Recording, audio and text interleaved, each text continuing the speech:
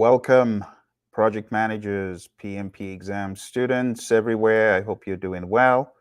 Welcome to this review of the PMP exam. The purpose of today's call is to get everybody up to speed, back on the horse. I know a lot of people had started their journey and they'd fallen off the wagon.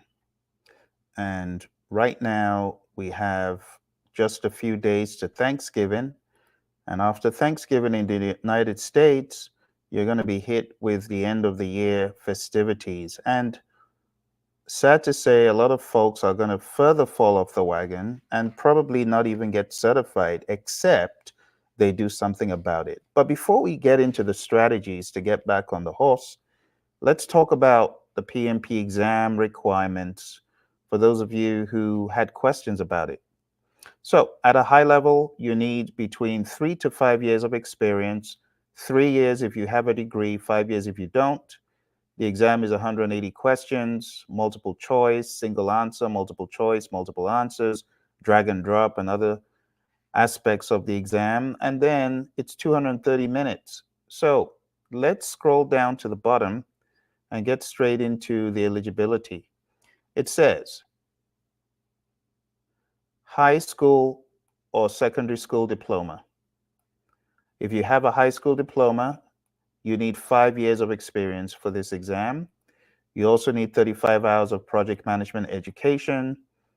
And you can also meet this requirement with a CAPM certification. So if you're CAPM certified, that takes away the need for the 35 hours. Or you could take a course that has 35 hours, an instructor-led PMP course. Studying YouTube videos does not qualify for this, okay? So that's the first set of folks. Now, if you have a bachelor's degree or higher, the requirement is 3 years of experience leading and managing projects, and it has to be within the past 8 years for both of these categories. You also need 35 hours of project management education or training, and that doesn't have a time limit on it. It could have been years and years ago, okay?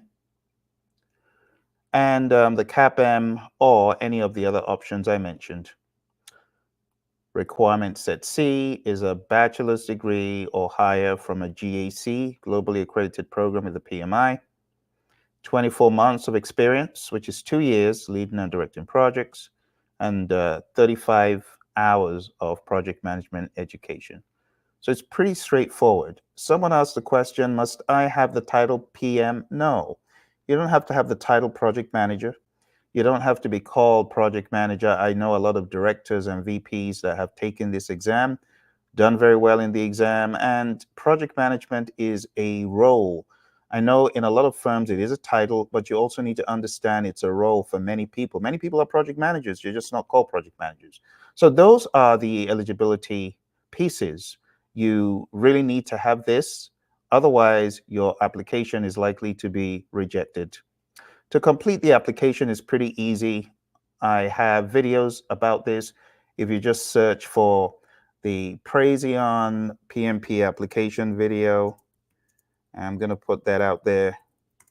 Share this in the chat with you, because I know a lot of people are struggling to complete that application. It's the application that's the deal breaker for many people. They're scared of the application, but you don't have to be scared of the application. The application is very straightforward. I actually have an end-to-end video. I'm going to put that in the chat, and just watch this video and take a look at the description, because I have the initiating, planning, executing, monitoring and controlling, closing breakdown. So that's going to help you.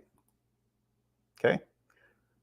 Welcome, my friends on Instagram. I did not forget you. I'm going to send you this as well, so that you have the information that you need.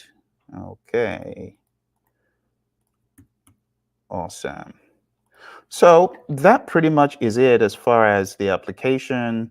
You got to pay and schedule the exam when your application has been approved, study for the exam, take the exam. Now, everything from here, 3, 4, 5, I know a lot of people are having it difficult. They're having a tough time doing it. And you know why you're having a tough time? The reason why you're not on point to take the exam is you're not studying regularly, you're not making it a lifestyle. You have to make it a lifestyle. My recommendation is whenever you sit down for a meal, study your PMP with audio, listen to audio as you're eating, or take a quiz. Bring out your phone and take a short quiz. You have to make it a lifestyle. Otherwise, it's going to get further and further away, especially my friends who've studied with me in the past 60 days. You have to make it a lifestyle. No, lots of you are not making it a lifestyle.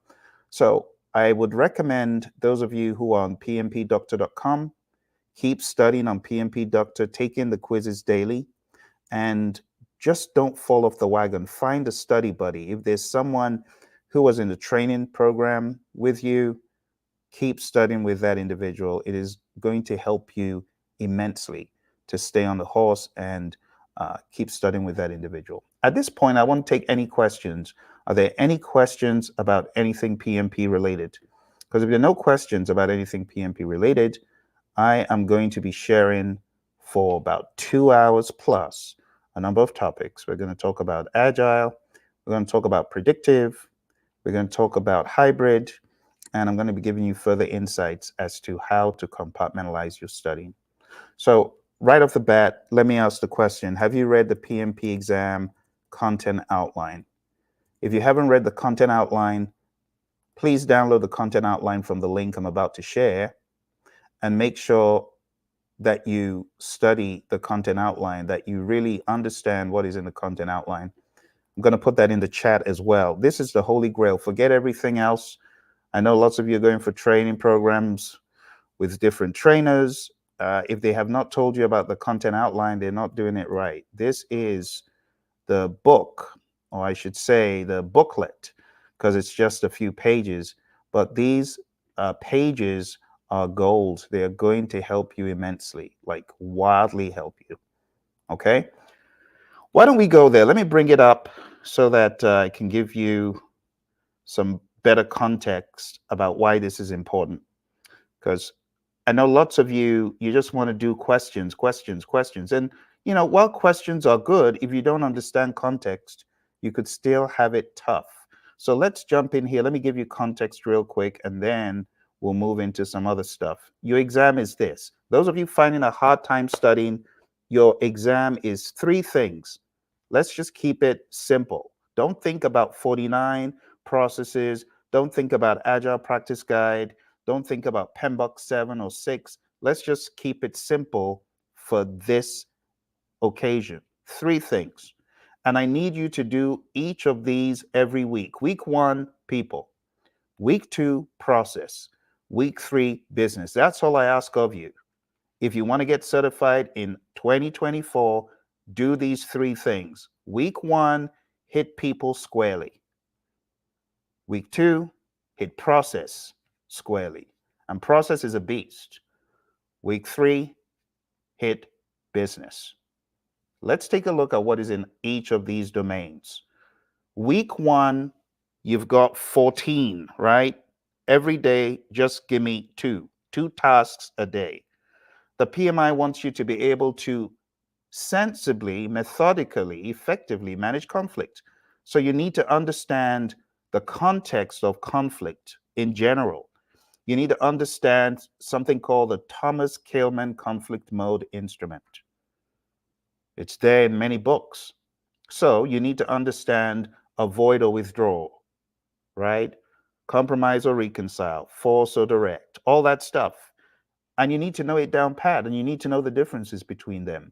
Task 2 is huge. I actually want to debate that task 2 is so far reaching that it's probably 50% of the people domain in one way or another. You know why?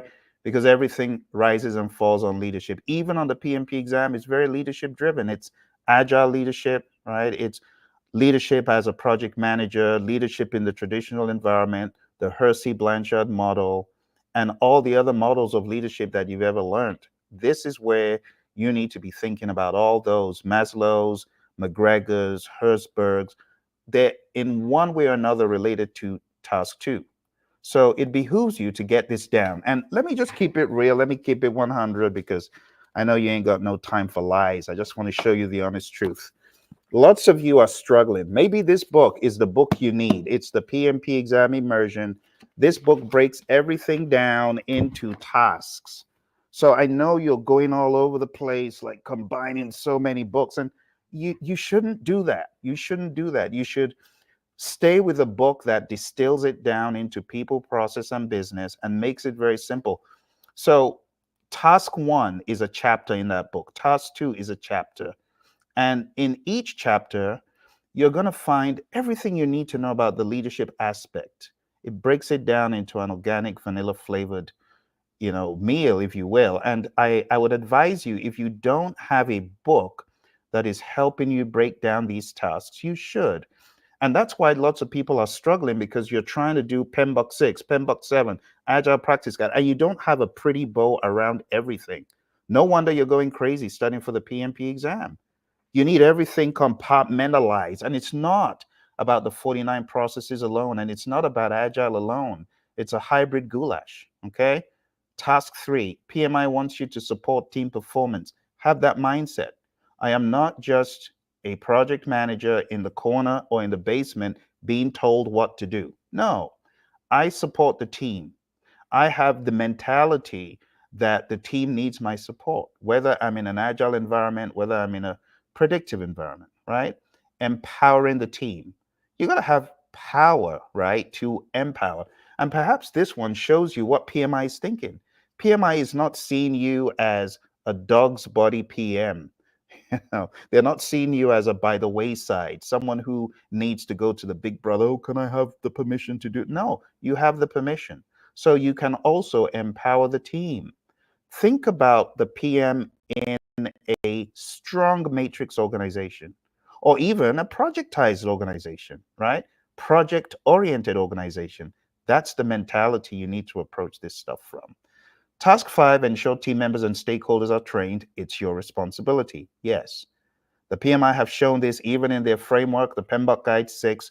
You have developed team. What do you think that is? It's all about this. What about task six? Build a team. Same thing. That's develop team. So all of this stuff is woven together in the context of the outline. What about address and remove impediments? This is the holy grail of the PM. This is what you're supposed to be doing on the regular. Not to mention the Scrum Master, because as you take this exam, you need to see this through the Scrum lens or the Agile lens as well, or the predictive lens, whatever you want to call it, whatever framework you choose. And the only reason I mentioned Scrum is the most popular of the frameworks, right, in the Agile construct. But you got to see through some framework so you understand what PMI is talking about. So the address and remove impediments, obstacles, and blockers. That's like the Scrum Master removing the impediments, right? Shielding the team and things like that.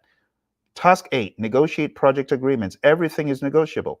Even the developers and the product owner, they're always in negotiations.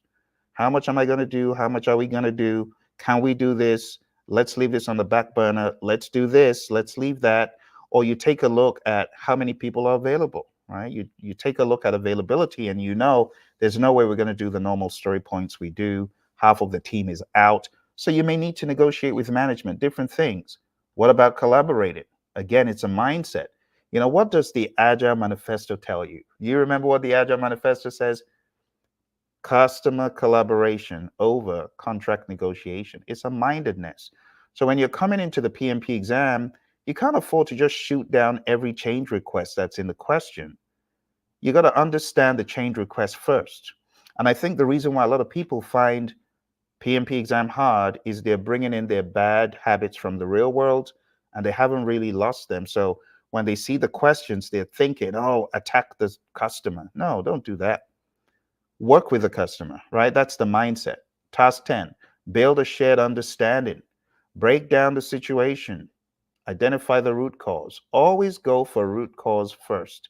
Like if there's a problem, if there's an opportunity to work on the project differently, don't do it immediately. Like your schedule is delayed, what should you do? Don't crash. Don't fast track. The first thing you should do is understand the why. So task 10 is that overarching understanding. Task 11, engage and support the virtual team. Again, this is the job of the project manager. In today's world, everyone is virtual in one way or another, or let's not say everyone, right? Those on the shop floor, perhaps they're not. But a large number of people are virtual. Guess whose job it is to coordinate that and make sure it's working on the project? You, the project manager. Task 12, define team ground rules, do's and don'ts, and acceptable behavior. Task 13, mentor relevant stakeholders. You got to ensure that mentoring is in place because stakeholders just need it. I always give the example of how my buddy Roy and I were training Agile in a firm, and we're speaking to one of the directors, and he said, "Oh, yeah, that's an opportunity. My team, I can see a lot of them on vacation. Well, when they come back, they're going to do a lot of overtime." What did you just say? Overtime?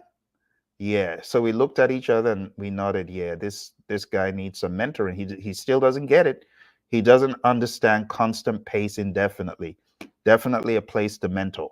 So jokes apart, you as a Scrum Master or as a project manager, you should always be looking for opportunities to mentor. And task 14, promote team performance through the application of EI. Boom. That's your 1 week. This is what I'm asking you to do. Please do this for your own good. This is your buddy Phil talking to you. I know lots of you are willing. The spirit is willing. You're so willing to do this. You so want to get PMP certified, but you're weak. You're weak. And you can't afford to be weak. You got to be savage. You got to be aggressive when you're studying for this exam because life is gonna throw you off the horse. So you gotta just be aggressive. Thank you, my friend, for coming to the show. So to ask a question, just type in the question right now, and I will answer the question for you. I don't have the avenue to get a phone call right now, but if you type the question in, I will answer the question for you. So I'm asking you, my friends, I'm almost about to beg that you don't give up on yourself because some of you are ready to give up. Some of you almost have already given up.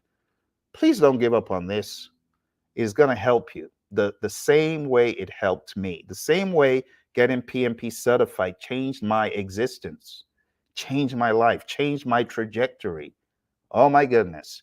And, a lot of people say, well, PMP is good for those people who don't have degrees. That's a big fat lie. I got 2 degrees. I had my master's degree. Honeywell wasn't calling me. General Dynamics wasn't calling me. Motorola wasn't calling me. The moment I got certified, my salary level went up crazily. And just by association, my salary went up quite significantly. When I put on my resume, I am studying for my PMP exam. I had this IT firm out of Phoenix, Arizona show interest, and they called me, and I got the job before I got certified. When I did get certified, General Dynamics came crawling out of the woodworks. We got a project. It's classified. I can't tell you what it was, but we got a project, and we need PMPs that can schedule. We need someone who knows about Microsoft Project and has got a PMP. Well, I guess that sounds like me. 6-figure salary, boom, in a blink of an eye. Talk about rags to riches. And that wasn't all. I was doing so well, I was able to take a 6-month hiatus. I said, let me just take 6 months and go to Europe and enjoy my life. So I went for 6 months, and while I was on holiday, here comes Honeywell calling.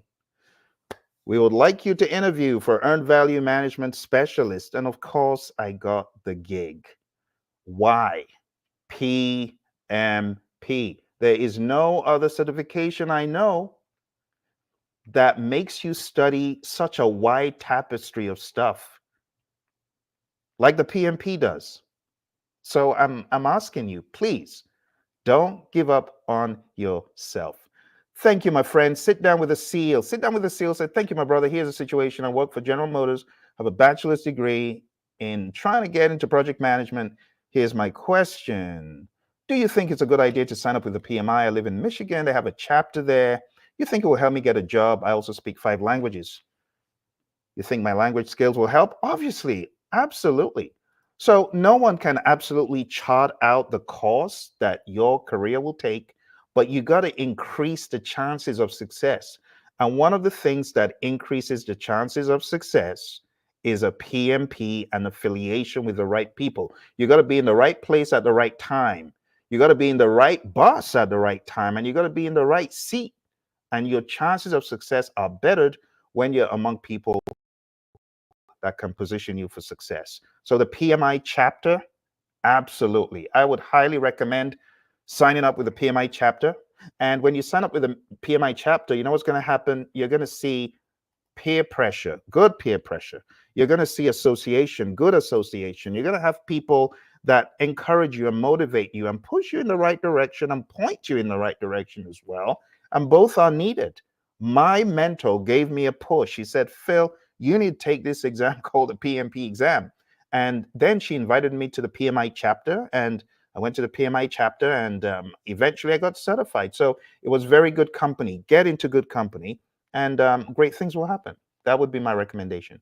So I think it's a brilliant idea. And then as far as the languages, are you kidding? We're living in a global marketplace, a global economy. Everyone's connected in one way or another. Everyone's looking to communicate. Like I always tell people, I have over 4 channels on YouTube, and a lot of the channels right now, I get chats from people in France, I get chats in German, I get chats in all sorts of languages. I get chats in Javanese, I get chats in just you name it. So the world is a global marketplace, everyone is connected, and having those 5 languages is a huge, huge advantage. All right, my friends. Well, let's move on. Now, what I'm trying to do is give you an idea of how you can get certified in 2024. You got to tackle it a bite at a time. Number 1 is domain 1, people. Let's go to the process domain. This is where a lot of people struggle. And honestly, process is such a ridiculous beast that you cannot conquer process without putting in the time. You got to put in that time. You got to put in that work, my friends. So the very first task, it says, execute project with urgency required to deliver business value. Now, for those of you who have not heard what I just said, it is going to be extremely helpful when you understand the full picture. PMP exam immersion, you can find this on Amazon. This book has got every single domain broken down into everyday, easy to understand English. And the other thing about this book, I wrote this book with my buddy Roy, right? You can see both of our names on it. And this book breaks down the information into predictive and agile and gives you a hybrid goulash. In fact, we mix it up so much that it's impossible for you to go through the book and not come away with a solid, agile, and predictive understanding to make you a hybrid beast. That's really what it's about.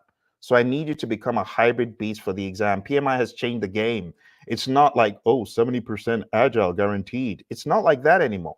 You got to be really good with your predictive, integrating it into agile, and agile integrating it. And the reason why I'm bringing this up, task one is loaded. Why urgency? Why do we need to execute the project with urgency? And what do you mean by business value? Well, if you're in the world of agile, you'll understand value and urgency are the 2 parameters that the product owner should be thinking about, in addition to many others. So when you approach this with an agile mindedness, you understand that if you don't deliver urgently, you're going to be left behind, and there's cost of delay and other terminologies that will help you understand what's at stake. There's a lot at stake. Imagine if Apple was late to the party. Imagine if they were not urgent. Well, Samsung was lurking in the background, and so were others. And BlackBerry was trying to make a comeback, but Apple were just so decisive, and they got into the market, boom, urgently, and it was all over. It was curtains for all the competition. And that's why we execute with urgency. Sometimes you just got to kill the competition, minimize the competition, right? And other times it's because if you don't deliver the value in your own firm, your firm is going to keep losing. Think about a software application that will save the firm 25% of employee time. Now multiply that by whatever factor, right, for their per hour charge. It makes sense to execute urgently and deliver value incrementally. You see, the problem with predictive is we're trying to deliver everything at once. But in the world of agile, we deliver incrementally. You're most welcome. Sit down with a CEO. I appreciate you coming through. So taking a look at task 2, manage communications.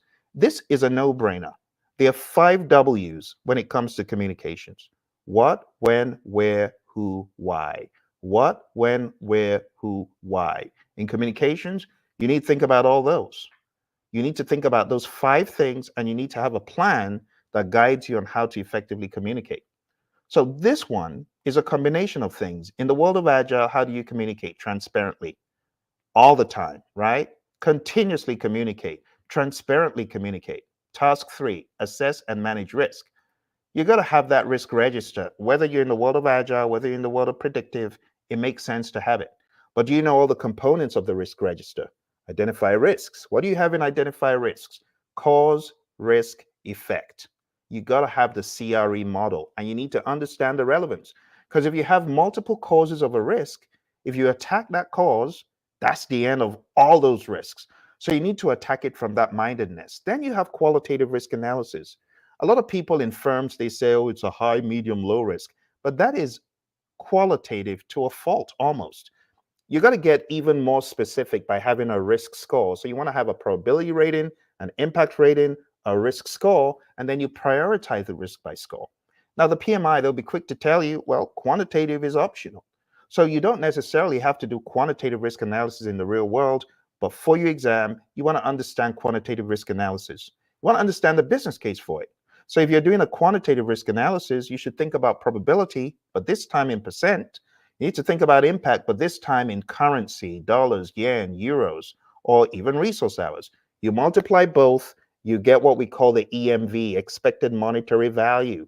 All of this stuff is helping you understand the grand scheme for your exam. And these are the things I need you to double down on when you're studying.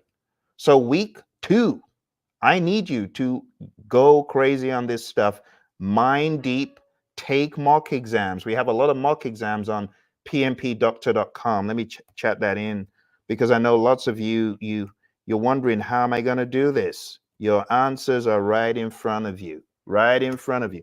Number 1 is the PMP exam immersion book. Okay, there's no book like this in the marketplace. It's got a final mock exam at the end. And if you go to PMPDoctor.com, you can also get access to mock exams that will test you to the ends of the PMP. Highly, highly recommended. Okay, so that's assess and manage risks pretty much. But don't forget, after you do the quantitative risk analysis, you got to do the plan risk responses. You got to implement the risk responses. Remember, for plan risk responses, you got to think about the A team: avoid, transfer, escalate, accept, mitigate. For the positive risks, you got to think about the easy. So 3 E's: you got escalate, you got exploit, you got enhance. You got the A for accept, you got the S for share, EASEE, easy. So those are some tips to help you with assess and manage risk. And when we talk about iteratively doing this in iterations, think about monitor risk that you do in cycles. You're always monitoring the risks, but you're always updating as well. And sometimes you do that in a weekly meeting. Sometimes you do that in a retro. It really depends. Task 4, engage stakeholders. Analyze the stakeholders. You, of course, have to identify them first. So you can follow PMI's model of identify the stakeholders, plan the engagement, manage the engagement, monitor the engagement, right? And then in the world of Agile, how do we engage our stakeholders? Does anyone know? Chat into me if you know how to engage your stakeholders in an Agile environment. Very easy softball question. Does anyone know? How do you engage your stakeholders? Well, the way to engage stakeholders in an Agile environment is to ensure that you're having touch points, regular touch points, having your sprint reviews, and all of those avenues you could call the stakeholders in or engage them in day-to-day meetings. Task 5, plan and manage budget and resources. Task 6, plan and manage schedule. Task 7, plan and manage quality of products or deliverables. Task 8, plan and manage scope. Task 9, integrate project planning activities. Task 10, manage project changes. 11, plan and manage procurement. 12, manage project artifacts. Who remembers the 3 artifacts in Scrum? Chat them into me if you do. Chat them in before I tell you the answer. But in the world of predictive, we have a slew of artifacts, right? We have so many artifacts. in that world of predictive baselines and plans. In the world of Scrum, we have three artifacts. We have the product backlog, the sprint backlog, and the PSI. That's what I was looking for. All right, task 13, determine the appropriate project methodology, the methods and the practices. Task 14, establish project governance structure. Now, before we run off from 13, did you notice that 13 is loaded with all the things I've been telling you to study? Predictive, agile, and hybrid. You got to be really good with the hybrid. The stakes are so high on hybrid on the exam now. So you got to do that. 14, establish project governance. Governance is just the framework for authority, the method to the madness. Bring in some governance so that people understand their bounds of authority and what they can do and what they can't do on the project. So you might want to take a model from the organization's governance and build that into the project governance. 15, manage project issues. Just makes sense. You got issues on a project. They have to be managed in an intentional fashion in an issue log.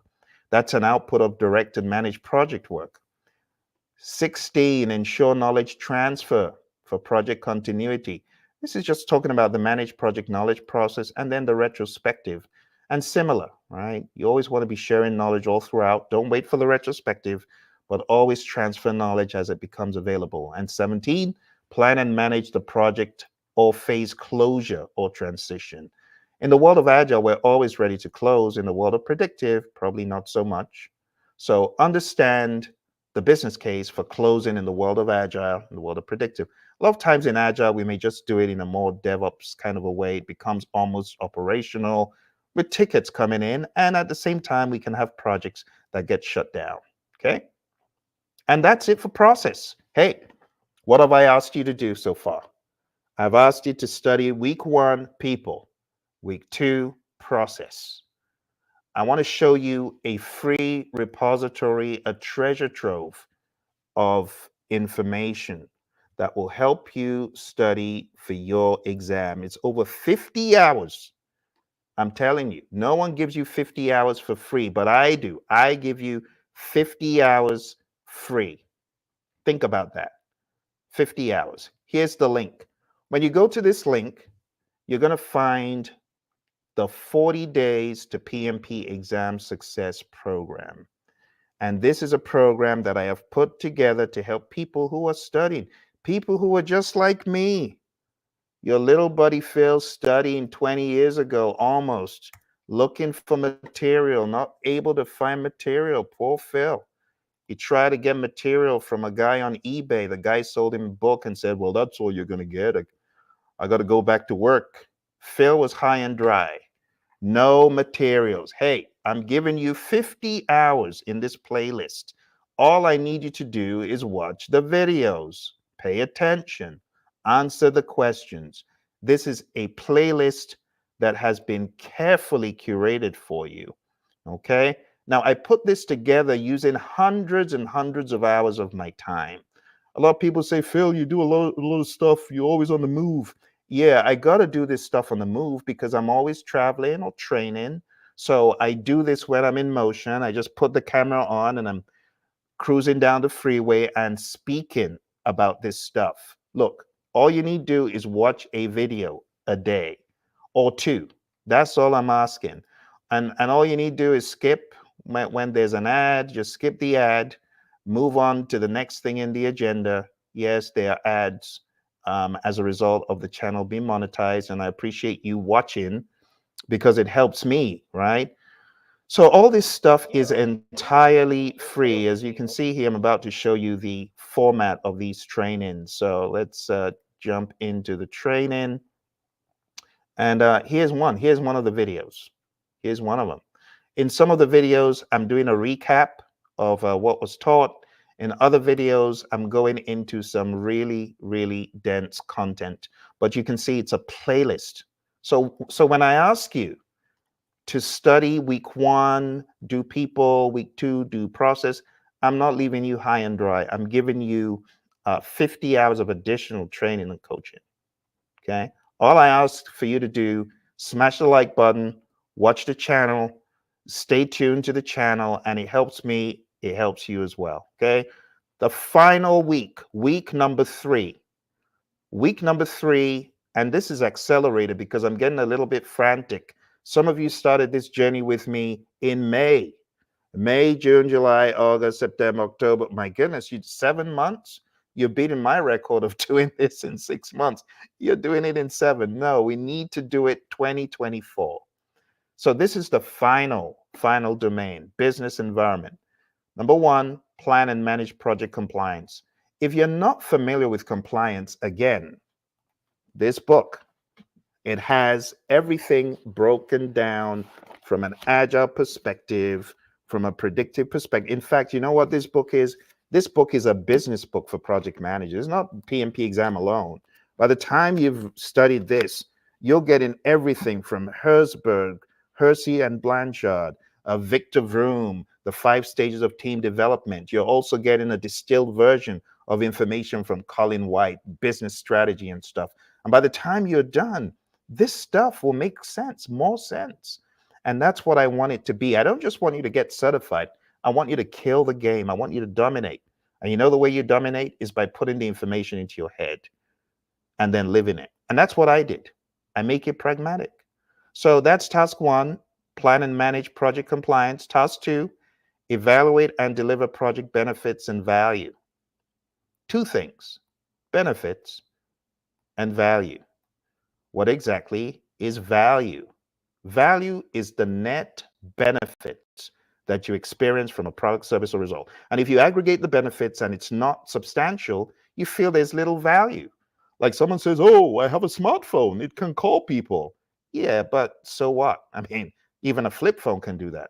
But if you have a smartphone that can do all these amazing things, you can have video conferencing, you can create videos, you can edit videos, you can use any kind of software you can imagine. Now we're talking about huge benefits. You add up all the benefits and then you got value stacked up. So value is a net benefit. And PMI is saying you got to evaluate and deliver project benefits and value. Task 3, evaluate and address the external business environment changes for impact on scope. What is happening in the business environment today? Who can chat into me and tell me something amazing happening in the business environment today? You know what's happening in the business environment? AI, artificial intelligence. In fact, there's so much buzz about AI that even PMI have jumped on the bandwagon of AI. If you haven't heard of PM Infinity from PMI, where have you been? If you are a member of the PMI, you can actually leverage their PM Infinity. And PM Infinity from the PMI sensitizes you to the importance of artificial intelligence. It does. So if you go to PMI's website and you chat in PM Infinity, it will come up with PM Infinity somewhere. PM Infinity. And it's been showcased quite a lot on PMI's site, but I know a lot of you don't understand it. You've not dabbled into it. Project Management Institute introduces PMI Infinity, the all-new AI-powered resource for project professionals. So why did I come here? Because PMI said you should evaluate the external business environment. Now, I'm not saying AI is on your exam. It's not on your exam in 2024. Nope, probably not even 2025. But the mindedness of always surveying the external business environment, yeah, that could be challenged on your exam. Do you know that the product owner should be doing that? The product owner should be looking at the business environment and saying, how does that impact my product backlog? The project manager should also be playing that role, not to mention all the other people under the umbrella of agile teams, predictive teams, what have you. Final thing we have here, my friends, is support organizational change. How do you do that? Understand how your project affects the firm and understand how the firm's change affects your project. That's it. So, my friends, over the past number of minutes, I have been encouraging you to do a number of things. Number one, finish your PMP application. Stop slacking. Finish that thing. Get on the site. Check out my video that I put in the chat prior. Finish your application and stop goofing. Finish that thing off. When your application is done, make a commitment. What am I talking about? Pay. and schedule the exam. Put it on your calendar. Otherwise, you could very well be here like a student of mine. Student of mine said, Phil, I started getting ready for the PMP exam 9 years ago. What? Huh. You better get ready to be certified this year. And he did get certified after he came through my course. But it took him 9 years. I don't want that to happen to you. It does happen. I had another student came to my class out in Canada. It took him 3.5 years. I couldn't believe when I got the email. It said, Phil, I'm now a PMP. I'm like, what took you so long? You fell off the horse because you didn't pay enough attention to what was happening. What was happening is you started a process, finished the process. Don't forget about the PMP. Put it on your calendar. Hold yourself accountable. Tell a family member, please, if I ever tell you I want to quit on this, make me not quit. Tell me, don't quit. Because a lot of you quit. It's sad. A lot of people quit PMP and they don't get the benefits. If you are not certified, you're not going to get the benefits. So I need you to pay for the exam, and then I need you to commit. Hold your feet to the flame. Study for the exam. When you've put down 600, almost 600 bucks, 575 bucks, if you're a member, or 675 if you're not a member, it makes you sit up. Who wants to waste money? No one does, right? If you're smart, you want to make sure that money goes to good use. So pay for the exam, hit the ground the very next day after this video is watched. I expect you to be studying people domain. The next week, process domain. The following week, business domain. I expect you to get the book if you don't have a good study guide. Okay? Stop scrimping on the dollars, my friends, because in the long run, you're not even going to remember what you spent. Are you kidding me? I don't even remember what I spent on my PMP. When you're making the six figures, you ain't thinking about that stuff. And you will. But you got to be committed to growth. You know, the reason why some of you are hesitating is you're not all in. You're not all in. You're not all in. I need you to be all in. This is your career. What are you doing? Do you have any other off ramps? No. This is it. This is the bridge you need to build to further your career. So why are you scrimping on dollars? I'm telling you, in 5 years, you won't even remember that you spent $500 on your PMP exam. You're not going to remember. I don't even think about that stuff, but it was hard. When I was bringing the 500 bucks out back in the day, the 400 and whatever it was, almost 20 years ago, it was hard. I'll be honest, I didn't have funds to throw around. It was hard. But now a PMP, are you kidding? I don't even think about that stuff for a day. Like all of the certifications I've got from the PMI, the most expensive one was almost $5,000 because there was a mandatory training that had to be done. It was an OPM 3. I don't even remember that money I spent on getting that knowledge that I'm now using to make hundreds of thousands of dollars. Are you kidding? I'm not thinking about that stuff anymore. So if you're all in and you really mean it, you want to be a lethal weapon, an assassin against mediocrity in project management. You shouldn't be thinking about, oh, the PMP is so expensive, the books are so expensive. No, that's the wrong way to think. You are your most expansive asset. You might be an expensive asset, but you are your most expansive asset. Please don't lose out on this opportunity to get certified, because once the bus goes, there's this window of opportunity. Every now and again, you have a window where you can achieve something. And if you don't cash in on that opportunity, it goes away and it takes who knows how long. So perhaps it's not by accident that you're watching me. It's not by accident. You need to take action. Okay. So I've shown you the 40 days to PMP curriculum free at pmp.pmradio.org. Right there, bookmark it. That's step one. Step two, you need to ensure that you fix a date. Fix a date for the exam, okay? For those of you that have fixed a date in the past and maybe you didn't succeed, as the saying goes, if at first you don't succeed, try again. And I really mean it. I've mentored and coached everyone from those who took the exam a one and done to those who took the exam 8 times. But that individual doesn't even remember that he took the exam 8 times. He's now PMP, making big dough, working for a recognized establishment. It took him 8 times. I have another one, it took him 5 times. I have another one, took 4 times. I have another one out of Australia, it took 4 times. He was so grateful when he finally did it. Nobody cares how many times you took to pass the PMP. Now, am I saying the PMP is the end all be all of life and project management? It's not. It's a gateway, but it's what you make of it. If you make something great out of PMP, it will be great to you. What did I make out of PMP? I got the knowledge. What did I do? I applied the knowledge. What else? I applied the skills. I applied the tools. I applied the techniques. And now I'm a trainer, a coach of others, a coach in high demand, my clientele. You've heard me say it before.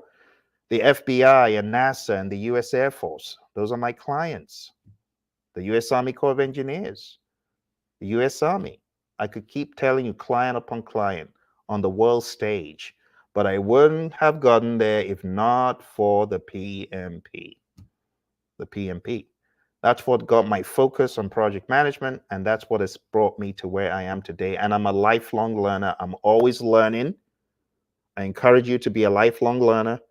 My concern is if you allow the PMP get away, you may never get certified ever again.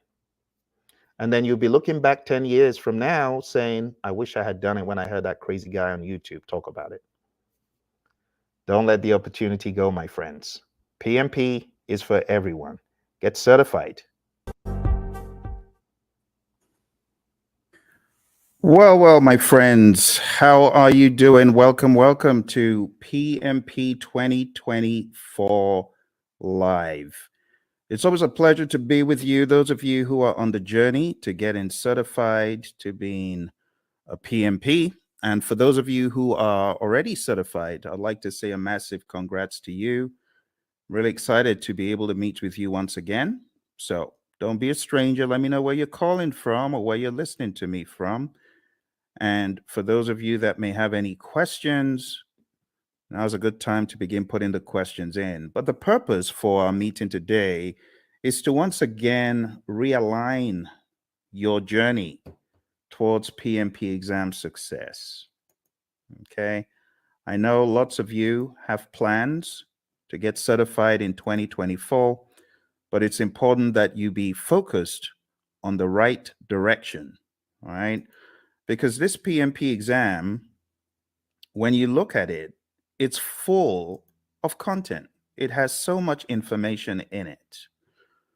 So you need to be focused, my friend. You need to be laser focused on what exactly you're doing at every step of the way. Now, the easiest way is this. Number one, understand Agile. Please understand Agile. I know there are lots of courses out there. They're very heavy in the predictive piece, but they're not heavy enough in the Agile piece. And therefore, when people get on the exam, they don't understand the questions. Let me be perfectly clear about the questions, how the questions are posed. The questions are going to ask you, you are a project manager. It will always tell you who you are. You're a project manager in a project. You're doing this, that, or the other. You encounter a situation. What should you do next? But not just that. In the answers, you very well could have a blend of agile and predictive answers. And it doesn't mean you should choose agile all the time or predictive all the time. It depends on the way the answer is crafted. So my recommendation to you, number one, if you have this book called the Agile Practice Guide, read the book. If you've been for one of my courses and you have Agile book, this one, if you have Agile Principle Raw and Uncut, please read the book. In fact, I mean, you can see the relative size, right? This is great.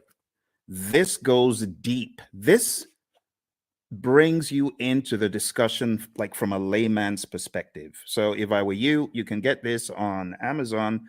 You can get this everywhere books are sold, pretty much this as well.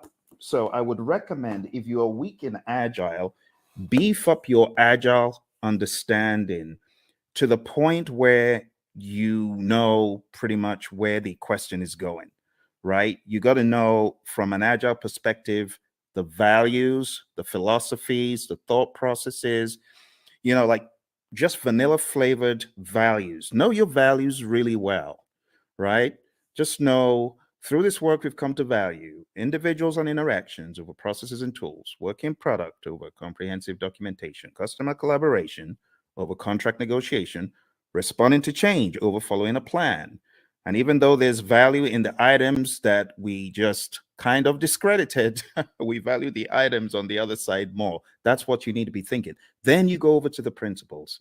Okay. So I'm going to walk you through a little bit of Agile tonight just to make sure you're on that wavelength. When I'm done with Agile, I'm going to tell you what next to do with Agile. And then I'm going to go into the predictive and then the hybrid. So this is probably going to take about an hour. We might be fortunate to get done quicker, but I want us to jump straight into the discussion because there's a lot for me to show you in this world of PMP. And this first piece is a slice from my course that I call Agile for Practitioners. My buddy Roy and I put this together, and it has helped PMPs across the world ace their PMP exam. So I'm just going to give you a quick little slice of Agile for Practitioners tonight. Let's jump straight into a few little introductions. So that's me. That's your buddy Phil. And I got certified in 2005. And since I got certified, I've been helping people across the world. Come from an engineering background. I'm one of those who escaped, who ran away and went into a different world of project management, trained many organizations, as you can see on the screen, many government entities, and so on. But let's jump straight into why Agile. Why Agile? I like this quote from Leon Megginson. It says, "It is not the strongest of the species that survives, nor the most intelligent, but the one most adaptable to change."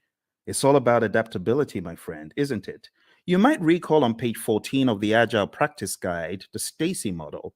Stacy model is a great representation of different spectrums where you can be either in an agile setting or in a more simple predictive setting. The summary is you don't have to be agile in practice every single project. For example, you don't have to use Scrum on every single project. You don't have to use Kanban on every single project. Imagine a nuclear plant shutdown. You can't do that saying, we're going to do everything entirely agile. Heaven forbid.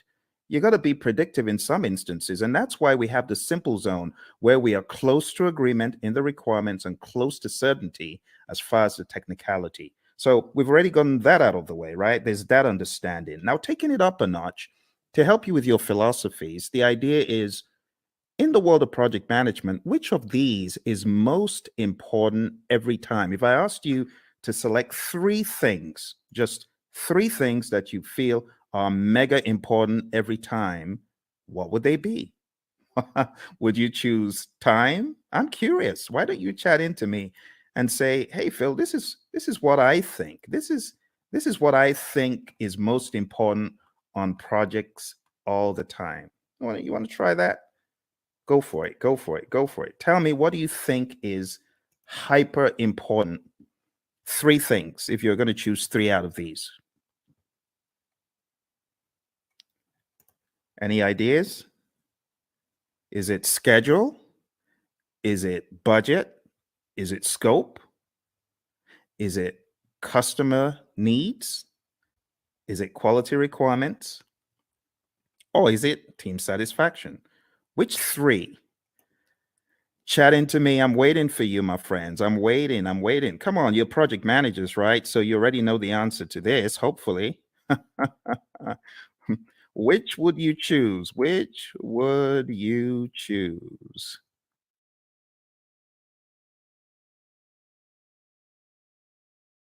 All right. Which would you choose? Everyone's trying to be all cute here. All right. Well, what I would choose is probably not the first one because delivering on schedule, if I don't deliver quality, is going to be frowned on. Don't you agree? If I delivered on schedule, but My customer is not happy. What good is that? Right? What about delivering on budget? You deliver on budget, but your customer is not happy. You got issues. You see where the train is going now? So, in order to answer this question, you need to ask, what about the customer? That needs to be actually one of the first things, but it's not the first thing that you think about. You know, the very first thing you should think about? The very first thing you should think about is the restaurant analogy. Have you ever been to a restaurant and you made the mistake of being mean to the waiter and they're going back there and you're wondering, oh my goodness, I shouldn't have done that. Who knows what they're going to do to my food? Has that thought ever crossed your mind? Well, it's the same thing when it comes to the world of project management. Because if you are not satisfying your team members, the likelihood is your customer may not be satisfied because the team may not put in their best. But if your team is satisfied, and I'm not talking salary now, I'm just talking being mindful and being empathetic and ensuring that the team has what they need. You know, the Agile Manifesto talks about giving the team the environment and support they need. When you do that, you're likely to have the team meeting quality requirements, delivering on budget, schedule, scope, and the customer is likely to be satisfied. All that good stuff. Okay, so the best answer to this, you know, I don't know if you noticed, this said all plan scope. So you don't have that mindset of, oh, we have to deliver everything. In the world of Agile, no, that's not our mindset. Our mindset is we got to deliver value. It doesn't have to be all the scope. So I was looking for you to choose the bottom three. That's what I was looking for, just the bottom three: customer, quality, and team. Now, moving on to the next part where we're going to go pretty quick. This is what I was talking about, right? The Agile Manifesto values, which I've already covered, and then the Agile Manifesto principles. I'll just summarize them. Number one, customer obsession. Number two, welcome changes, even late, for the customer's benefit. Number three, deliver working product frequently. We want this to be shorter than 2 months because things change rapidly. You want feedback. You want to put it back into production. You want customer engagement. If it's far beyond 2 weeks, your customer may be disengaged. Number four, business people and developers working together daily. Number five, building projects around motivated individuals. I mean, that's common sense. No one wants to build a project around a demotivated team, right? Number six, face-to-face conversation. Now, this is very debatable because today everyone's on Teams, everyone is on Zoom. So, you know, when it comes to efficient and effective, we got to be careful in 2024. But for the sake of your exam, just go with number six as it's written. Number seven, working product, the primary measure of progress. In the world of Agile, we don't do all those percent completes and statuses, right? In this world, Agile processes promote sustainable development. I call number eight, don't kill the team. The don't kill the team principle. Number nine, continuous attention to technical excellence and good design enhances agility. Number 10, keep it simple, sir. Keep it simple, sister. Number 11, the best architectures, requirements, and designs emerge from self-organizing team. Just leave the team alone. Let them do their stuff. You hired adults. You hired experts. They'll get it done better than when they were meddled with. And number 12, at regular intervals, the team reflects on how to become more effective. They tune and adjust their behavior accordingly. Doesn't always have to be the retrospective. This could be just a way of life, a day-to-day philosophy. And that's the Agile Manifesto. You do really need to know this well before you exam, okay?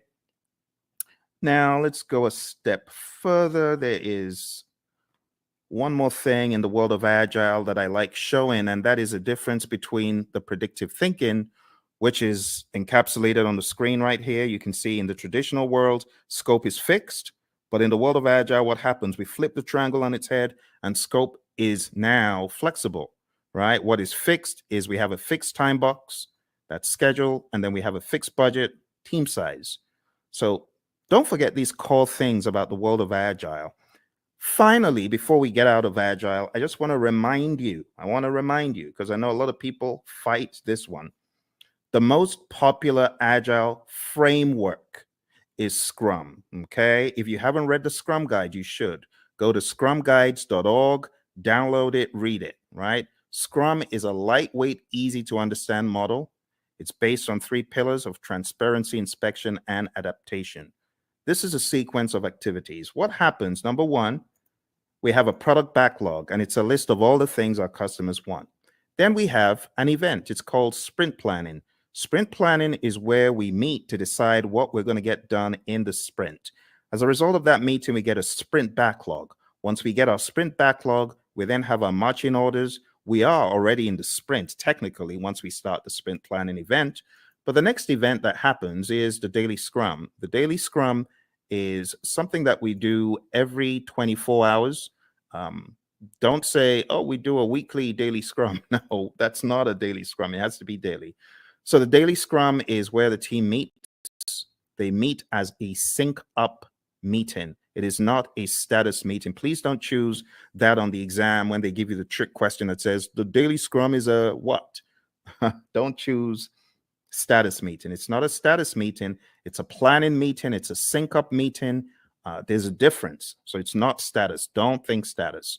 We could either answer the 3 questions, and with a mature team, you don't need to pass the mic around. They know what to talk about, right? But some teams prefer to not answer the 3 questions. They prefer to walk the board or just do some other configuration, right? Some very mature teams, they may not even walk the board or answer the 3 questions. But for the sake of your exam, understand that the 3 questions is pretty staple, and then the walking the board. It's talked about in the Agile Practice Guide, okay? Then the sprint, how long is a sprint? 4 weeks or less in the world of Scrum. In the middle of the Scrum, a lot of teams these days, and I really want to call your attention to a very subtle fact regarding your exam. I'm going to have to go to that book again. And it's a good book, actually. It's not a bad book. It's the Agile Practice Guide. So let's go to the Agile Practice Guide, okay? So looking at the Agile Practice Guide, I want to point out to you that there are a number of things the PMI accentuates on page 50 forward. Okay, so you do need to read PMI's account, because in the Scrum Guide, you don't have any talk about the event called backlog refinement. In fact, in the Scrum Guide, it's looked at as everyday life for the product owner. But in the Agile Practice Guide, it is called out specifically on page 52 in the Agile Practice Guide. And it just reads, in iteration-based Agile, the product owner often works with a team to prepare some stories for the upcoming iteration during one or more sessions in the middle of the iteration, okay? So this account is about 2 paragraphs, but you don't find this in the Scrum Guide. You should pay attention to backlog refinement. You should pay attention to PMI's account of Agile, PMI's account of all things that are on the exam, okay? So even though backlog refinement in this image, I've graded because it's optional, you should, as a PMP candidate, be aware that PMI has 2 full paragraphs. It says there is no consensus on how long the refinement should be. There's a continuum of just-in-time refinement for flow-based Agile. The team takes the next card off the to-do column and discusses it. And then it says many iteration-based Agile teams use the time-boxed 1-hour discussion midway through a 2-week iteration. And that's exactly what I'm depicting on the screen. This is midway through the iteration. The team takes some time out. They do the backlog refinement. They go through the whole idea behind the INVEST acronym. Now, this is not a place for us to debate whether it is good or bad, because I have some of the Agile zealots who hate the INVEST acronym. Don't listen to them. What do I mean by the INVEST acronym? Independent, negotiable, valuable or vertical, estimable, small enough to fit within a sprint, and testable. You want to make sure that your backlog items are indeed ready. Okay, like I said, various schools of thought are against the INVEST acronym. But when we talk about the refinement, when we talk about the definition of ready, it is important you understand and have some sort of guardrail framework to help you. So this helps achieve definition of ready. Okay. If the story fails to meet one of these criteria, the team may want to reword it or even consider a rewrite. So this is the INVEST acronym. When we say a story is ready, It means ready for us to work on. And in your backlog refinement sessions, you want to work on getting your stories to a definition of ready. Okay, it's just that simple. When you get certified, you can, join the debate about whether backlog refinement should be done with the INVEST acronym, whether definition of ready is good or bad. I'm not here for all that, right? But just know for your exam, it's in the Agile Practice Guide. All right, moving on. We have the sprint review event, and this is where the customer, could be the end user involved as well, the stakeholders. This is where there is a review of what was created, the increment, right? And just be aware that the sprint review event is not a gate before you can release value, right? You can release value all through the sprint. It doesn't have to be one time. And in fact, you could get to the end of a sprint and you may not have a featured enough item, so you may not actually release. That's why we call it a potentially shippable increment. Lastly, we have the sprint retrospective event. And in the sprint retrospective, you already know this, I'm sure. This is where the team reflects, they look at what they could have done differently, what went well, what didn't go so well. It could also be a great team bonding exercise, and it's generally closed off to the Scrum team. And when I say Scrum team, I'm talking about the product owner, the Scrum master, and the developers, okay? So feel free to put any questions in there if you've got any questions for me, because I know for some of you, we have already gone through an extensive 35-hour course. You already know a lot of this stuff, but you might have forgotten some of it. For your exam, you got to understand the roles really well. The product owner role, I highly advise you to dig into PMI's Agile Practice Guide and understand their perspective of what this role does. I also advise you to look into the Scrum Guide to get a better idea of the product owner's role. I call the product owner the Chief Value Officer. Also understand what the Scrum Master does. The Scrum Master is a coach, not just a coach for the immediate team, but also a coach for the entire organization. This is someone who should be a champion in my mind for Agile and someone who should be making change on a grander scale. When you get into the nitty-gritty of your exam, you do need to know the 5 events. So the sprint, understand that in the world of Scrum, it's 4 weeks or less. Understand what sprint planning is all about. As I said, one of the things you should do before coming into sprint planning is you should have done some backlog refinement. So all your time isn't going on breaking down those huge monster epics or just realizing what exactly the customer was asking for all along. This is where the product owner needs to wear the hat of Chief Value Officer, understand what should have come next. And when you get into sprint planning, it's generally going to go a lot smoother. The daily Scrum, as far as this is concerned, the 15 minutes is pretty standard. It's non-negotiable for your exam. Just know that 15 minutes is a time box. When it comes to backlog refinement, like I said, we want our stories or our requests to be sprint ready. Again, in industry, there's the debate of, well, stories aren't needed in Scrum. They're not in the Scrum Guide.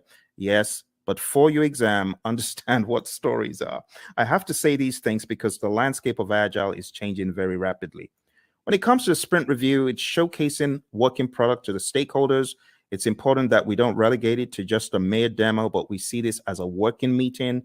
We can use this meeting to discuss metrics, what was not done and why. Delivery team demos the working product. The customers may even test it out. Physical products. We have a client of ours who had this physical autonomous vehicle, and customers could get to actually test out such things in a demo. All right. And then the retrospective, like I said, it should be a safe space. You want to understand what worked well, what didn't work well, and you could have some items that you take back to put into the product backlog for the next sprint so that you can improve on those items. But this is not mandatory. It used to be, but it's not mandatory anymore. Okay, a few quick memory joggers. A list of some of the long list of requirements, only those to be done in a sprint. Okay, I'm going to move very quickly. So these are just joggers for your memory, right? Since it says some, it is not talking about the all-encompassing product backlog. This is just talking about the sprint backlog. What about this one? The product backlog is prioritized and owned by whom? Okay, I've already given you the answer to this earlier on. So this is talking about the Chief Value Officer, aka product owner. All right, how about this one? The first event of a sprint is what? Okay, if you were listening in the beginning, you would have gotten that it's the sprint planning event. All right, let's go to the next one. The average length of a sprint used in most firms. If you use the world of agile philosophies in your firm, you probably know the answer to this one. All right, so the best answer to this, my friends, is not the 1 month. I said 4 weeks or less, but in industry, the sweet spot is 2 weeks. All right, let's move on to the next one. The end result of the sprint is known as what? What do you call the end result of the sprint? All right, so I've abbreviated it because I really want you to think. I really want you to be on your toes thinking about, okay, what are we talking about here? So here we're actually talking about the increment. Now, you can eliminate 1, but you're left with 3. It's definitely not the Project Management Institute. So the best answer that I would have expected you to choose is potentially shippable increment, PSI. Majorly because it may not be featured enough. All right, so PSI is the answer to that one. Okay, PSI. Okay. Next one, a daily scrum is what? What is a daily scrum? Is a daily scrum a planning meeting, a status meeting, a phase gate, or resolution meeting? Hey, Lawan. Lawan, good to see you. Lawan is one of our PMP gurus. She's already certified. And Lawan's got some other certificates, haven't you, Lawan? So very nice to see you. Nice surprise. What are you working on now that you're a PMP? Tell me what you're working on. I'd love to know. All right. So the daily scrum, Lawan said it's A, and she's correct. It's a planning meeting. We don't want to think of it as a status meeting. That will be an immediate 0. So don't do that. All right. Next one, priming the backlog and preparing it for the next sprint through discussions and reprioritization actions is what?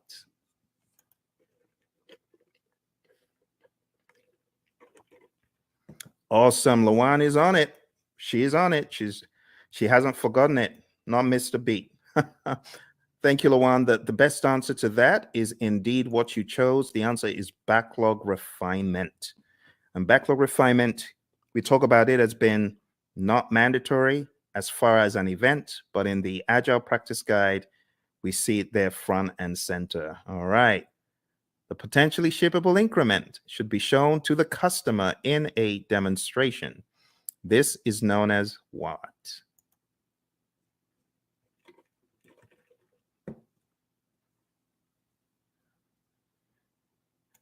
All right. So even though we call it a demonstration, it's not just that, but the best thing that we were looking for here is option C, sprint review.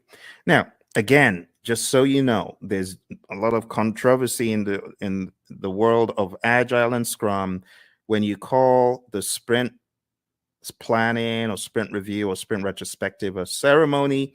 You may get a wrist slap from some of the zealots. I don't care. Whatever. It is what it is. A lot of people call it ceremonies. A lot of people call them, other things. And, it is what it is. Okay, Lawan. Lawan says she's working on her PSM. Awesome, Lawan.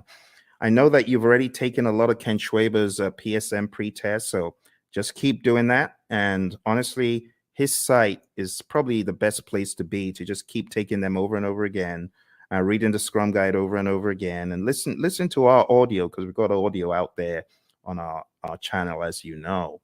But well done, and try your best to listen to the lessons learned that are out there. We got lessons learned from the PSM from our friend Darian and Cindy, who both got certified last year. So I would recommend listening to them. I am going to put a link in the chat right now so that you can go listen to that episode. You can go listen to that episode and get some wisdom from both of them. They both got certified less than a year ago for the PSM. All right, well, let's move on to the next one. The Scrum team should spend time in self-reflection and checking itself for optimization and improvements. This is known as what? Another very easy one. You're welcome, Lawan. All right, another very easy one, very easy. Obviously, you know what we're talking about here. We're talking about the retrospective. Brilliant. All right. Another thing that you should be aware of is just the terminology when we go through the product backlog. We have different terminologies. We have the product itself. We have the epics, features, stories, and tasks. And I just use a silly little mnemonic. I just say Phil eats fries sometimes on Tuesdays. It's my mnemonic. You can use that to remember. And here's an example of how the backlog could be broken down, right? Epics, huge chunks of functionality. Features, they group user stories together for release. It's a sensible way of releasing stuff, release like stories. And then we have tasks, which are not in the product backlog, by the way. At best, these would be in your sprint backlog, but you have a lot of mature teams who don't even put that level of stuff into their backlogs. So at the end of the day, you would have a breakdown that looks something like this, right? You would have the product broken down into epics. Here's an example of PBIs for a website, and I will zoom in so you can see the intricacies here. So it looks very much like a work breakdown structure, but don't get it twisted. It's not a work breakdown structure. This is a product, right? Product breakdown. It is not a work breakdown. Okay, so this is the general idea. Epics, features, stories. You can see we have the core website functionality broken down into the UI, and then that broken down progressively into more levels of detail until we get to a task level. Okay, and then here you can see the UX, content and user experience broken down into smaller pieces as well. Those would be at the feature level, and these story level, ultimately the task level. And we don't want to make this a religious thing you do in the world of Agile. It's not. It's just logic on how you break down your backlog, right? So your product backlog, you have big boulders, big chunks. Here's the general idea. When you're working on your product backlog, it's like an iceberg, right? You got this big old iceberg at the bottom. You got to break the iceberg into smaller pieces. And those smaller pieces, that's what floats up to the top. And that's what gets done. If the product owner, of course, is thinking properly, that's what should happen first. Okay. The next big difference that I want to point out is the difference between the definition of ready, which we talked about earlier. Go listen to it if you didn't. And then the definition of done. Definition of done is an agreed upon set of items that must be completed before an increment is considered complete. Do not mix this up with the acceptance criteria at the back of the card. The acceptance criteria, of course, could be one of the items that we are looking to be complete, looking to have met the requirements. But at the end of the day, the definition of done is not just one thing. It's a number of things, and it's on a case-by-case basis, depending on your industry and depending on your unique situation. But just remember that the definition of ready and the definition of done are different things. What drives Agile is a concept of value delivery. So you want to make sure you're delivering value, value, value, value to your client. Value should be the number one thing. Another thing that we joke about in our class is the concept of food, because we know people love food. But imagine if you went to a five-star restaurant and you wanted the dessert and someone said, no, you can't have the dessert. You got to eat the greens. Well, as an adult, you can appreciate that. But what if you were a kid? You wouldn't. In the same token, our customers, they have things that are near and dear to them, like dessert. And we say, give them the value they want first. Don't withhold the value from them, because they won't be happy if you withhold the value from them. If you gave them the value, then they understand you get them, right? You totally get them. So how do you order the backlog? The different ways of ordering the backlog, but one of the philosophies is to understand the concept of doing the big, hairy, audacious things first, right? The high risk, but high value. So always think, what is high risk? What is there a high risk and a high value on in this project? If there's a probability that you won't get a high value item done, that could be bad. So what should you do? This is just basic project management common sense. Do the riskiest stuff first. And if you do the riskiest stuff first, there's a likelihood that you will at least get them done. If you don't do the risky stuff first and you do it last and then you don't get it done and the time box is over or the number of iterations you promised is over, that's no good. So we often say high risk, high value first, low risk, high value next, low risk, low value next. And then why do you even want to do those in the top left quadrant? Why do you want to do high risk, low value? It doesn't make sense. There's so much risk in it. Low value, it could actually tank the entire project. All right. So we're not saying this is the only way to think, but we're saying start off by looking for the high value stuff and then look for the riskiest of the high value stuff. There are other instances where you could prioritize based on other items such as urgency, cost of delay, weighted shortest job first. There's so many things you could think about. So when we think about ordering the backlog, the job of the product owner is a rather interesting one because the product owner has to think so many things: revenue, demand, importance to end users, frequency of use, the risk of not having it, and so on and so forth. So as a product owner, your thinking always needs to be what is most important. Now, the product owner sometimes falls into the fire alarm trap, which is pandering to people who are shouting the loudest. That is not the way to do it. You want to use more sensible criteria like NPV, ROI, Moscow, and Kano, which are really just categorization techniques when you think about it. Weighted shortest job first could be another one, and the risk adjusted backlog, the concept of the risk adjusted backlog. So there's so many pieces that you need to master for your PMP exam, but ultimately, you're going to understand that Agile is front and center, because I cannot tell you how many people have cried, my Agile was so huge on the exam. I was not able to answer the questions quickly enough. It took me such a long time to read them and things like that. So you got to be ready. Scrum is definitely the big number one framework for the world of Agile for your exam. And then the number two framework that I would highly advise you to hone in on is Kanban. Just understanding how Kanban is structured, what it actually means when we say limit your WIP and why we say limit your WIP. Understand what a board could look like when you have the WIP limits up top there. Understand what it means when we say the lead time, the cycle time, and things such as that. And understand this concept, because while it may not be tested on the exam, it's good to have the Agile philosophy of there's a cost for delaying delivering value to your customer. If you're not delivering value quickly enough, then your customer could tank, your customer could fall off the radar, your customer could go out of business. So we want you to have that mindset, okay? And last but not least, I'll just say have a mentality of the shuhari, right? Alistair Coburn brought this into the world of Agile from the world of Aikido, and it's just a great philosophy to understand. You got to go through a period of blind obedience. So I remember when the PMI Phoenix chapter brought the whole CSM bandwagon to our chapter, and I was one of the people who jumped on it. And our trainer was receiving a lot of consternation. Tom Mellor was receiving a lot of consternation from the PMPs because they felt, what is this? This doesn't make sense. Why should we do this? Don't criticize our project management and things such as that. But blind obedience is best. Honestly, if you're coming into a world of Agile, just leave all your predictive stuff at the door, because I was in the world of predictive for eons, but I had to embrace, as they say in the military, embrace the suck. I had to embrace what Agile was bringing, the change in mindset. And not until I embraced it and I went fully in did I fully get it. So the blind obedience stage is really important. After the blind obedience, you get to the hard stage, consciously moving away from the rules, detaching, breaking free.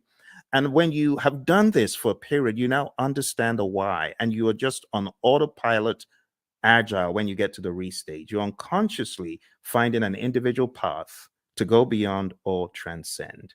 So, my friends, for your exam, this is the first piece that I wanted to introduce to you because Agile is big. It's really big.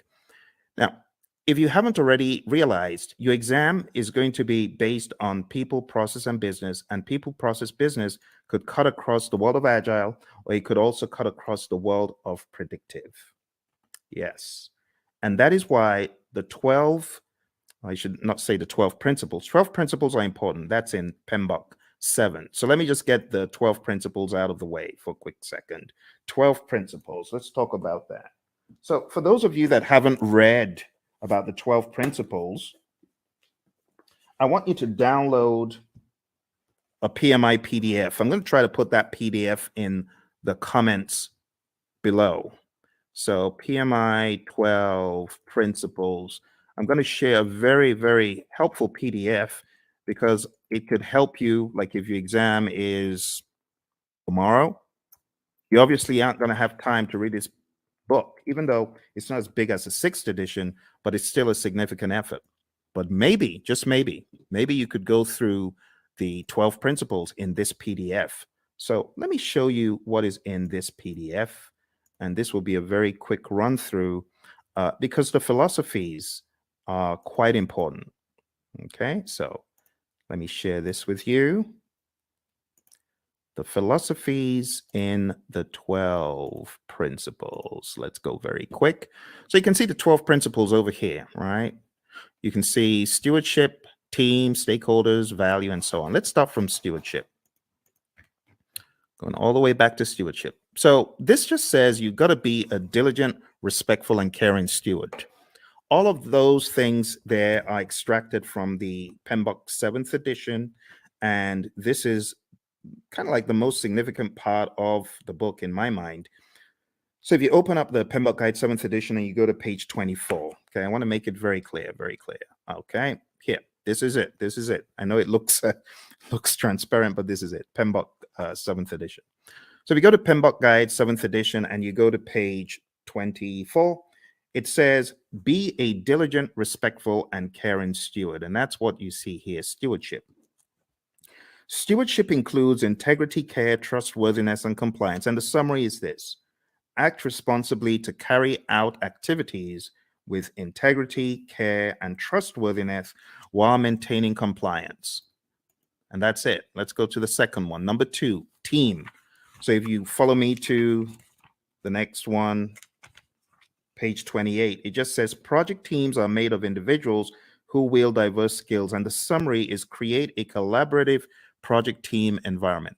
That's the summary. All right. Next, we go to stakeholders. And the principle about stakeholders is one of collaboration. It just says effectively engage with stakeholders. Number 4, value. I've already talked about value today, and this just espouses that same idea. Focus on value. If it's not valuable, don't do it. Continually evaluate and adjust project alignment to business objectives and intended benefits and value. Systems thinking. Always see the big picture. It says recognize, evaluate, and respond to system interactions. That's that one. Going over to leadership. Leadership is all about being bold, taking those leadership decisions, making them. It says demonstrate and adapt leadership behaviors to support individual and team needs. So here, I would say definitely know the Hersey-Blanchard model, the 5 stages of team development, things like McGregor's theory, Herzberg, Vroom, McClelland, all those, you should have an idea about those. But understand that leadership is all about influence. There's a difference between leadership and authority. You got to know that, okay? Even in the power interest grid versus the influence impact grid, there's a difference between power, authority, and influence leadership, okay? You got to remember that. So demonstrate leadership behaviors. Moving on to tailoring. Tailoring, it says tailor based on context. The summary is you cannot throw the entire PMBOK guide or guides or process group or practice guide at every single project. All right, next one is quality. It says build quality into processes and deliverables. You got to think quality. It says maintain a focus on quality that produces deliverables that meet project objectives and align to the needs, uses, and acceptance requirements set forth by relevant stakeholders. Let's move on to complexity. Complexity, it says navigate complexity. The best way to navigate complexity is to understand the dimensions in it. The dimensions: human behavior, system behavior, uncertainty itself, and ambiguity, and technological innovation. There's a difference between these two. So let me go over these on page 51 very quick for you. Ambiguity is a state of being unclear.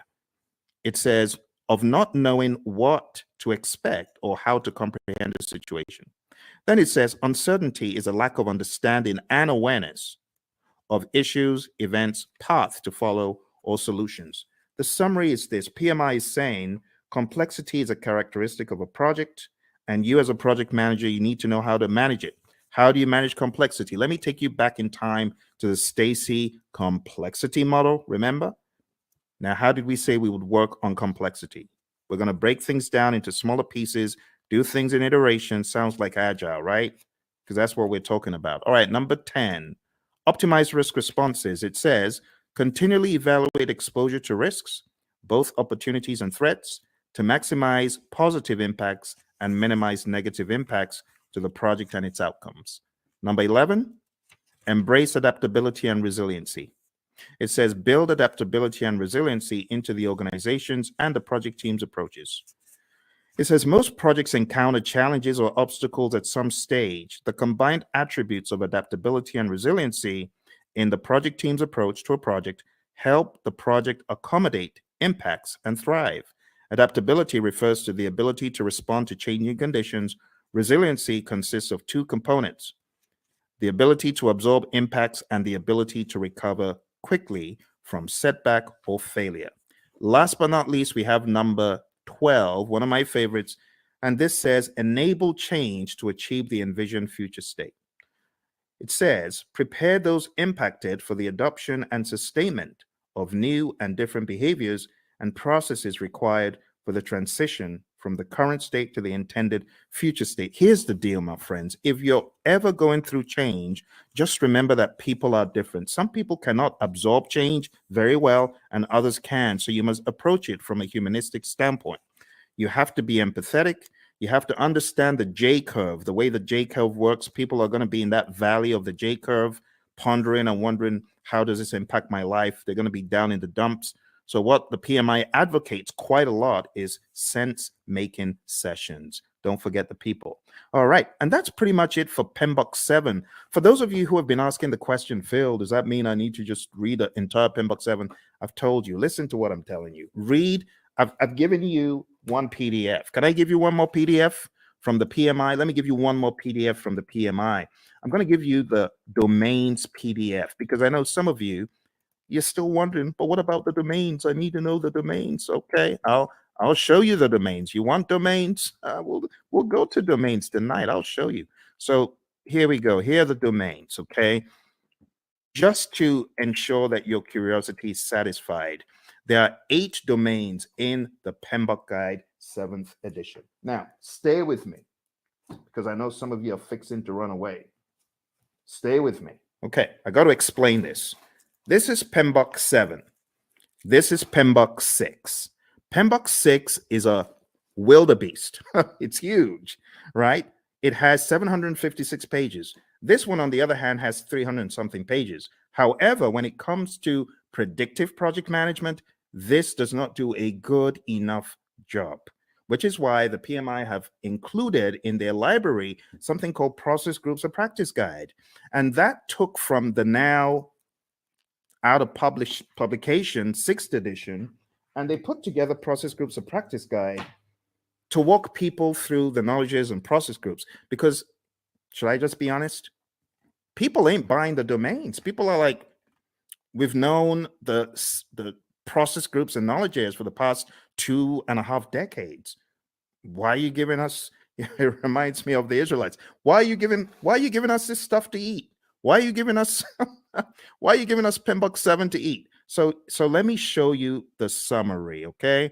Let me show you the summary. Here is the domains, okay? I've put the domains in the chat. Now let's share the domains very quick.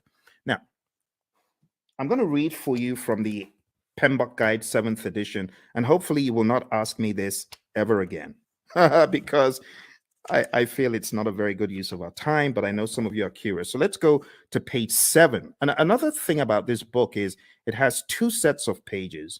You have page 1 in the side where you have the principles, and then you have another page 1 where you have the domains. But let's talk about the domains. Listen carefully. It says, a project performance domain is a group of related activities. That's the difference. It did not say a group of processes. You get it? A group of related activities that are critical for the effective delivery of project outcomes. Project performance domains are interactive, interrelated, and interdependent areas of focus that work in unison to achieve desired project outcomes. There are 8 project performance domains. Number 1, stakeholders. Number 2, team. Number 3, development approach and lifecycle. Number 4, planning. Number 5, project work. Number 6, delivery. Number 7, measurement. And number 8, uncertainty. Let's go through them hyper quick. Stakeholders is all about your care for your stakeholders, understanding that you need to effectively interact with them. In other words, you need to manage the engagement. The team domain is all about caring for the team, team health, and team optimization. Development approach and life cycle is all about selecting the right development approach. Is it going to be agile? Is it going to be predictive? Is it going to be incremental? Is it going to be agile? And then going down into the smaller silos, is it going to be Scrum? Is it going to be Kanban? Is it going to be TDD? Is it going to be ATDD that we use here, right? And so on and so forth. Planning is all about planning the project. It's that simple. Project work, as it says here, addresses activities and functions associated with establishing project processes, managing physical resources, and fostering a learning environment. Watch this. Project work is associated with establishing the processes and performing the work. Boom, performing the work. That's the direct and manage project work process and everything connected to it. So just think executing. The next one is delivery. This just makes sense. You create a product, service, result, feature, function. It needs to be delivered. And that's what you're doing in the delivery performance domain. It addresses activities and functions associated with delivering the scope and quality. You see those two? Scope management, quality management. I told you you were not missing anything. That's what these domains are all about. The next one is measurement. Now, this one, I must say, is a worthwhile inclusion in the dialogue, because a lot of times you have individuals who are measuring stuff and their measurements are probably not sensible. For example, a company my buddy Roy worked with, the company said to the testers, we're going to reward you if you find bugs. The more bugs you find, the more rewards you get.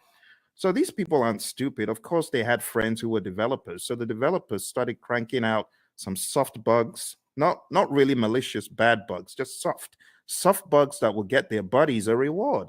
What a ridiculous metric to measure. So don't measure the wrong thing. That's what this is telling us. Measure sensibly, and also be aware of the vanity metrics phenom. Don't fall into the trap of vanity metrics. Actually, the PMI has a very good breakdown of why you should be very particular about metrics. It says on page 96, we have leading indicators and lagging indicators. So be aware of what you're measuring. Is it a leading indicator predicting changes or trends, right? Leading. In other words, the metric is smart. The metric tells you what is about to happen before it does. Or we have lagging indicators. Now, lagging indicators, I'm not saying they're dumb, but they measure deliverables or events after the fact. Okay, so leading indicators, that's your magic right there. Lagging indicators, not bad. They're still helpful, but it's after the fact. And it says what to measure. You got all sorts of things on page 98, which is a good breakdown of what to measure. We go into the concept of baselines, business value, net promoter score, mood chart. I would highly advise at least understand some of the basic metrics in project management, just in case they come up on your exam. So benefit cost ratio or cost benefit ratio, MPV, net promoter score, which is a measure of how happy your stakeholder is or willing to recommend your products or services to others, mood chart, and what else? That's pretty much it. There's some very good stuff here. So if there's one of the domains that I am excited about, I think it's this one. This is definitely value to the project management narrative. On page 112, we have my favorite, the vanity metric, a measure that shows data but does not provide useful information for making decisions. Has someone ever told you to gather data and measure stuff that is just worthless? You know, for example, measuring page views of a website is not as useful as measuring the number of new viewers, because you could have had one viewer go in there 1,000 times, if you get what I mean. So just that whole idea is what we talk about in the measurement domain. Last but not least, we have the uncertainty domain. And it just says projects exist in environments with varying degrees of uncertainty. In that vein, the project manager needs to have a plan, a mousetrap for how to measure the usual suspects. There are 5 of them. Uncertainty, a lack of understanding and awareness of issues. Ambiguity, a state of being unclear. Complexity, a characteristic of a program or project or its environment that is difficult to manage due to human behavior, system behavior, and ambiguity. Volatility, and then risk. And honestly, that's it. That's it for your 8 domains. We don't really have to go any further. It would be a waste of time. Now, if you have any questions, I would love to answer your questions. We're going to be hitting about an hour very soon. But before we jump off the call today, there's one more thing that will be in order. And what I want to do next is just talk about the deeper world, the deeper world of project management by going into, it's the grid. The grid, everyone's like, oh my goodness, not that again. This grid is very important, my friends. It's important for your project management journey. I know a lot of people are not very keen on it, but trust me, you need this. You really need this. You really need this thing I'm about to show you. And it's the 5 process groups and the 10 knowledge areas. We have to go through it tonight. I couldn't let you escape without it. So I would like for you to get a pen and a paper. It's going to be a worthwhile experience. It's going to be good. Let's work on this together. And as I go through it, I want you to ask any questions. Okay, if you have any questions, now would be a great time to ask them. So, in the world of project management, according to the PMI, way back in time, there are 5 process groups of project management, and they're just 5 buckets. I just call them buckets of things that need to be done in order for us to get project work done. And when I say project work, I'm talking more about the work that the project manager and the team are going to do to manage the project. You see, there's a difference between doing the work versus managing the project. You hear the PMI talk about a product lifecycle. That's all about doing the work. But then there's talk about a project management lifecycle, which is really code for the process groups. So if you're taking this exam, what is going to help it become easy for you? I heard this again from one of our latest PMPs. Shout out to Lily, who got certified about 4 days ago. She said the same thing. This will help your exam. Highly recommend that you watch this over and over again and you work with me. I am going to be typing in all of the process names and I'm going to be explaining them to you. All right. So why don't we get started with the first area of knowledge? Because we got, I prefer extra money in cash at the top, or I prefer eating mangoes chilled. And then we've got, I saw 6 chipmunks quietly roasting coffee, reading poetry stories. Or I saw 6 Cubans quietly rolling cigars, really puffing smoke. You choose whatever one you want. As long as you remember the 10 areas of knowledge, I'm good. Moving into each one, we have the very first, which is integration. I'm going to be making them a bright yellow as I go through. Hopefully I remember to be consistent with it. And in that way, you'll know which one we're on, okay? So right now, we're going into integration. Let's make it a bright yellow. All right.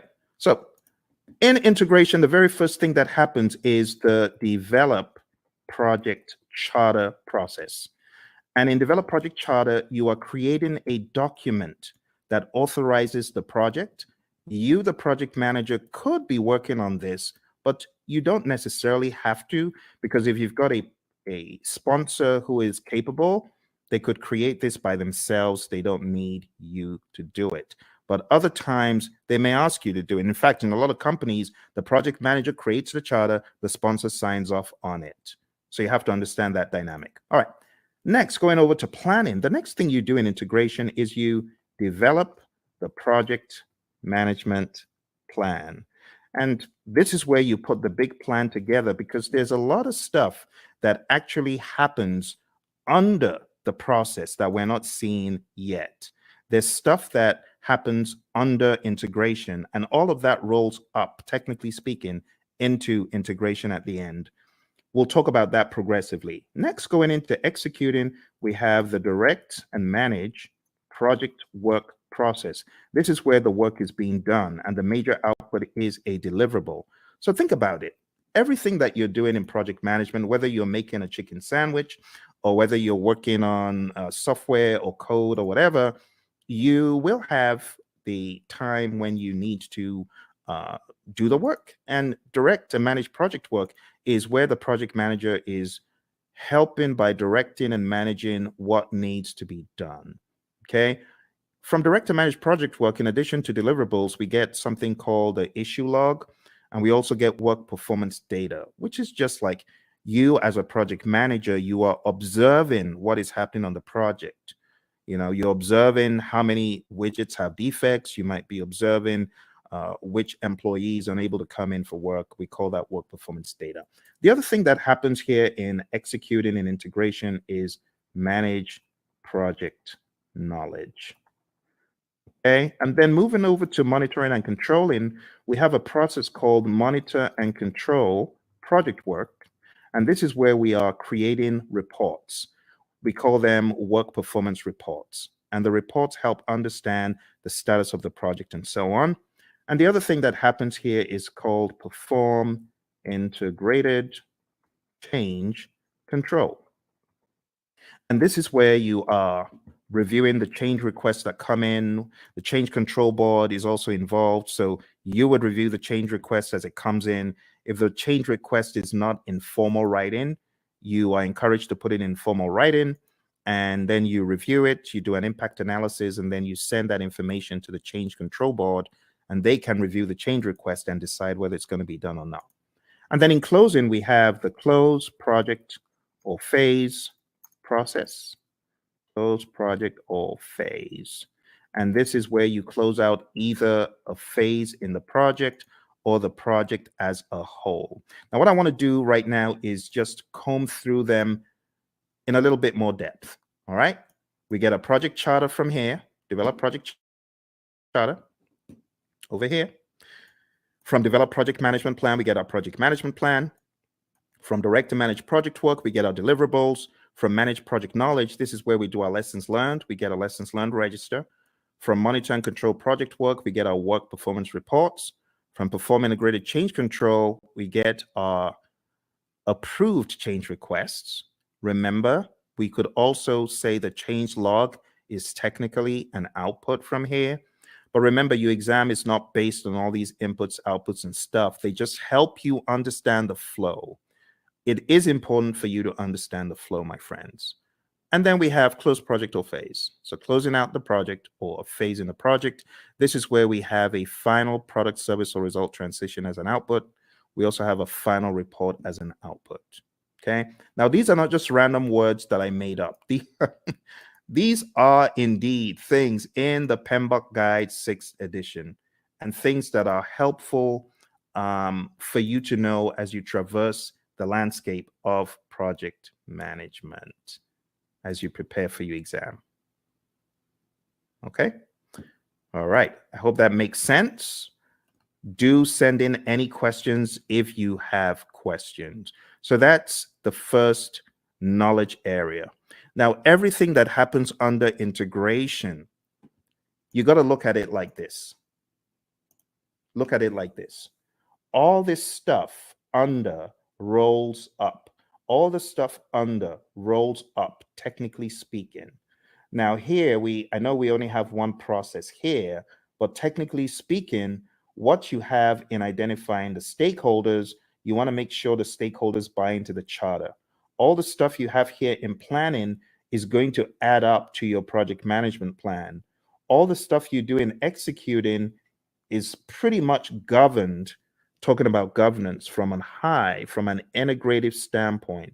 Everything you do in monitoring and controlling is governed up here, because all you're checking to see if you're going according to plan in all the knowledge areas is governed at a higher level in monitor and control project work. And close project or phase, it just has that. Okay. And that's the general high level idea. Now we're going to be going crazily quick. So I'm going to put the responsibility in your court to tell me to slow down or stop, because I'm just going to go pedal to metal from here. Okay. All right.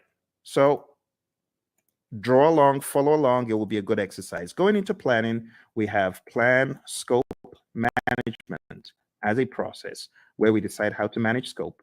Then we have collect requirements, where we are collecting all the requirements, functional requirements, business requirements, and so on. Then we have the define scope process, where we create the project scope statement, which has all the inclusions, exclusions, detailed deliverable description, and so on. Then we have create WBS, which is where we create the work breakdown structure.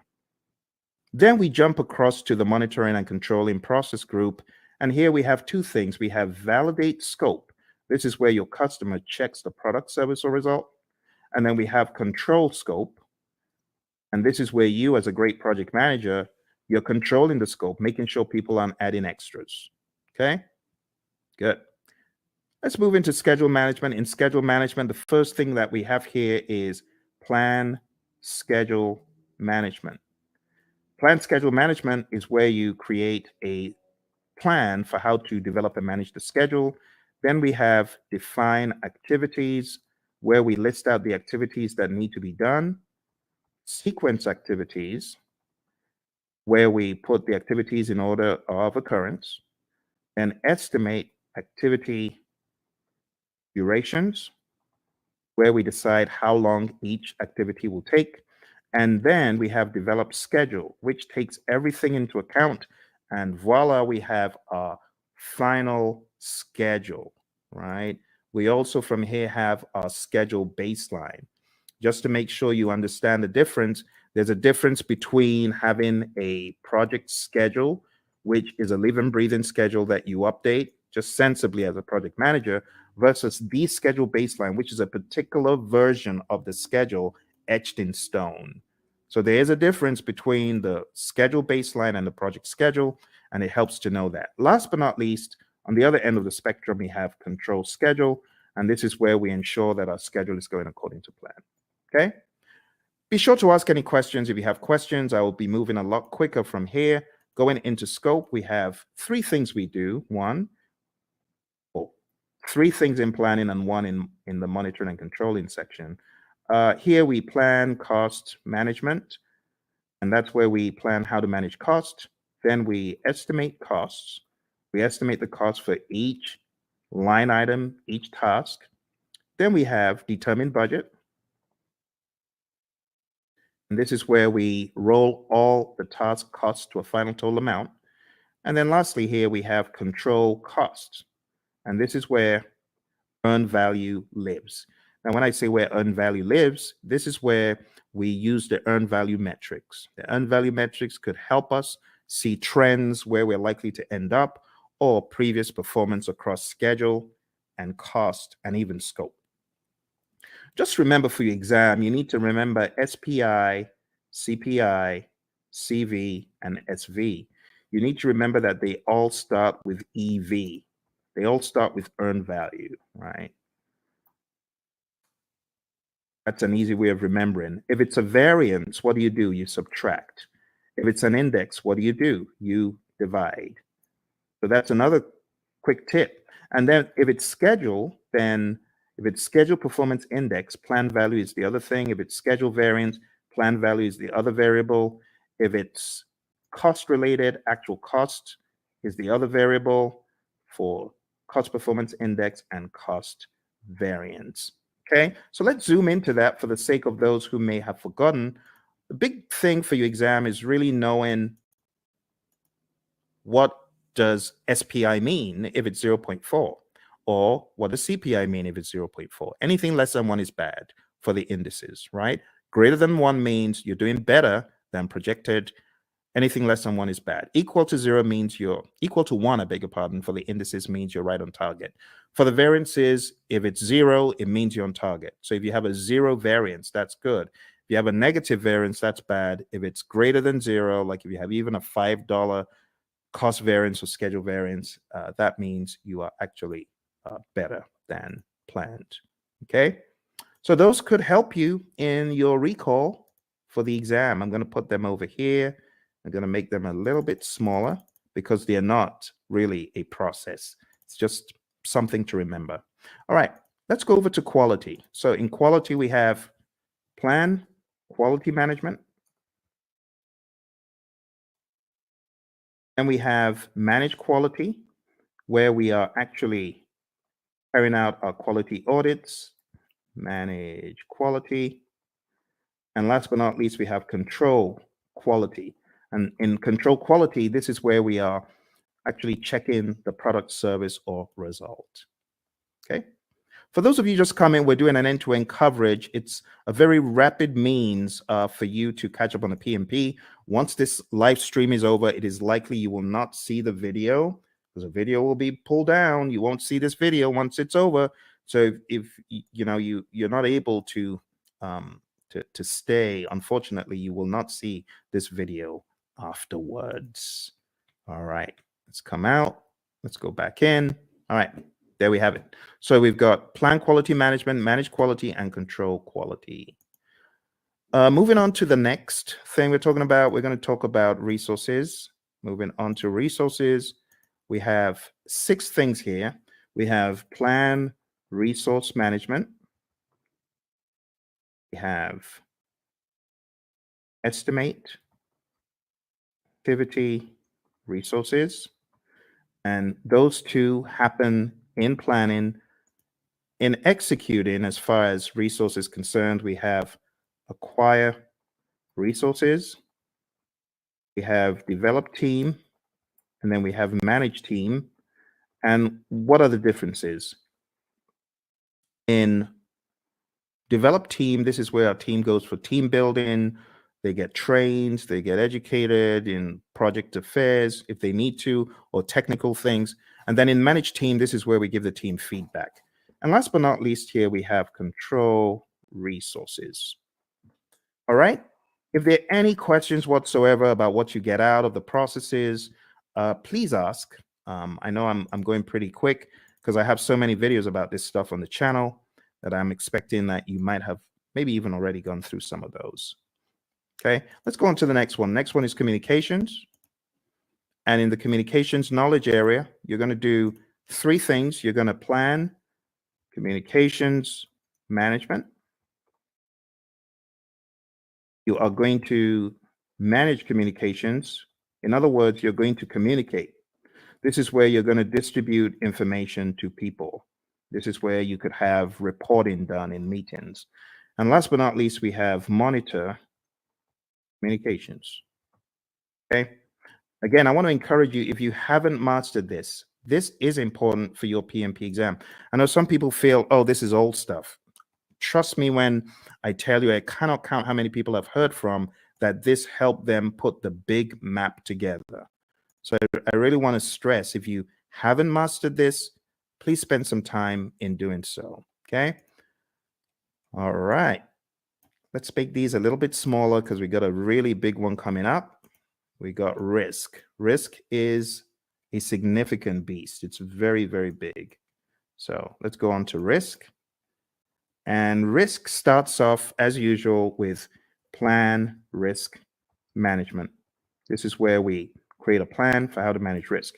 Then we identify the risks. Then we perform a qualitative risk analysis. Think about it like a high, medium, low, or on a scale, numbers that generally don't equate to the same thing from project to project, but they help us in the prioritization of the risks, as far as which risks are we going to go after, which ones are we going to leave alone, so on and so forth. All right, moving on. We have perform quantitative risk analysis. And this is where we analyze the risks from a numeric standpoint that is also dollar related or something quantitative like weeks. You could analyze from a schedule perspective, how many weeks, how many days, and that's an absolute. That is not qualitative. Or how much money is going to be the result of this risk as far as contingencies are concerned. This is where you're getting really into some hardcore amounts. The next thing that happens is called plan risk responses. And then we jump across to executing, and then we implement those responses.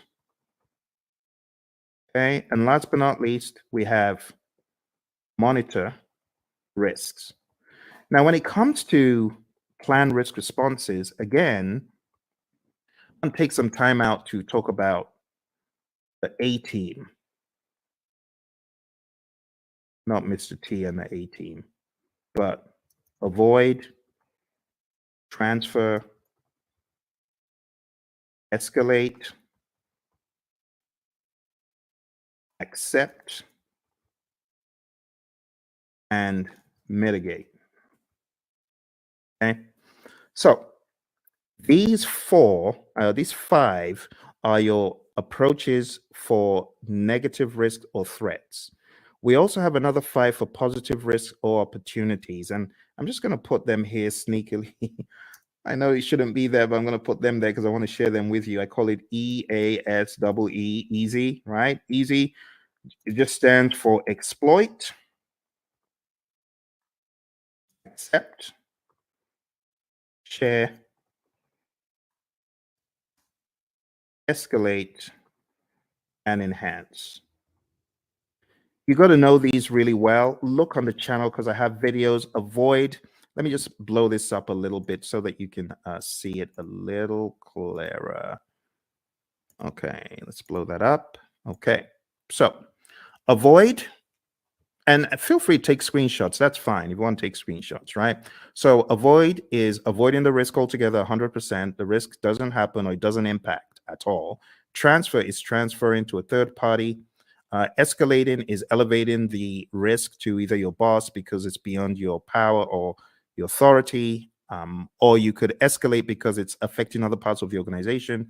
Accept is doing nothing. We have passive and active accept, and mitigate is reducing the probability or impact. On the side of the easy, which really should be here, but I'm just making this quick. The easy is for the positive risk. So you could exploit a risk. That's 100%. That positive risk is going to happen, right? That's what we mean by exploit. 100% will happen. Accept is doing nothing. We have passive and active accept again. Sharing, again, same strategy as I said for transfer. You involve a third party. It could be a special purpose company. It could be a sister organization that you share the positive risk with. Escalate, again, escalating it to a higher power because it's beyond your project or because it's beyond your power. And then enhance is really just increasing the probability or the impact of the positive risk. All right, so that's risk, my friends. We are going pretty quick here, and we are going to be done before you know it. Let me go back and share the last pieces of information because we have just 2 more knowledge areas. Aren't you amazed at how quick that has gone? You know, in some courses, the entire 1 week is spent on that. They spent 5 days taking you through what I'm showing you in minutes. That's why you need to come to my course. Come to my course. I'll do a lot of time optimization for you. You want to join my course, go to hpmexam.com or go to tinyurl.com/elite PMP or tinyurl.com/elite CAPM. I'm going to put those links in the chat because I know some of you are like, how do I join your program, Phil? Well, you just need to go to Elite PMP. You can start studying with me tonight, like right away. You can start studying with me right now because if you sign up there, you'll be able to join immediately. It's on Udemy and costs 24 hours a day. You just decide when you want to join. And if you're getting ready for the CAPM exam and you're wondering how to get certified, you can join me on the Elite CAPM program as well. I'm going to put that in the link. Do that. Put that in the chat. So go to Elite CAPM if you're keen on studying with me for the CAPM exam. And then if you want to be on my full-blown training for project managers, not only to get them PMP certified, but also to elevate them to the next level after PMP. In other words, showing you how to succeed. You can just jump into my program, which is called hpmexam.com PMP exam immersion. Let me put that in the chat as well for those of you who are curious, because I know some of you are feeling the training right now. You're like, my goodness, I just spent $2,000. I spent 10 times more. I got 10 times less in a different program. If that's you, I want you to smash that like button. Tell me if that's you. I want you to hit like. I want you to subscribe to the channel, and I actually need you to share it with your friends. Okay, that's what I need you to do.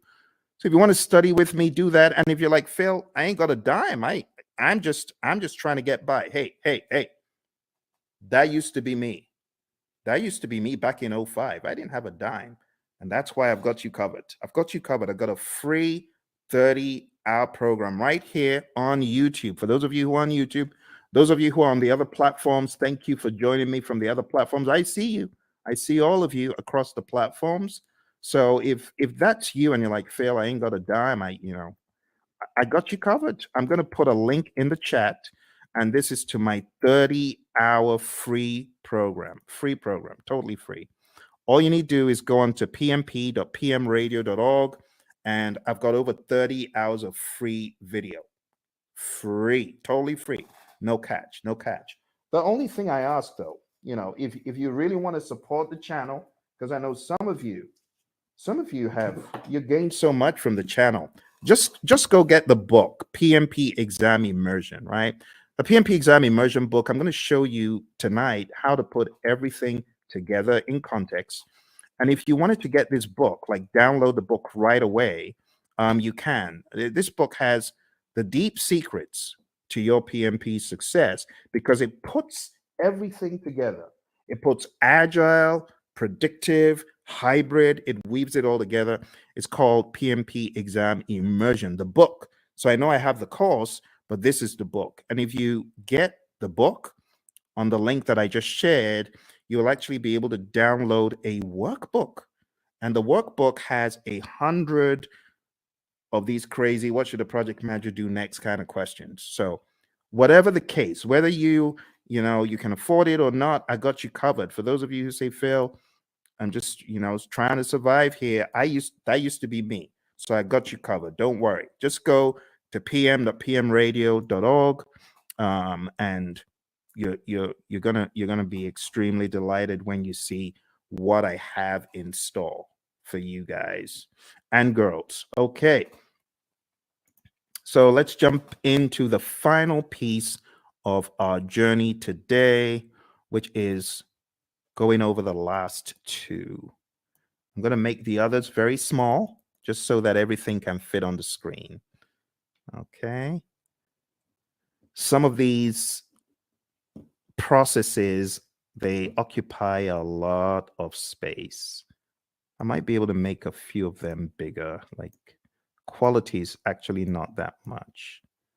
And if you haven't gone through this rites of passage, well, I'm glad you're going through it right now. This is a brilliant opportunity for you to see how the entire table comes together. All right, so procurement. What do we do in procurement? Number one, we plan procurement management. Plan procurement management is where we decide, are we going to buy or not? Are we going to make or are we going to buy? If you decide to buy, then we go through the procurement process, the philosophies, right? And we do the RFPs or the RFQs or the RFI, request for proposal RFP, request for quote RFQ, request for information RFI, IFN, invitation for negotiation. I'm talking so quick because I want to get done. I want to get done. It's a weekend. It's a weekend. You see, the labor of love, your buddy Phil is here for you to help you. Because once I hit the road again, it's going to be hard for me to do these. And I hit the road very shortly.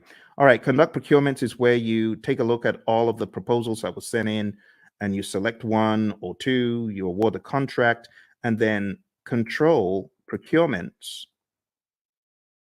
This is where you are checking to ensure that the vendor, the seller actually did what they promised. You want to make sure that they are delivering. You want to make sure that they are on time. You want to make sure, as one of my students said, hey, my client just showed up and we do interior for airplanes and they just showed up to do an audit. That's control procurement. You want to make sure that the seller is really upholding the quality. And the funny thing is they weren't, because, some of these folks, they bring in, they want to show off to their friend, like, oh, you need to take a look at this aircraft that we're refurbishing. So unfortunately, on that day, one of them brought his buddies into to the workplace. Bad move, because the customer showed up. All right, let's finish this off. All right, last but not least, we have stakeholder. So over here, we have identify stakeholders. This is the only one that you have in the initiating process group. And then we have plan, stakeholder engagement. And then we have, after you've planned how to engage a stakeholder, then we have manage stakeholder engagement. This is where you're actually engaging your stakeholder, speaking with them, communicating with them, working with them. And last but not least, we have monitor stakeholder engagement. Okay. And my friends, that's it. I just showed you. Please give me a round of applause. Give me a round of applause, please, please, please. I think I deserve it because I've done what a lot of instructors won't do. I took you through the entire Agile curriculum. I've taken you through PMBOK 7, principles, domains, and boom, now I took you through PMBOK 6. PMBOK 6. Do you know how much time that would have taken to go through these books alone? Do you know what that would have taken? We went through this, we went through this, and we went through this. All in 1.5 hours. Please give me a round of applause. I need some likes. Like, please, please help me, help me. I know some people think, why is he asking for likes? I need your likes. I can't do this alone. I'm trying to help the world get PMP certified. You need to remember where I'm coming from. On my PMP exam, question 20. Do you know what the time was? Question 20. I was 1 hour in to my exam on question 20. Think about it. If this exam has 180 questions and this guy's only done 20, how many hours does he need to finish the exam? The wise people would say 8 more hours. You're correct. It was a disaster. I had only gotten to question 20, 1 hour in. And this is a very good example of how not to take the exam.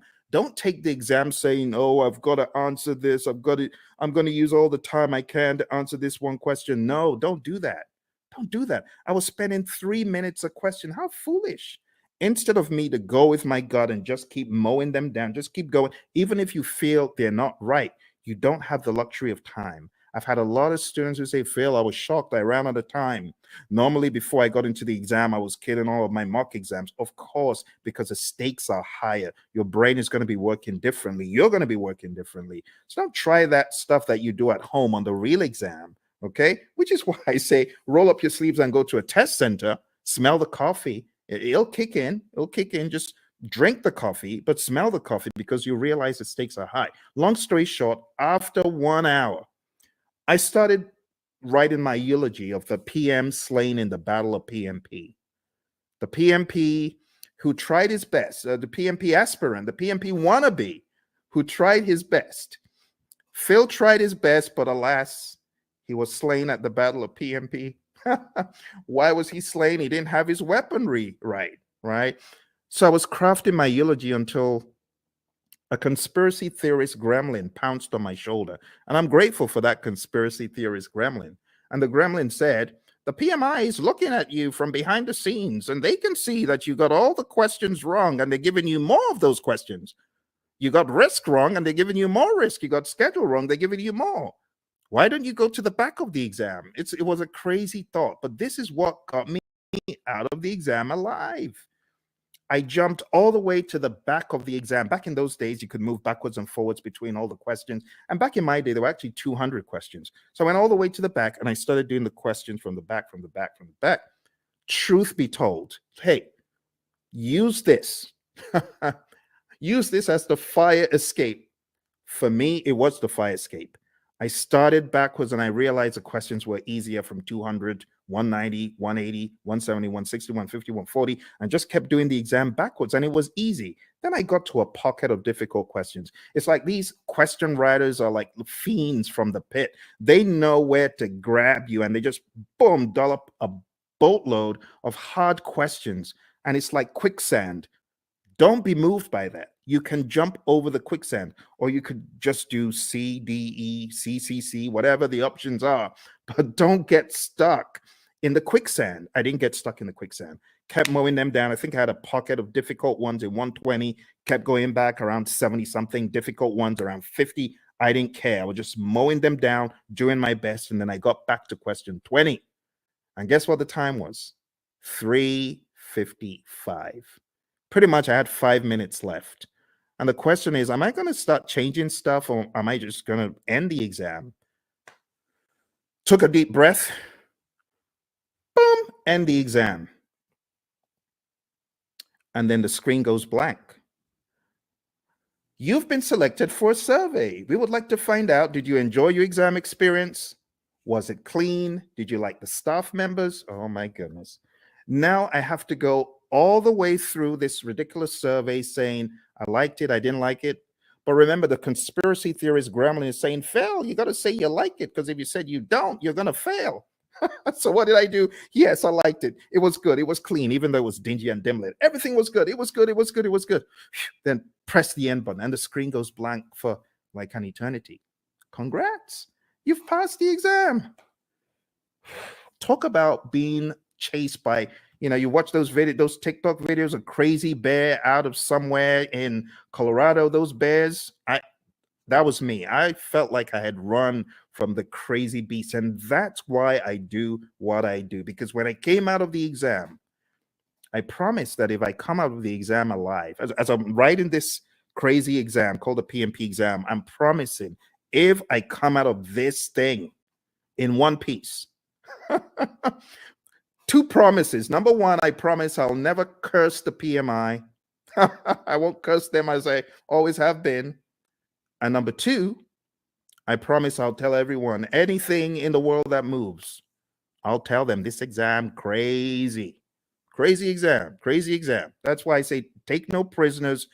Do everything you can before you find yourself in front of that computer monitor. Do everything you can. All right. Final thing we're going to talk about today, my friends. I'm going to show you the PMI's secret sauce for the PMP exam. They have a secret sauce for the exam, and that secret sauce is encapsulated in a document. And the document is simply called PMP Exam Content Outline. I'm going to put that in the link so that you can download it and read it. I'm showing you where all the treasure is buried tonight, my friends. Like I said, I'm hitting the road again. I don't know when next I'm going to be able to do this. It's going to be a while. Here we go. Here we go. That is the PMP Exam Content Outline. And I'm going to go over the outline with you, but I'm not going to do it the usual way. I'm going to do it differently. I am going to do it very quickly by going through my special roadmap. It's a roadmap I created for the PMP, and it cuts off, I would say, about 10 hours. It cuts off 10 hours from the curriculum because it's very rapid and effective. Are you ready? Let's jump into it. Let's jump into it. Here we go. Here we go. For those of you that have been on since we started, thank you very much. I hope you're finding value from it. Your exam is going to have people. 42% of the exam is people, 50% is process, 8% is business. And then you can slice that across 50% Agile and Hybrid, 50% predictive. Okay? So what am I trying to say? I'm trying to tell you Agile is a beast, a big old beast as big as predictive. Here's the breakdown one more time. See that? So pay close attention to the process domain, but don't forget, you could slice these into 21, 21 for people, 21 Agile and Hybrid, 21 predictive. For process, 25 Agile and Hybrid, 25 predictive. For business, 4% Agile and Hybrid, 4% predictive. That's the general idea. Okay. Let's go into the people domain very quickly, and I'll just try to wrap it all up. Okay. Number 1, I have changed the order from what is in the outline that I sent you. In the outline, it starts off with manage conflict, and then it goes into lead a team and so on. But I'm changing it because I want you to get the flow. The flow doesn't make sense in the outline. I want you to get more of the flow from a time perspective. So number 1, what I want you to think about first is building a team. You build a team, and then you begin to define the team ground rules, do's and don'ts, and acceptable behavior. And then you begin to lead a team. My mentor, John Maxwell, he says a true measure of leadership is influence, nothing more, nothing less. You're going to lead the team to success. You're going to help the team understand what to do on the project. Leadership is all about example as well. The Hersey-Blanchard model is also a very good one to talk about here. If you haven't heard about the Hersey-Blanchard model, this is it. The thesis of the Hersey-Blanchard model is you need to be a situational leader. You can either be in a directing mode, depending on the individual. This is where you give low support and more direction, or in a coaching role, or in a supporting role, giving more support than direction, and in a delegating role where you just know the keys to the kingdom are safe with this dude, this girl, because they've proven themselves time and time again. But you don't always stay in one quadrant. You move around depending on the individual and the circumstance. With someone, you could have a delegating approach, but if you change the environment, you may need to have a more directing approach with that same individual. And that's the general idea. The other thing that you really need to know for your exam is the 5 stages of team development: the forming, storming, norming, performing, and adjourning. This will help you on the questions. There's also subtle lingo used. So when it comes to forming, the team members are independent. When it comes to performing, the team members are interdependent. So you got to understand PMI's lingo when it comes to these. I would say it's worth checking how they discuss the 5 stages of team development, or Tuckman's ladder, Bruce Tuckman's ladder.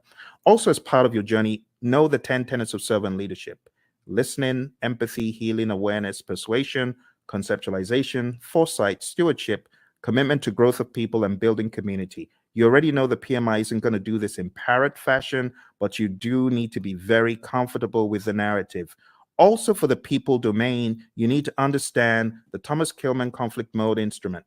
There's no image of this in the PMBOK guides, any publications from PMI, but you need to realize that you could be somewhere in the middle as far as your approach to conflict, or you could be very forceful to get your way, or you could be in a collaborative problem solve mode, which means you're assertive about your needs and the other person's needs. You could be in the avoid or withdraw mode, or you could be in the accommodate or smooth mode. The accommodate or smooth means you're more focused on the person's needs than yours. Avoid or withdraw means you don't care about yours or the other person's needs. You just want to escape. And that's okay. But avoid or withdraw is not the end. You could be back. You could be back with some additional backup. It depends. Okay. So there they are again. The Thomas Kilmann conflict mode instrument, PMBOK 6, page 349. If you're in PMBOK 7, it's talked about differently. It's kind of wonky because it kind of went off something else instead of sticking to the Thomas Kilmann conflict mode instrument itself. This is what I would recommend, though, for your exam prep. Okay. So going back, we've talked about 6, 12, and 2. The other things you need to know for your exam: definitely understand how you as a leader should build shared understanding. Then we go to task 5, ensuring team members and stakeholders are adequately trained, which is a no-brainer. Number 13, mentoring relevant stakeholders. Whether you're the scrum master or the project manager, you should mentor. Empower team members and stakeholders. Manage conflict. This is where the whole conflict dialogue now comes in. Number 11, engage and support virtual teams. Understand the concept of the fishbowl window. Number 9, collaborating with stakeholders. Number 7, addressing and removing impediments, obstacles, and blockers. Number 3, supporting team performance through the application of emotional intelligence. Number 14, I beg your pardon, promoting team performance through the application of EI.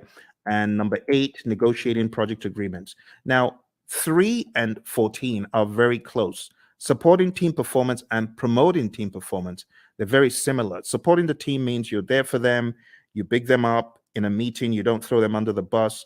Promoting team performance through the application of EI is different. This means you are emotionally intelligent. Emotional intelligence means you're able to control your emotions, bridle your emotions, and you're also able to influence the emotions of others. And that's the people domain very succinctly, okay?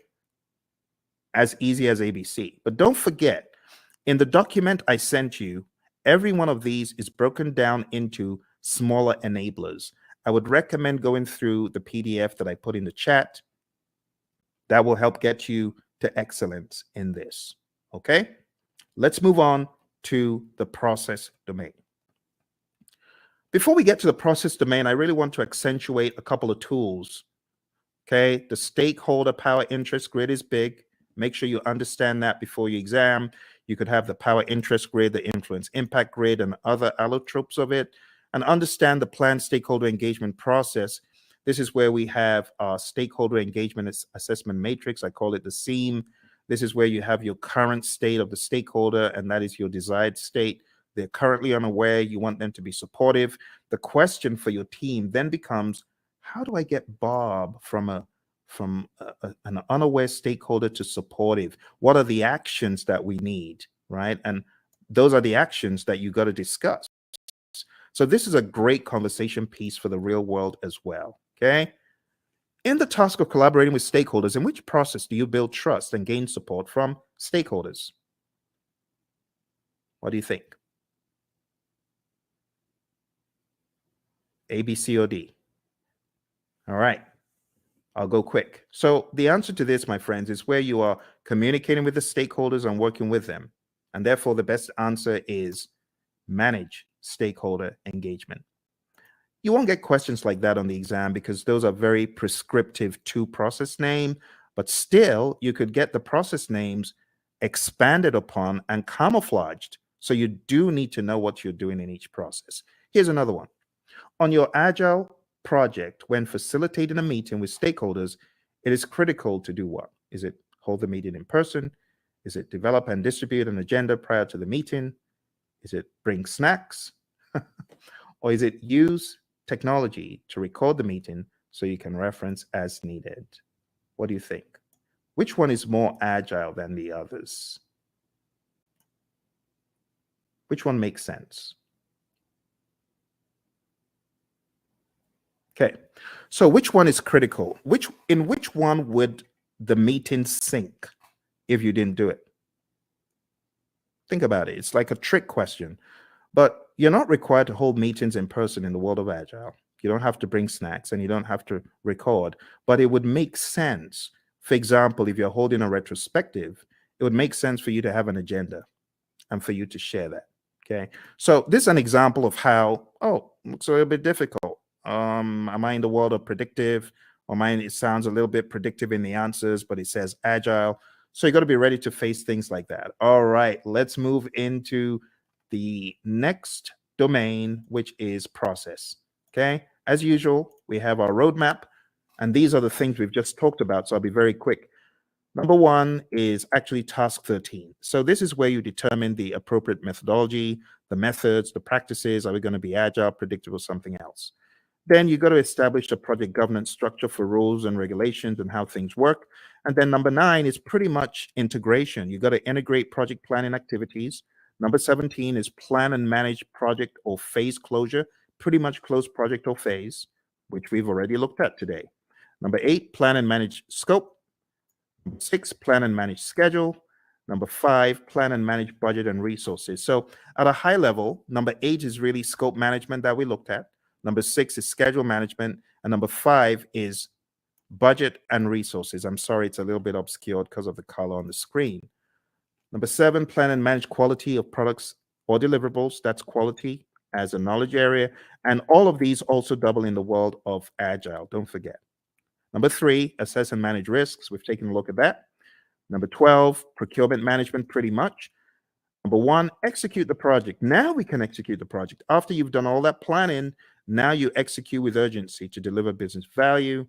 Number 16, ensure knowledge transfer for project continuity. Make sure that you're transferring the knowledge, because if that person leaves, what's going to happen?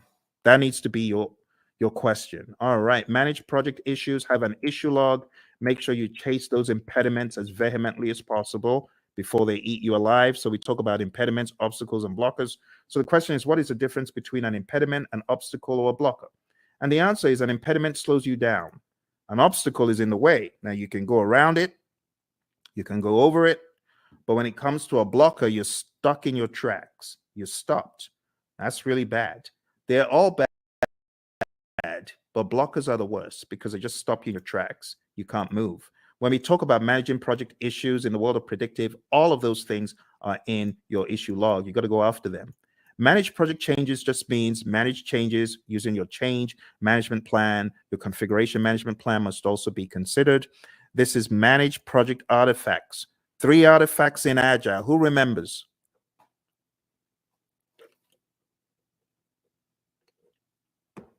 I'm getting some crickets. 3 artifacts we talked about. Does anyone remember?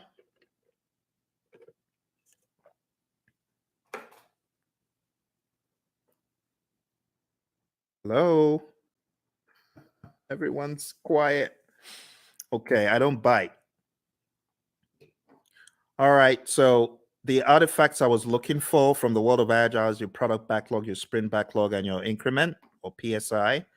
In the world of predictive, I was expecting the baselines and the plans pretty much. They're possible artifacts. We could also say our burn charts are artifacts from the world of Agile and things such as that. There are other things we could include. All right, managed communications is the next one. Pretty much managed communications, the communication knowledge area, and then engage stakeholders, pretty much the stakeholder management knowledge area that we've taken a look at. Okay. Don't forget, there's some really important stuff in the Agile Practice Guide as far as the incremental Agile predictive iterative mantra, knowing when one is better than the other. So if there's a low degree of change, but there's a high frequency of delivery, it's incremental, stuff like that. This image is going to help you master. Again, know your Scrum, know your Scrum, know your Scrum inside out. Read the Scrum Guide. Make sure you go to scrumguides.org. As I recommended earlier, read it, go through it, go to Ken Schwaber's website, scrum.org, and make sure you take some of his Scrum basic assessments. They will really help you get very firm in Scrum. And don't forget the PMI's Agile Practice Guide, page 18, table 3-1. This is a table that you do, in my mind, absolutely need to know before your exam. And when it comes to the world of risk, just understand that risk can be positive or negative. Like in this image, we have, okay, the mouse gets the cheese. Well, that's a positive risk. Or the trap gets the mouse. Okay, it's a negative risk. But from whose perspective? From the perspective of the mouse. But what if we're talking about the homeowner? From the homeowner's perspective, what if the mouse gets the cheese? That's negative. So you always have to put on your perspective hat. Speaking of hat, the mouse is wearing a hat. So what strategy has the mouse adopted from this? Well, the answer would be mitigate. The mouse is trying to mitigate. Okay. Let's move on to the final domain. The final domain in this narrative, my friends, is a business domain. And in the business domain, we have 4 tasks. Number 1, plan and manage project compliance. Make sure that you are complying. Do not comply, because not complying could be bad. We're going to hear from our buddy Roy very quickly here. He's going to share the Agile perspective of compliance. Let's hear what Roy has to say. So Roy, is this a good word in Agile space? Well, maybe it's a necessary word. You know, we certainly don't like it, but it is functionally correct. It is technically the correct word to use. But we do want to make sure that we're aware of what compliance regulations are in place, so that we don't get ourselves in trouble. But I also want to stress that there are actually times when we might intentionally decide not to be in compliance. I've done a lot of work in the finance space, insurance space, and sometimes they're actually having those conversations of, okay, there's a new regulation that just came down the pike. Is it cheaper for us, for at least for right now, to go do that and go make sure that we are compliant, or should we just pay the fees for a period of time and do that work later? So those discussions they're valid discussions, especially when no one's being hurt. It's not about that. It's more about this regulation. We just can't get to it right now. It's going to cost us more to do it now versus later. So sometimes there's discussions happen, but those things are planned. They're understood. There are lots of discussions. Same basic needs, in an Agile project as you would in a traditional project. It doesn't really change that much. But again, the difference is how we do it. We make sure that the teams are very aware of the compliance and regulatory needs, and that they understand them very clearly, so that we don't necessarily have to do reviews to identify compliance. We are encouraging the teams to be compliant always. That's a big difference. All right, good words from my buddy Roy. And like I said, if you want more of Roy and I's training coaching, going down to hpmexam.com, we have tens and tens of hours of both of us going back and forth talking about this stuff over and over again. You could go on to tinyurl.com/elite PMP. You'll be able to join the Udemy course where we have PMBOK 7. We just go to town on PMBOK 7, and you can watch all of those videos there. All right, moving on. Let's go back, and we're talking about business domain. Next thing is evaluate and deliver project benefits and value. So in the world of the PMI, they've become hypersensitive to the concept of benefits and value and outcome. It's no longer just about deliverable. Moving on to task 3, evaluate and address the external business environment changes for impact on scope. This is what a good product owner should be doing. A good product owner should always be scanning the boundaries and saying, what has changed in the environment? How does that affect our project? That needs to be the question. All right. As usual, I want to hear from my buddy Roy about environmental impacts. He always has such great wisdom to share. So let's listen to what my buddy Roy has to share. I hope the sound is coming across properly. It's a little bit different from Zoom's, this mechanism I'm using. So do let me know if you're able to hear the sound of Roy's voice. Let's listen. I'm glad they talked about the backlog. That's a very positive change. Obviously, observing and monitoring and all that sort of thing is really not that much different than you would do. That's a business thing. Your product management community, if you have one, they would be doing these sorts of things. And that part doesn't change. The part that does change, though, is that we're able to make those changes a lot faster. So if something is happening in the market, we don't have to wait 6 months or a year to implement it because of current projects. We change it now, or as early as is practical anyway. And the main reason that we can do that is because it's less impact to our schedule, less impact to our projects. We can make those changes a lot faster with significantly less impact to our project. All right, back to you, Phil. All right, awesome stuff from our buddy Roy. So now you understand the concept of the environmental changes and their impact on scope. We've got one more, and we're going to be done for the night. We're going to be done. So here's your last chance. Type in any questions you have. I'm sorry if you are typing in questions and I'm not seeing them. This is a different platform, so even though it's live, I am unable to see if you have chatted in anything. It's not coming through. You might want to go to LinkedIn and try, because a few moments ago, Lawan was chatting in and it did work for her on LinkedIn.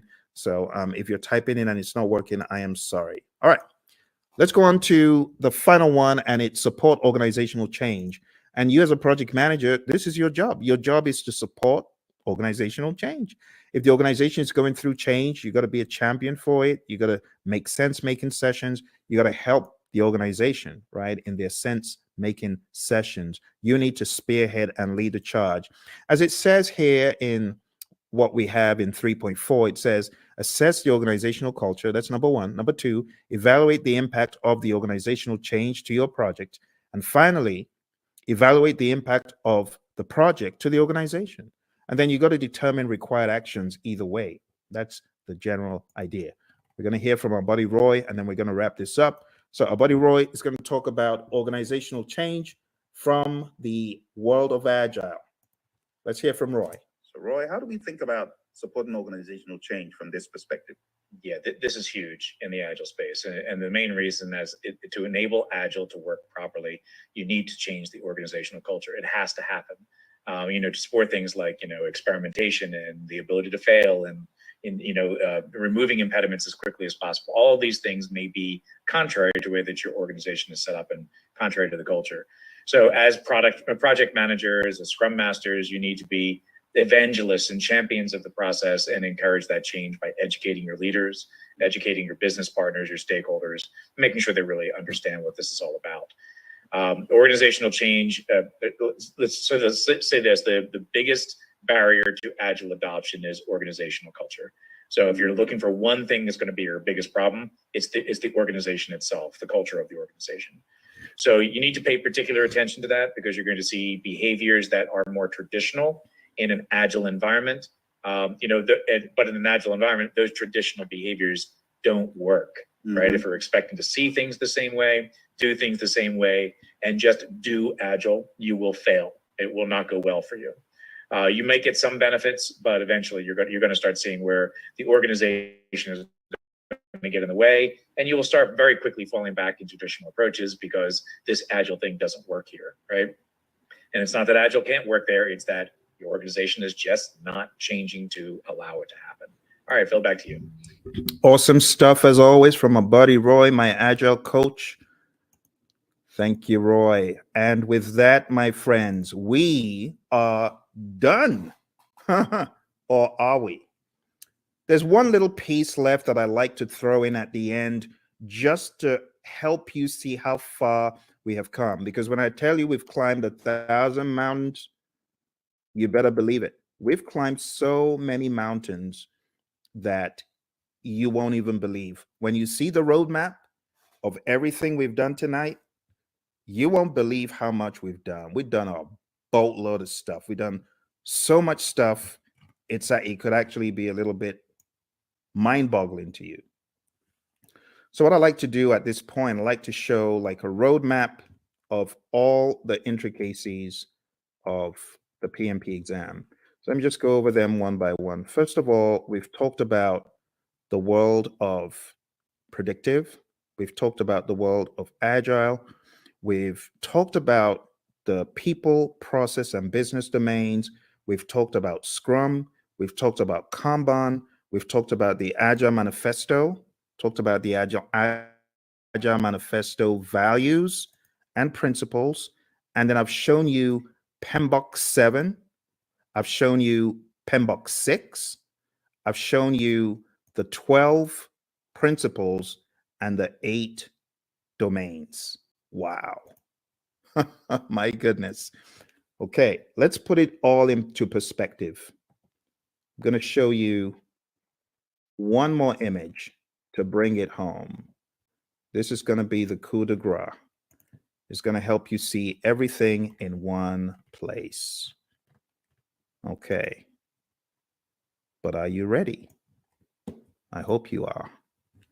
This is going to go pretty deep. Let's take a look. I call this the PMP mind map. PMP mind map. And this mind map encapsulates the entire journey. I think at the end of it, you'll probably appreciate all the work you have been doing, actually. All the work you've been doing to succeed on your PMP, you're going to see it come to light here. All right. Here we go.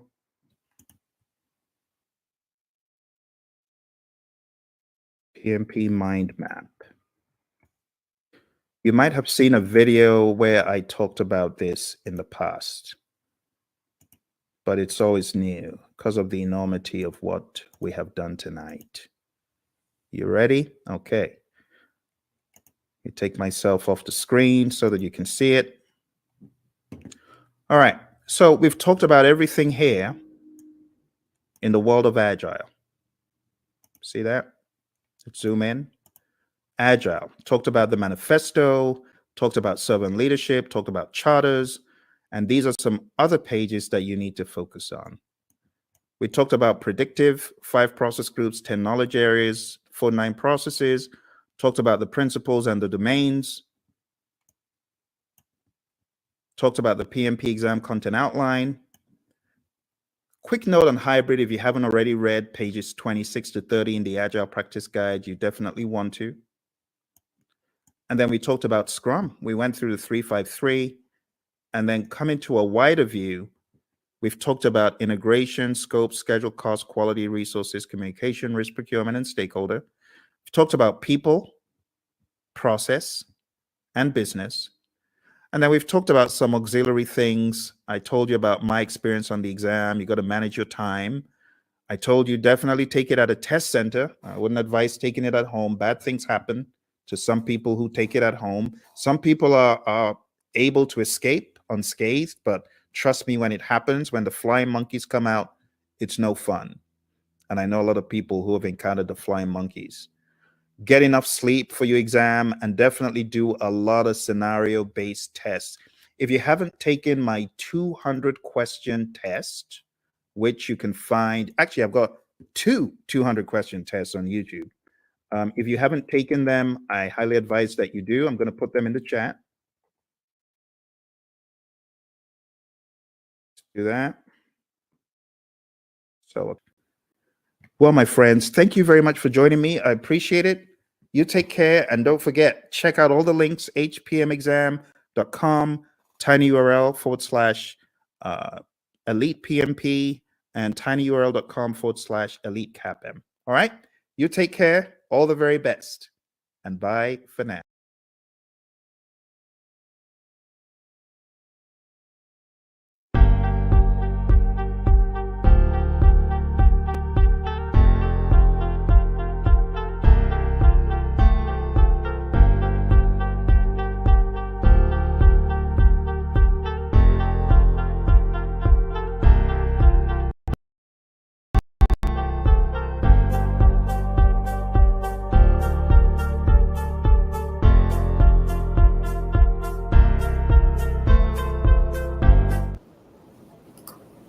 Welcome back, my friends. I hope you enjoyed that very long session.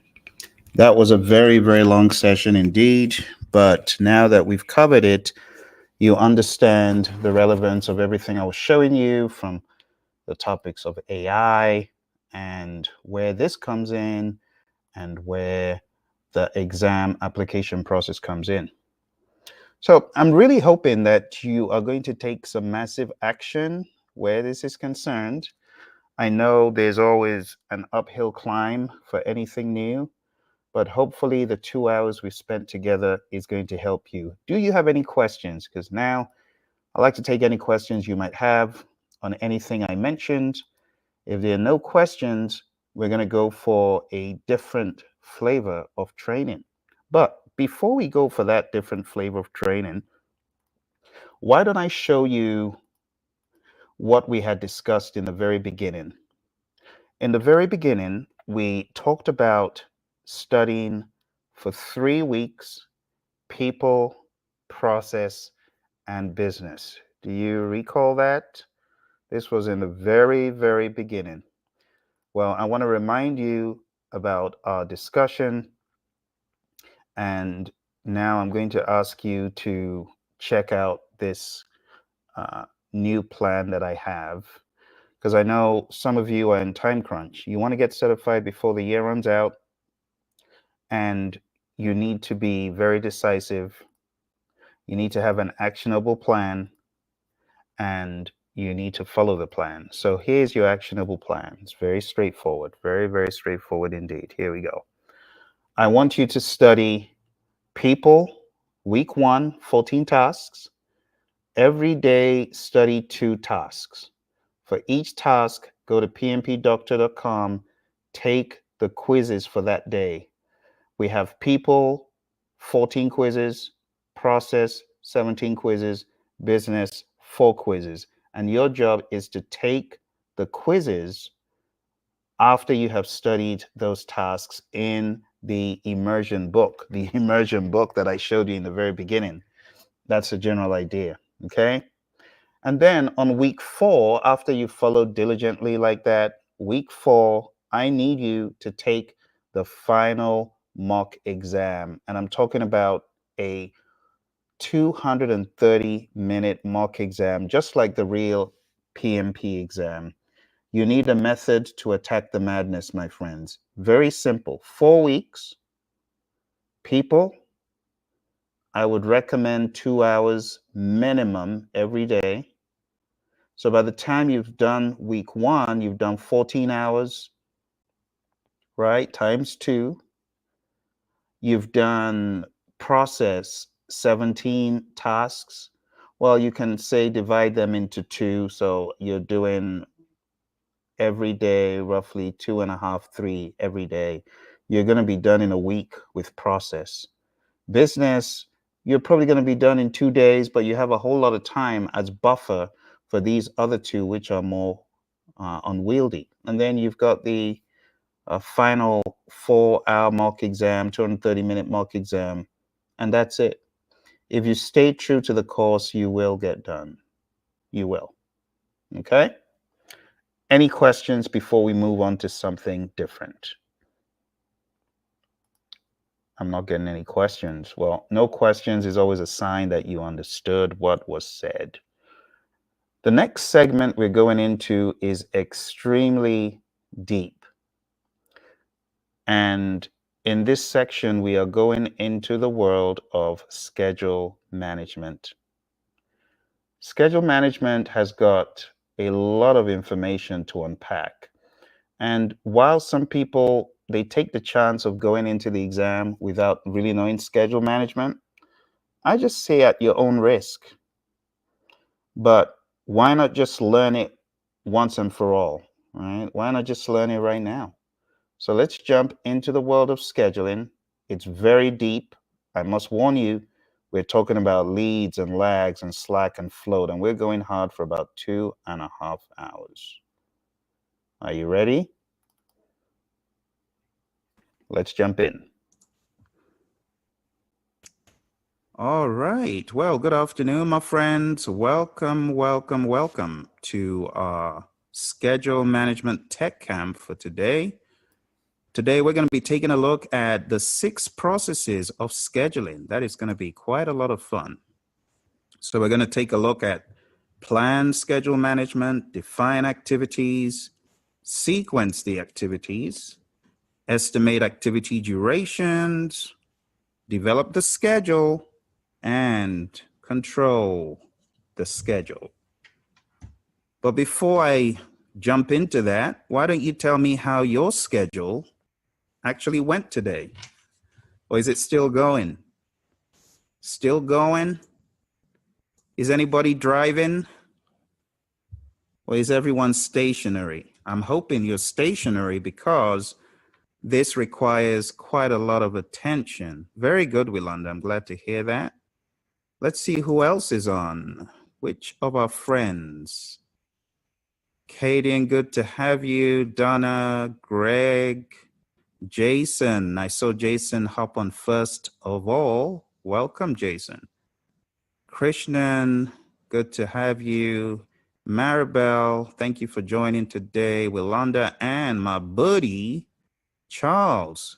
Well, I'm delighted to have all of you here today, and I hope your day has gone well. I hope you've had a good Tuesday. If you survived Monday, then Tuesday is usually not as crazy, usually. I guess it depends on your projects. Like a previous company I was in, Tuesday was the day that management would grill us on earned value. That's tomorrow. But let's talk about schedule. Okay, so how many of you guys use a scheduling tool like the one I'm showing right now? This is Microsoft Project. And I typically like starting off with Microsoft Project because it's very easy to illustrate the PMBOK guide. Now, while some people say it's not easy to use, at least it's easy to illustrate the PMBOK guide. So I'm going to use this to illustrate your 6 processes, okay? So, my friends, the very first process is actually called plan schedule management. Plan schedule management. And that is where you decide what your schedule will look like, how you're going to develop your schedule, how accurate does your schedule need to look, and many other foundational ideas regarding scheduling. Which processes are you just absolutely going to bypass? Some people bypass certain scheduling processes. Some people don't do very much sequence activities. They just list them all out and they throw dates in, but they don't really sequence them. They don't put them in the logical order. I know quite a number of organizations that just come out with a Gantt chart that shows the duration of all of the tasks, but it doesn't list them in order, or it doesn't show how they are linked to each other. So in plan schedule management, you need to decide how far are we going to go? Are we going to go all out to do all 6? Or are we just going to do 2 or 3? Or are we just going to jump everything and hit develop schedule and out comes the magical schedule? You see, So the first task, like I said, is plan schedule management. Then the second one is define activities. So examples of defining activities will be creating a list, like what you're seeing on the screen here, your activity list where you have task name, this column, that will be sequencing your activities. So let me put in a number of activities here. Let's put in chapter 1 of the PMBOK guide. So your activities are typically action-driven language, like read chapter 1, test chapter 1, read chapter 2, test chapter 2, so on and so forth. So let me go up to 4 to illustrate a few things. Read, well, actually just copy. So that's the good thing about it. You can just copy and paste and change whatever you want to. So what I'm doing right now is defining the activities. Now it so happens that the chapters are in order, but define activities does not have to be in order. You just think about what you need to do, you list it out. Now define activities is done by taking your work package, your work packages, and breaking those down into smaller, more manageable pieces known as tasks. So I know you're going to get to the lowest level of the WBS, that's the end of the WBS, but the party continues in define activities. You're going to take your work packages and you're going to be breaking them down. That's really what you're supposed to be thinking about. All right, so that is define activities. Now, sequence activities would be putting these in the order that they need to occur. So if I want task 2 to happen after task 1, the predecessor of task 2 is 1. The predecessor of 3 is 2. The predecessor of 4 is 3. And if you take a look on the right-hand side of the screen, you can see how these tasks are being joined. It's very small, but if you look really, really carefully, you can see how, you know, it's developing bit by bit.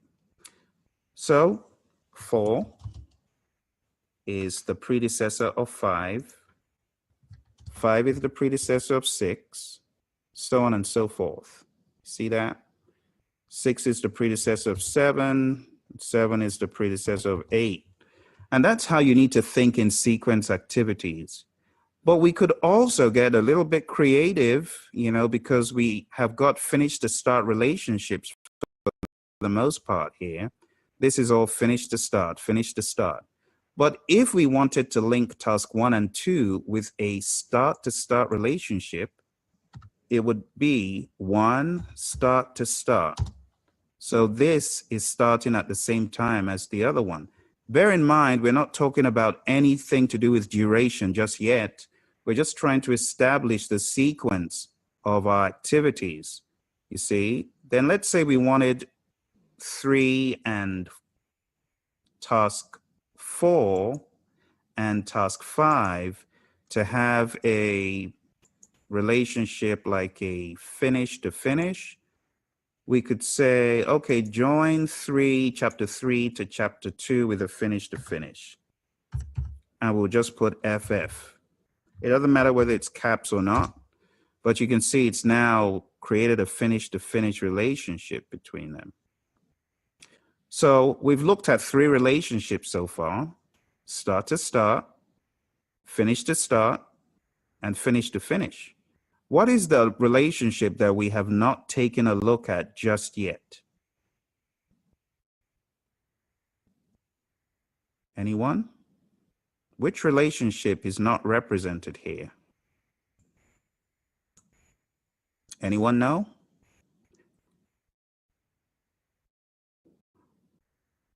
It is start to finish. So we've been taking a look at finish to start for the most part. So just to illustrate for you so you know, finish to start is, excuse my horrible boxes here, but finish to start is I finish and then I start. That is the most commonly used one. So I know you don't see FS here. That's because in MS Project, by default, it is finish to start. So you do not have to type in finish to start in the box. It knows, okay, by default, we are finished to start. So if you typed in, for example, finish to start here, as in these two, you wouldn't see any difference. Finish to start. You see there's no difference because by default it is finish to start. So it just takes away whatever you type in and enter. It's just going to take it away because it knows by default I am finished to start. So the last one that we haven't talked about is start to finish.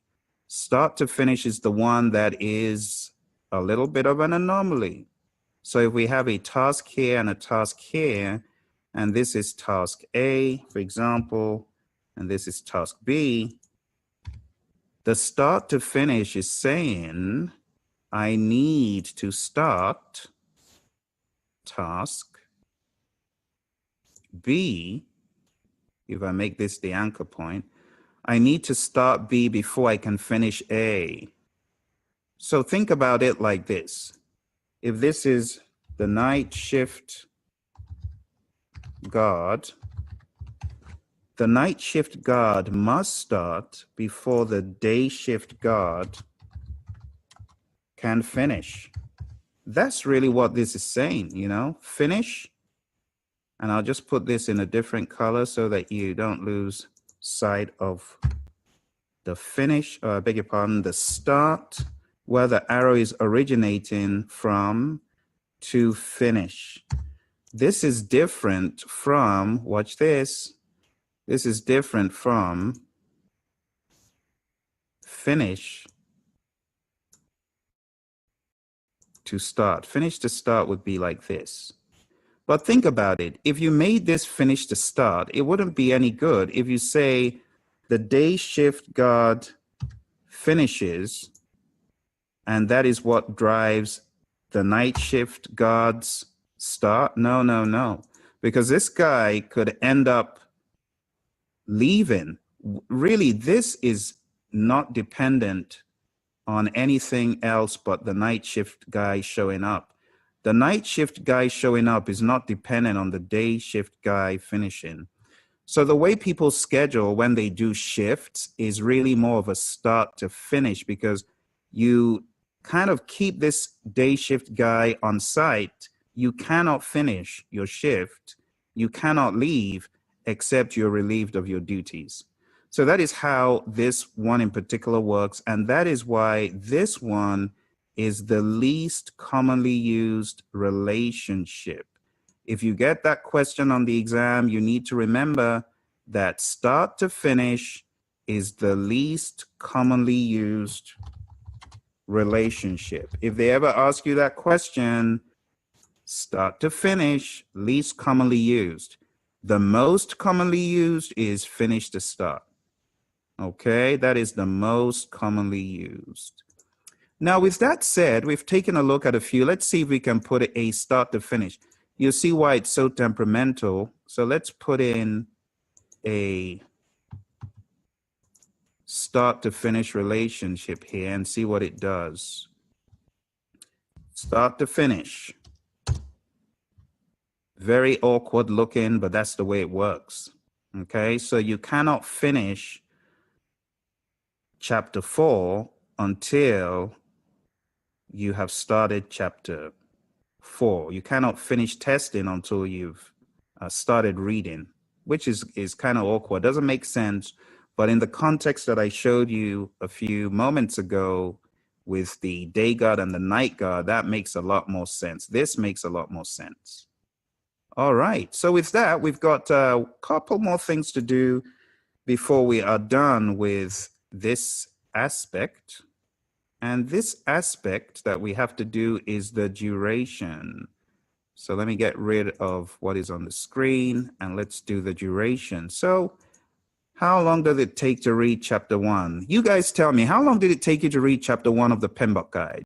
If you did read it. For me, it was too long. I can't even remember how long. Maybe a day. How long did it take you to read chapter 1 in the PMBOK guide?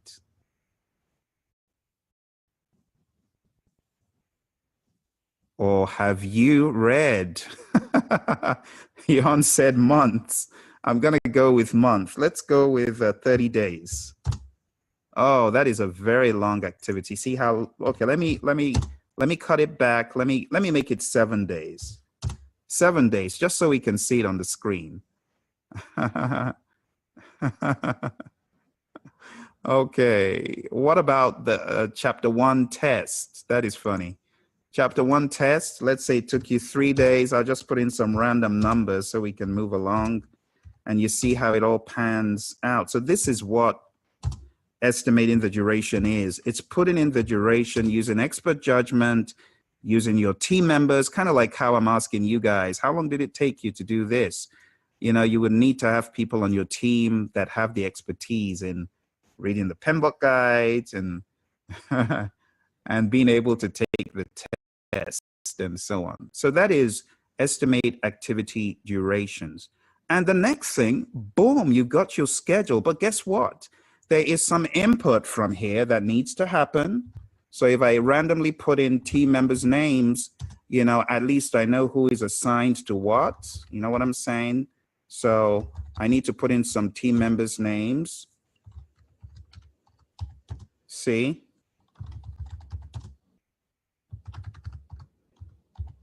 And that helps me keep track of what is happening, you know, who is doing what. And based on the expertise of these folks that I'm putting in, I know how long the activities will take, because I know these folks are capable, they get it done quicker than anyone else, yada, yada, you see. So as you put in names, you know, you orchestrate this whole thing, there is an input from estimate activity resources. You need to remember that. That is a very important step, okay? So the resource names, the resource assignments, it happens outside of schedule, but you also need to factor that in to your grand scheme of, oh, you know, who's working on this? And based on their proficiency, you know how long it's going to take. So if you've got a less experienced person, this, for example, might end up taking more, or this. All right, so that's your schedule. Bear in mind that what is on this side of the screen is not this right here. That's your Gantt chart. That is not a schedule. It is an interpretation of the schedule, not the schedule. What is the schedule? The schedule is what we have on the left-hand side without the names. Okay? Now, when we talk about the schedule model is everything that is used to illustrate the schedule, including this. And then the interpretations of the schedule model are things like your milestone charts, which we'll take a look at later, your Gantt chart, which you can see here.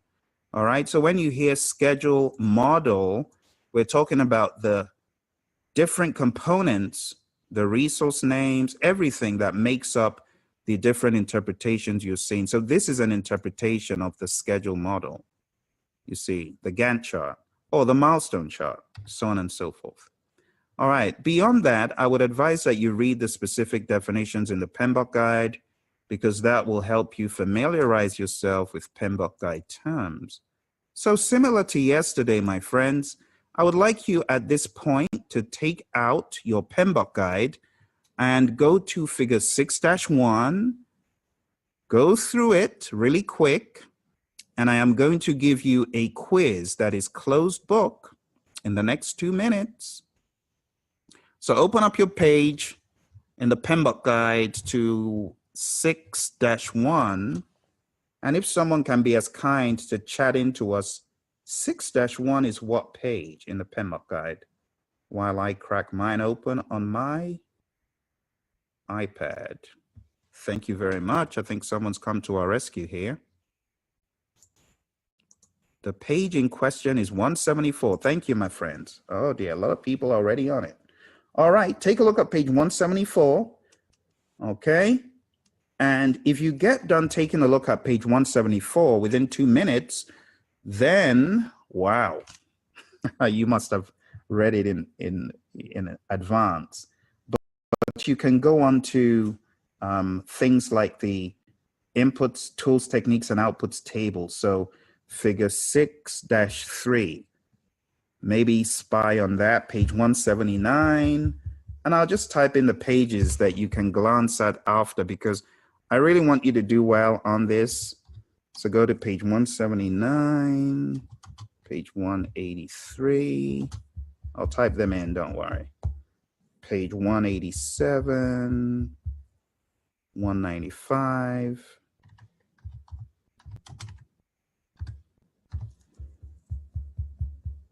And 205 and which one? 205 and 222. 205. All right, these pages are going to help you in advance. So I'm giving you a 2-minute clock. Let me be a little bit more lenient. You're going to need it. It's a very bulky set of things to deal with. So let me help you. Let me give you 3 minutes instead of 2 to go through all that stuff I typed. And here's the clock. All right, 3 minutes coming up.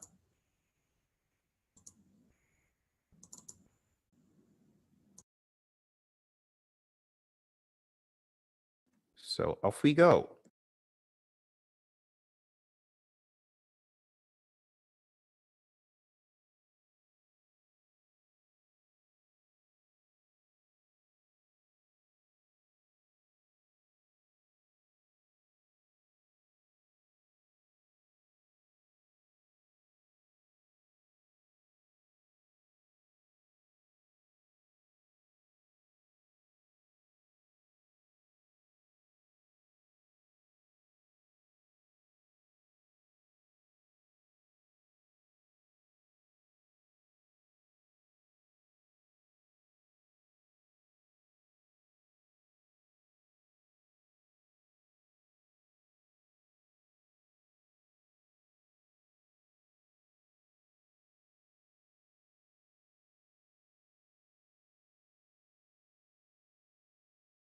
Okay, so we're going to shorten the time to do these. So 5, 4, 3, 2, and 1. Let's stop. Here are the results, very polarized.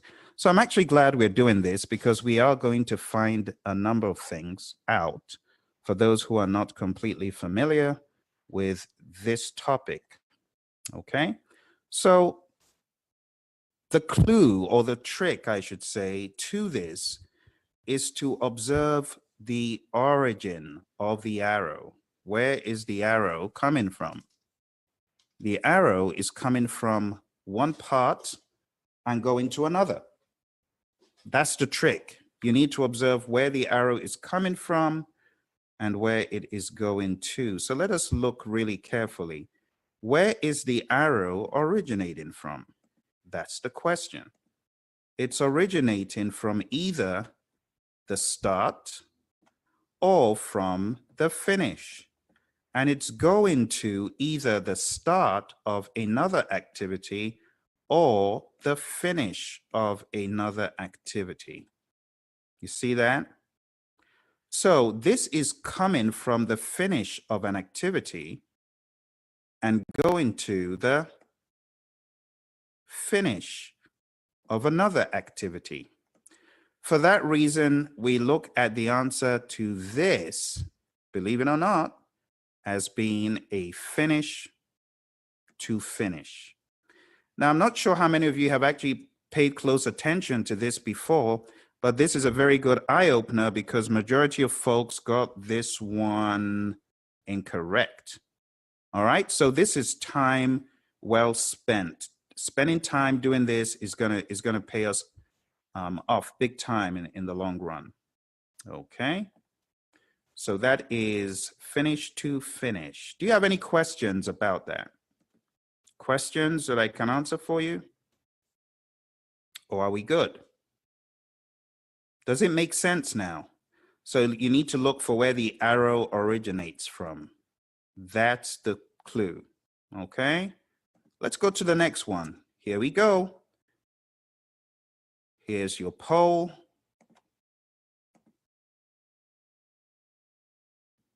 Where is the arrow starting from and where is it going to? That is the trick. Look carefully before you choose. 1 minute.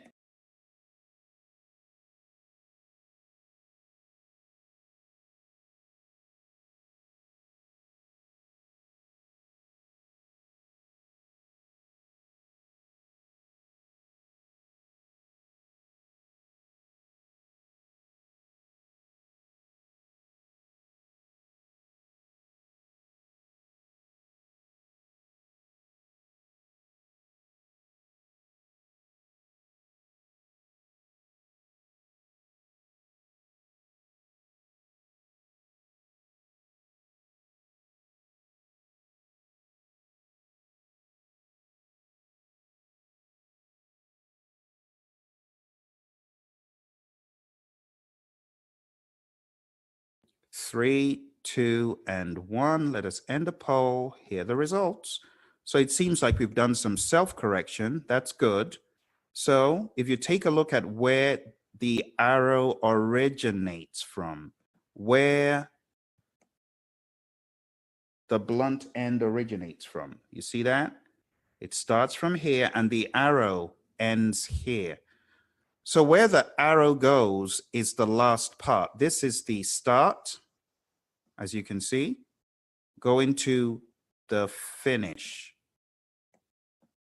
And it seems like majority of us got this one correct, which is good. Always look for the origination of the arrow. That is the trick. This is going to help you in some questions if you get those kind of network diagram questions that are kind of bendy and tricky. Oh, I've already shown you the answer to that one. Well, my bad. I revealed the answer to one of them. So let me go to the next one. Okay. All right, here we are with our next one. And let me relaunch the poll. And off we go.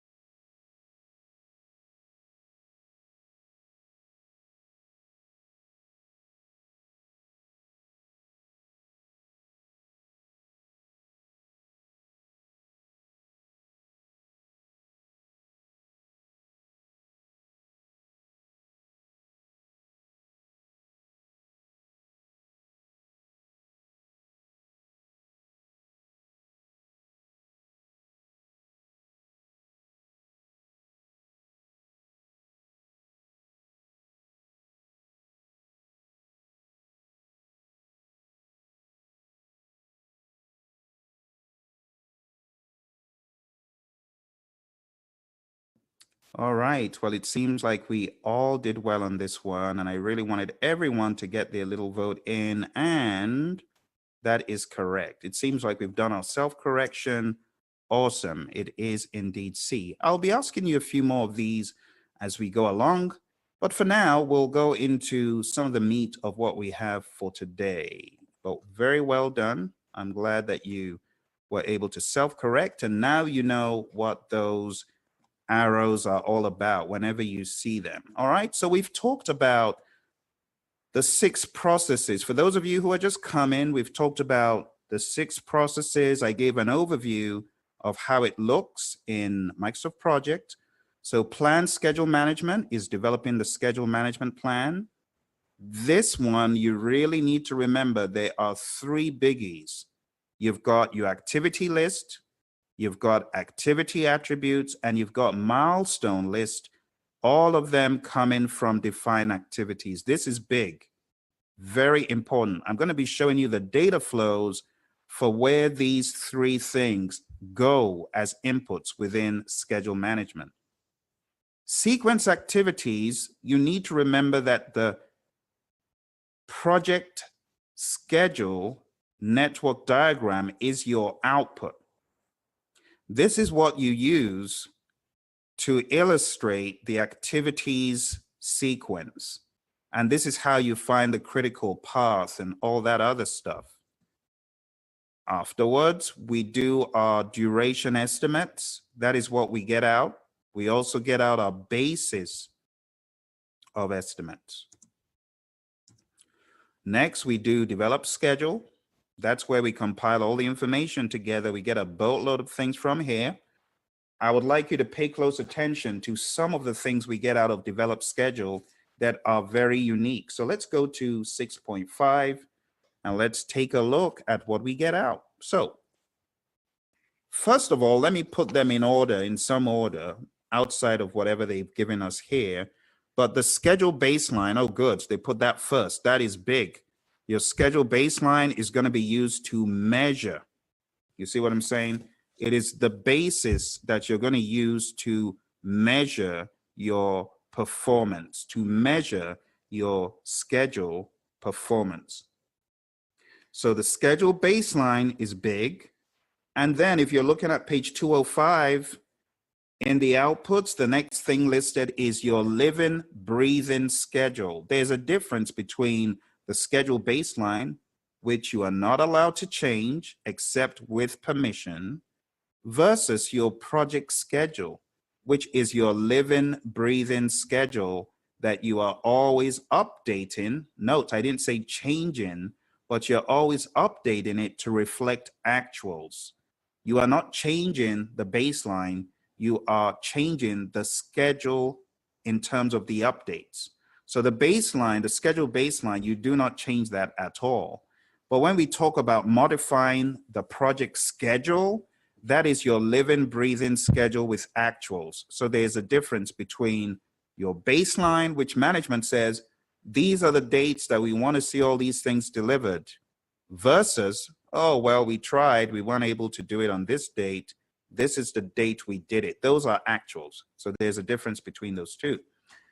All right, the third thing here is your schedule data. So all the information in your schedule, like I showed you, all that information about the start dates, the finish dates, the duration, all that stuff, that is your schedule data. All right, so follow me along. I want us to just read very quickly together. Schedule data, in the words of the PMI, output of developed schedule.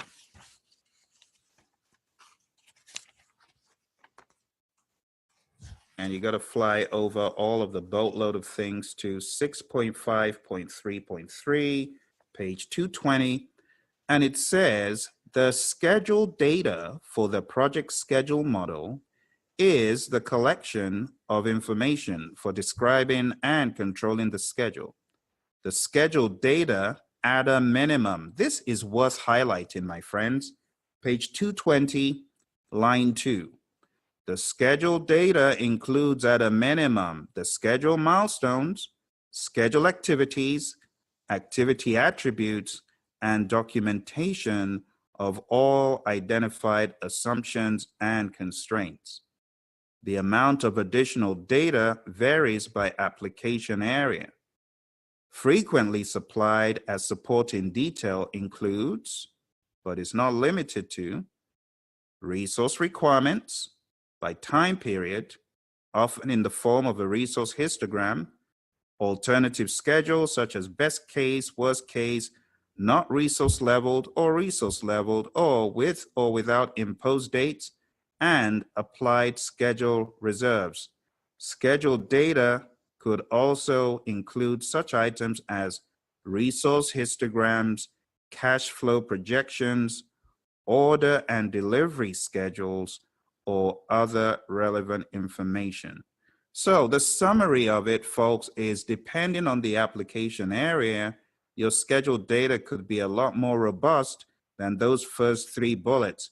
But at a minimum, you need to know that resource histograms could be looked at as part of this data, as well as all those other things mentioned, okay? So when it comes to develop schedule, there is some minutia that you need to pay attention to as you study.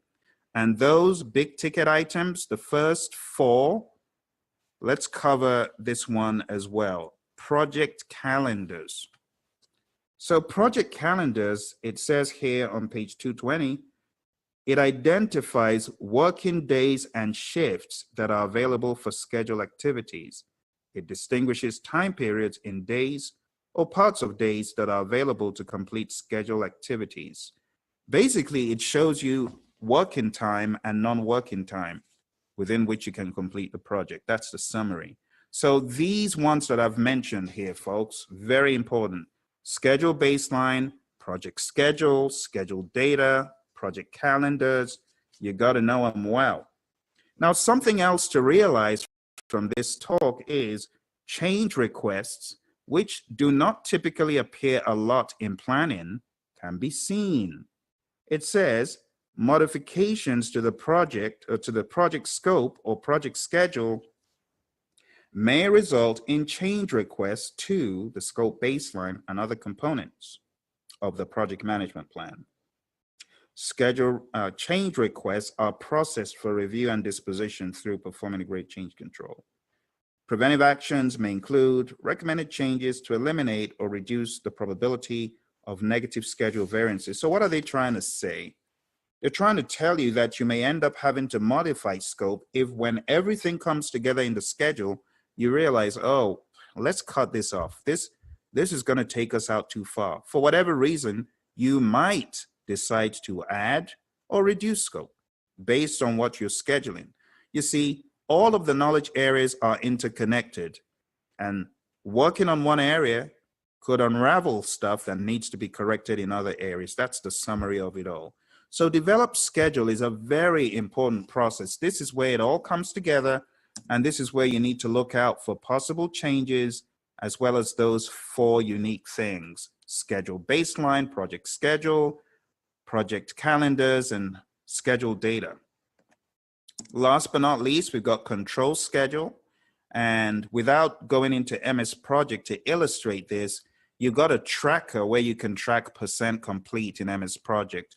You've also got a tracker where you can track the dates that you actually finish the activity, which are your actual start and finish dates. So your actual start shows when you actually started, your actual finish shows when you actually finished. And those do not touch the baseline at all. So the idea here is control schedule is preventing delays, thinking ahead, monitoring progress is big, giving status as far as this is where the project is heading, and the big one from here that does not appear anywhere else is called schedule forecast. Let's take a quick read here under control schedule, just so you keep an eye on schedule forecast. It's an output of control schedule, and it goes to monitor and control project work for inclusion in those work performance reports. So let's read quick on 228. It says, schedule updates are forecasts of estimates or predictions of conditions and events in the project's future based on information and knowledge available at the time of the forecast. Forecasts are updated and reissued based on work performance information provided as the project is executed. The information is based on the project's past performance and expected future performance based on corrective or preventive actions. This can include earned value performance indicators as well as schedule reserve information that could impact the project in the future. So this is a very important one. It's one of those unique, totally unique. I mean, it does not appear anywhere else as an output. And then you see it as an input going into monitor and control project work to get those work performance reports. All right, so those are your 6 processes of scheduling. Now, it will be unfair of me not to give you the opportunity to have some fun with a quiz all on your own. I know you would like that.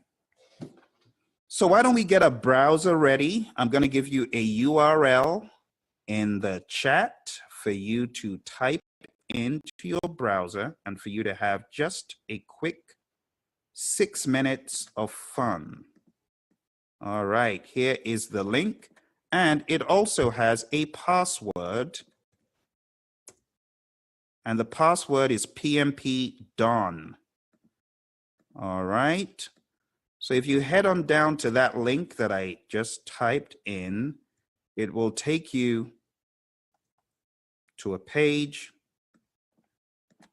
that is going to rely on Flash. If you do not have Flash enabled, you need to enable Flash. And when you do, it will take you over here. The password comes first, PMP Don, email address,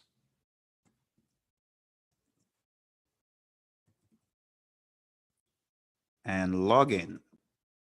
Uh-oh, what have I done wrong? Did I type in the password incorrectly? PMP Don. There we go. Oh, I want something else. Uh-oh, seems like my password is incorrect. Let me try another one.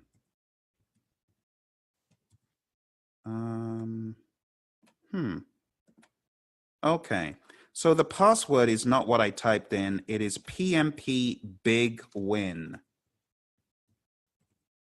PMP BIGWIN. PMP Big Win. Oh, try that. PMP Big Win. And if you type in PMP Big Win, it should take you in. So let's try that again. Password PMP Big Win. It wants the password first and then your email.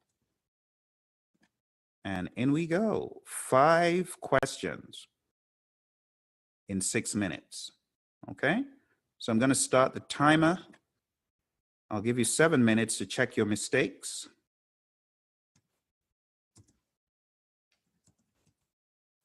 Okay. And here we go. 7-minute timer. Have fun with it.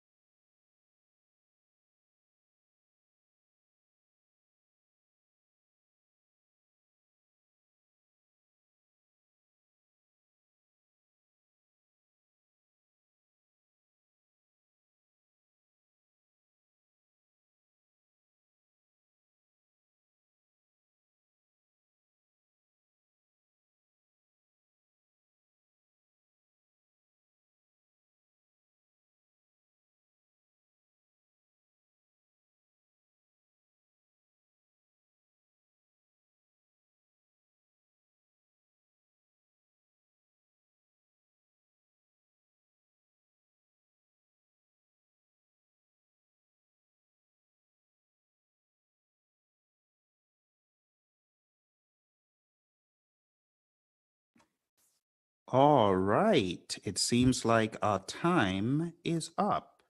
So those of you who have been taking the quiz, I am curious to know how well you performed. So if you will allow me to hop on down to where all the action was, I will take a quick peek and see how well we all did. Let's hope this works. Does it work or does it not?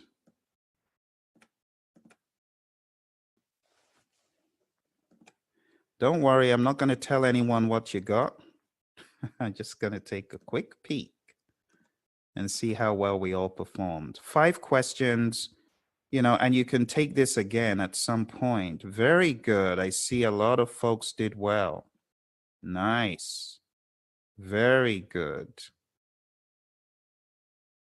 Okay. Some folks haven't finished though.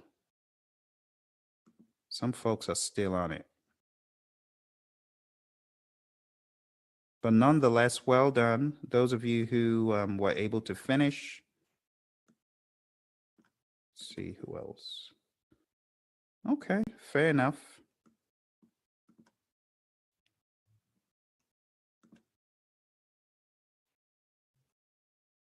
Oh, well, it's a learning opportunity, Willanda. That's how I always look at these things. It's always a fun learning opportunity.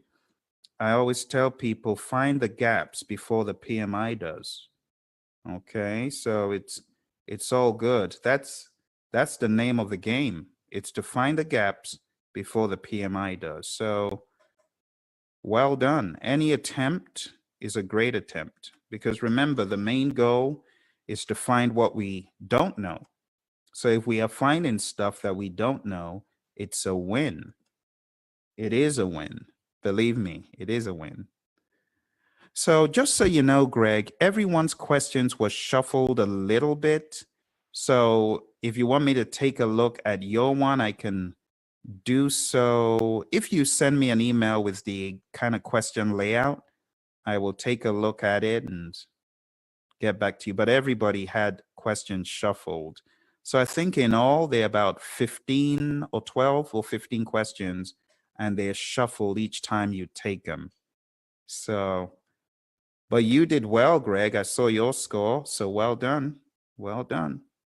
Okay. If you shoot me an email with the details, I'll take a closer look. Okay.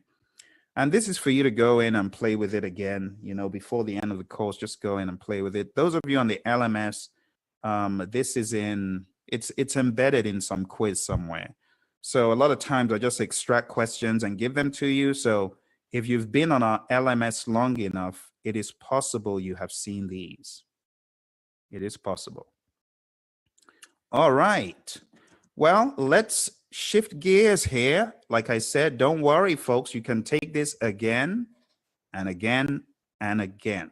Okay, as many times as you want to within this period of the course. Okay, so I wouldn't keep taking it right now, because you will lose traction. You know, like where we're going right now, we're trying to get to some particular topics. So let's move back to where we are.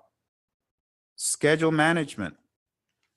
So let me give you some on-the-spot quizzing. I know you've done the quiz on the quasi LMS on the web page. That's fine, but I am going to ask you a few quick questions.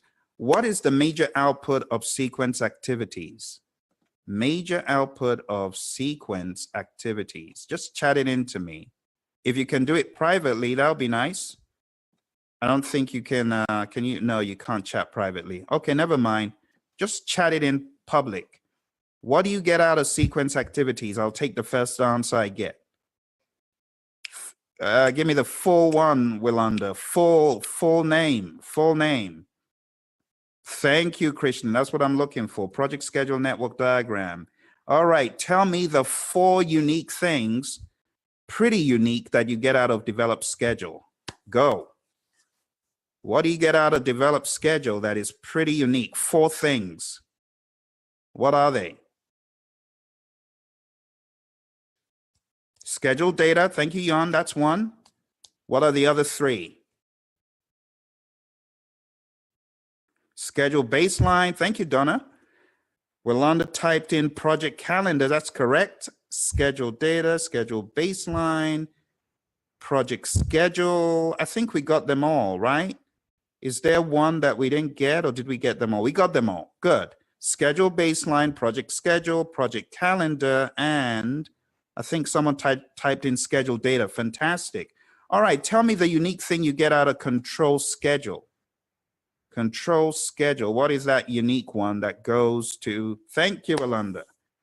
Forecasts, get it right. You're almost there. Schedule forecast. Thank you. Awesome. Very, very good. All right. Tell me the unique 3 that comes out of define activities one more time. What are the unique 3 from define activities? 3 unique things. Activity list. Good. Jan. Milestone list. And what's the last one? Thank you, Willanda. Activity attributes. Yeah, the BOEs only come from where you have those estimating things going on. So if you don't have any estimating stuff going on, you don't have any of those. Very good. All right. I'm going to ask you a few questions, but you have to listen very carefully because I'm going to describe something or just say a key word, and I want you in a poll to choose what I'm talking about, okay? So let's go. The longest path, but the shortest time in a network diagram. The longest path, but the shortest time.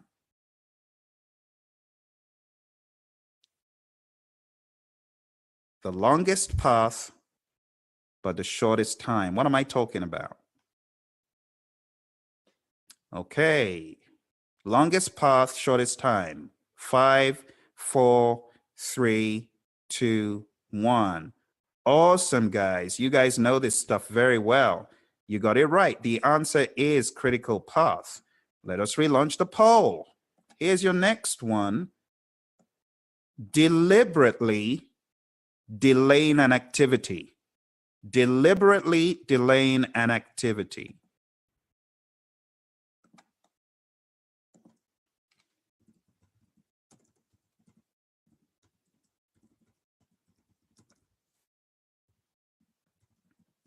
Deliberately delaying an activity.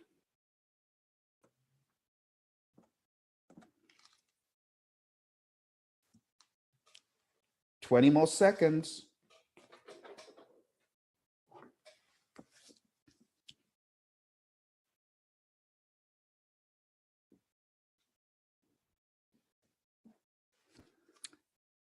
Five, 4, 3, 2, 1. Thank you very much. Here are the results. You see, majority of folks chose option B. If you go to page 709, my friends, and you read along with me, it says lag, the amount of time whereby a successor activity will be delayed with respect to a predecessor activity. So when you deliberately delay the building of the framework because you're allowing time for concrete to cure, that is an example of a lag. It is a deliberate delay. Like when you use the term, oh, stop lagging behind.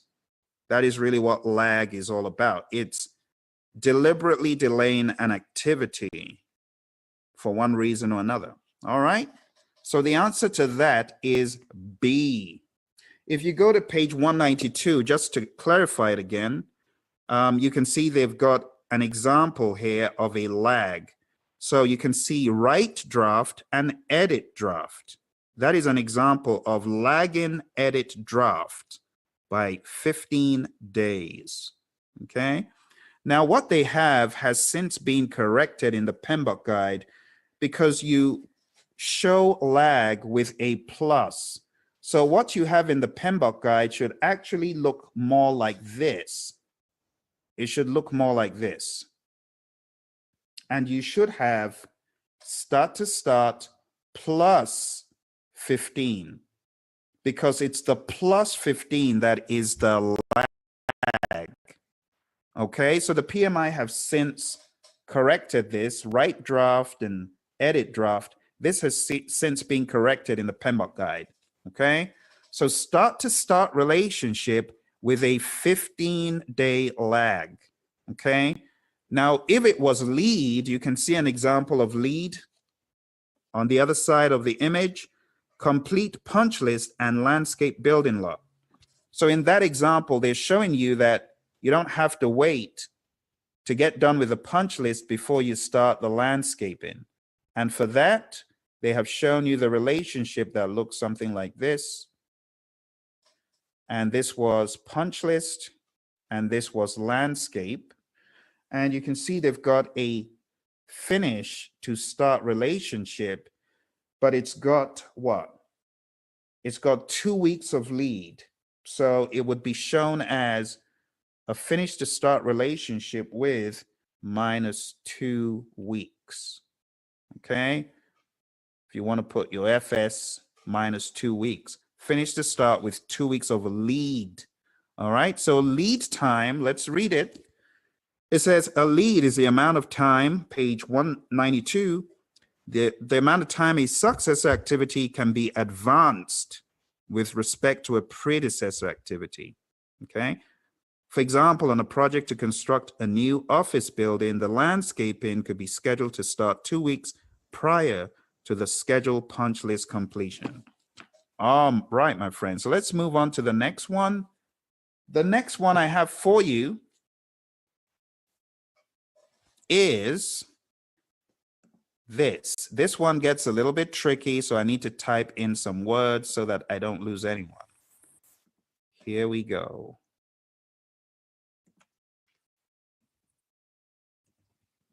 The amount of time you can delay, wait for me to finish.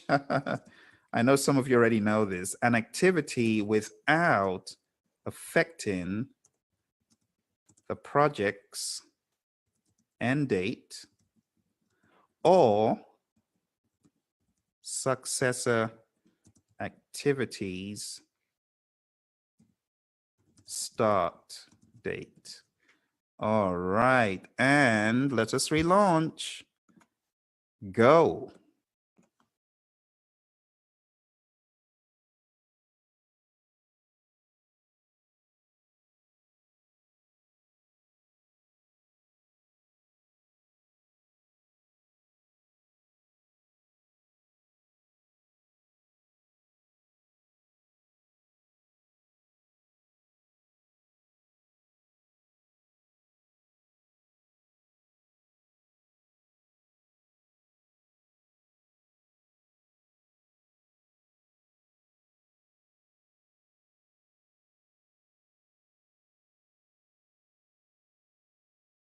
There are the results, my friends. You aced this one. Bravo. This is talking about the slack, I beg your pardon. This is the amount of time you can delay an activity without affecting the project's end date or successor activity's start date. Now, let's play a little game here. Let us have a subset called free slack, total slack, and C, project slack. Okay, so option D is off the table. I am being very nice in giving you just 3. Since you did so well in this one, I want us to dig a little bit deeper. So the next question I have for you is not going to be from here. Forget all this. It's not from here. It is from these guys. Okay, so I want you to choose an option for what I'm going to describe.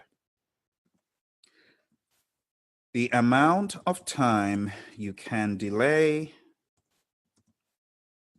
the start of the project without affecting the customer required due date. And here is your poll. Let's go.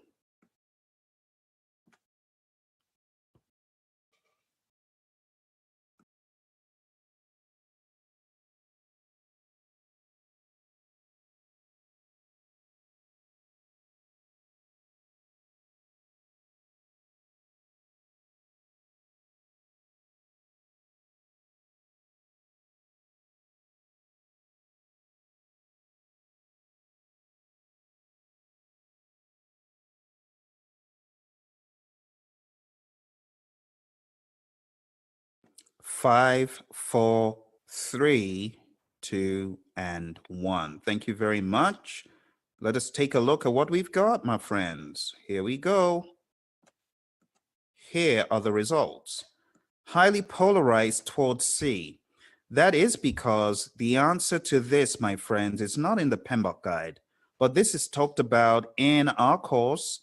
And now you get the pleasure of knowing that project slack is the amount of time you can delay the start of the project without affecting the customer required due date.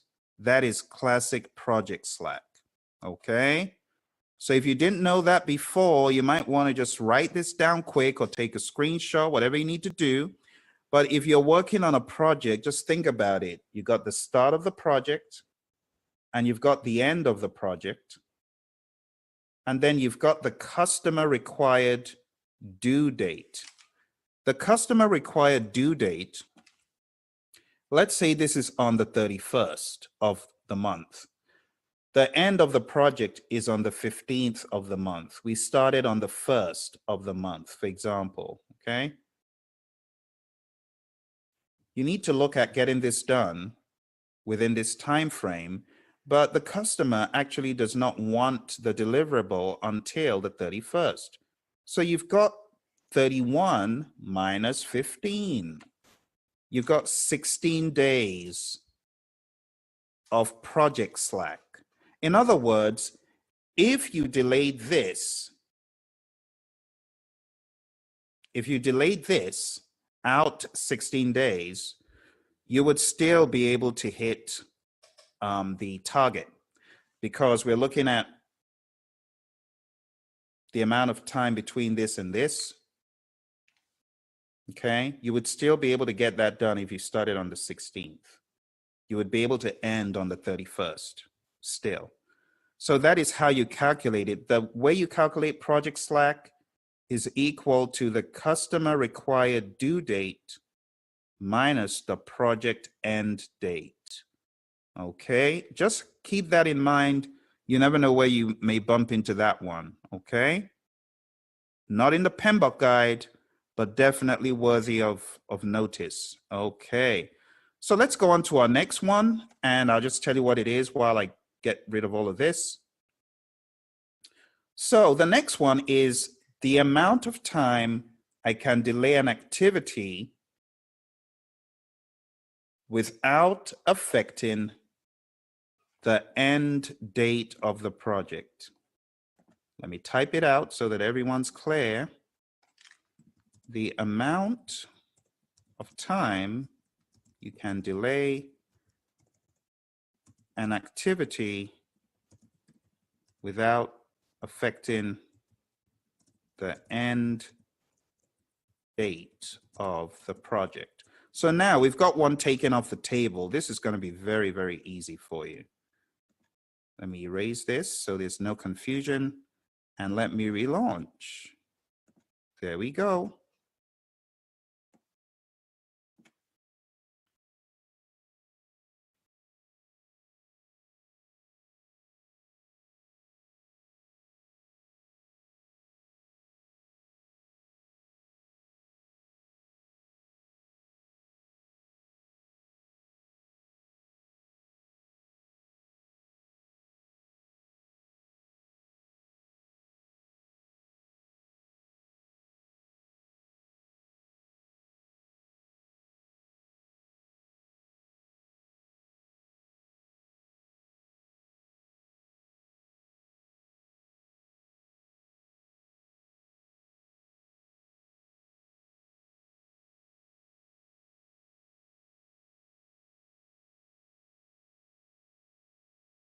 All right, 5, 4, 3, 2, and 1. Get your vote in. All right, seems like we're not going to have the whole vote, but let's end it. Let's share the results. Heavily polarized, well, not heavily, actually narrowly polarized in favor of B, total slack. So why don't we head on down to page 725 and take a look there, my friends. It says, under total float, it says, the amount of time that a scheduled activity can be delayed or extended from its early start date without delaying the project finish date or violating a schedule constraint. So these tiny little bitty definitions in the glossary, you want to spend one full day combing through them and applying them to your projects. And if there's any doubt about anything, you know what to do. You need to stop and you need to ask your friend Phil, hey, I came across this in the glossary. It doesn't make sense to me. What are they really saying? All right. So the answer to that question is total slack. All right. Do you have any questions? These slacks, you need to keep the slack straight. Keep the slack. It sounds like a play on words, but you got to keep the slack straight. There are 3 slacks and you got to keep them all straight. All right. So let us go to our final one, which is going to be a no-brainer. You're all going to get this one right, I hope. The amount of time you can delay an activity or task without delaying any of its successor activities. And here is your poll.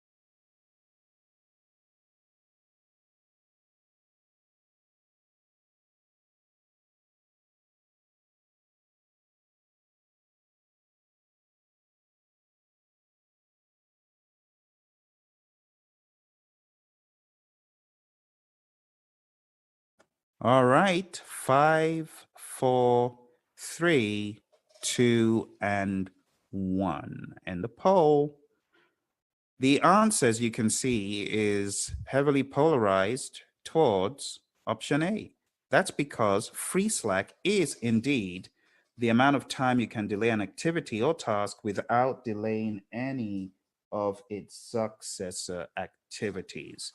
Now, let's read how the PMI have framed this under free slack. You know, I define them in slightly different language, but at the end of the day, it is the same thing.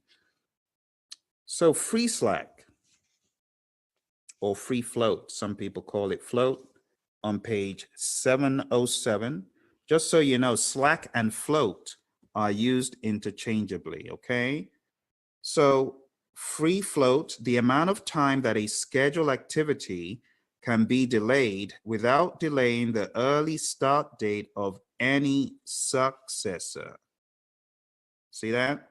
Or violating a schedule constraint. You always need to remember violating a schedule constraint because on the question, they may ask it in a different way. But schedule constraint is in both of the definitions because the PMI always want you to think about those as well. Like a constraint that says you must deliver the goods on this date. If there is an imposed deadline, that is a constraint you need to think about, okay? So my friends, free slack, the amount of time you can delay an activity without delaying its successor, total slack, the amount of time you can delay an activity without affecting the end date of the project, and project slack, the amount of time you can delay the start of a project, the whole project, without affecting the customer required due date. So there's three, and you need to keep them straight, okay? Low-hanging fruit if they come up on the exam. Let us move on to another topic. I'm going to ask you another question in this same respect.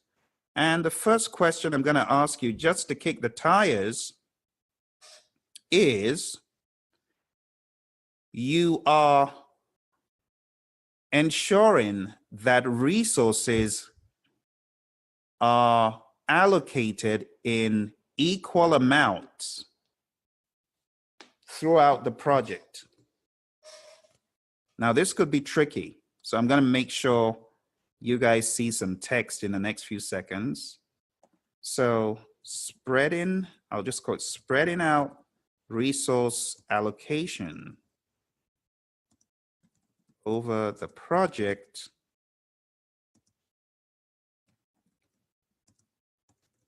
within a schedule's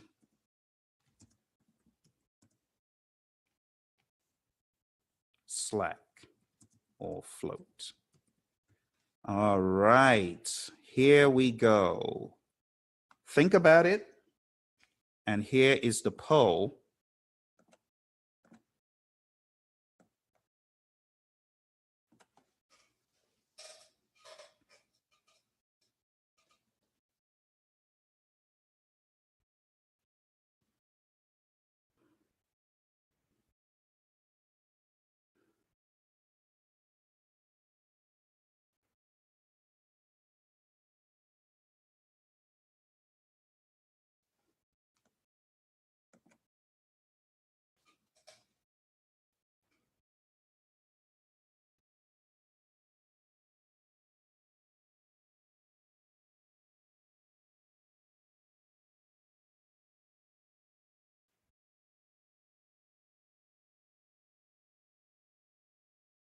Okay, 10 seconds.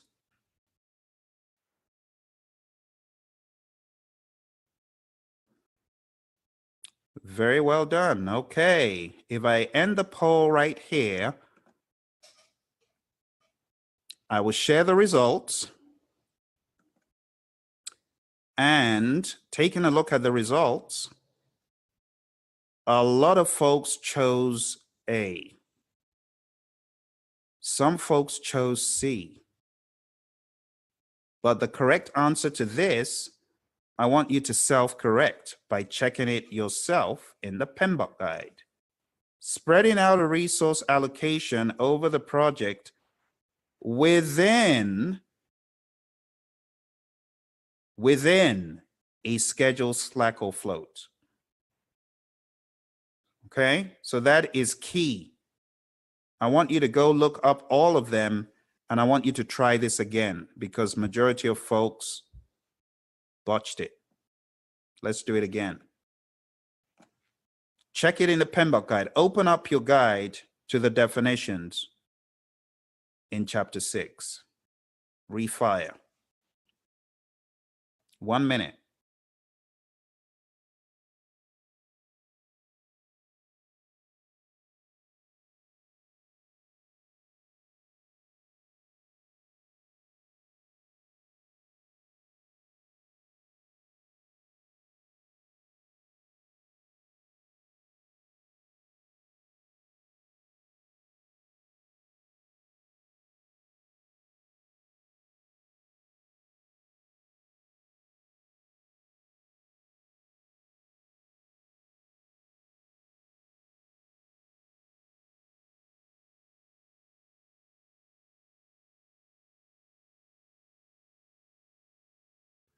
Thank you. One person has got it right. 2 people have got it right. Thank you. 3 people have got it right. I think those 3 people may have read page 211. 4 people just got it right.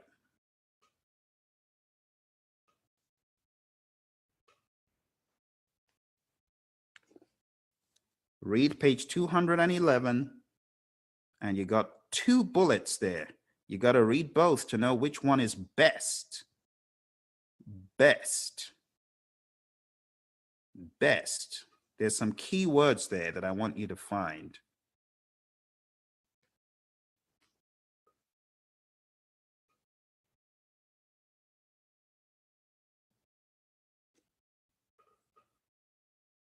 Thank you. 5 people just got it right now.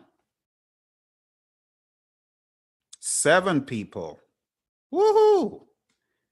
Come on, who's left? Come on, let's do it.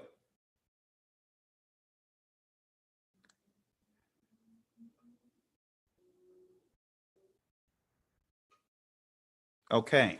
Well, thank you very much for trying. Everyone who jumped in, I think we got a couple people left. But while this is going on, let me just read the key thing. Let me show you where the key thing is, all right?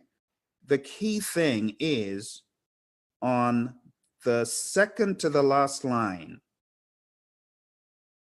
You see? In other words, activities may only be delayed within their free and total float. So if you're doing resource optimization, there are 2 options. There is resource leveling and there's resource smoothing. And resource leveling well, let me not use the word smooth. Spreads out should be the right word. Resource allocation, but it does not do it with regard to the schedule, slack, or flow. It just spreads it out, whether it is going to push out your project or not. And an example of this was given in the PMBOK guide. Why don't we take a look at that example? Because I know you guys must have seen this. If you look at page 212, you can see resource leveling, what it does. A project that should have 2 days in duration, it has now spread it out to 3 days.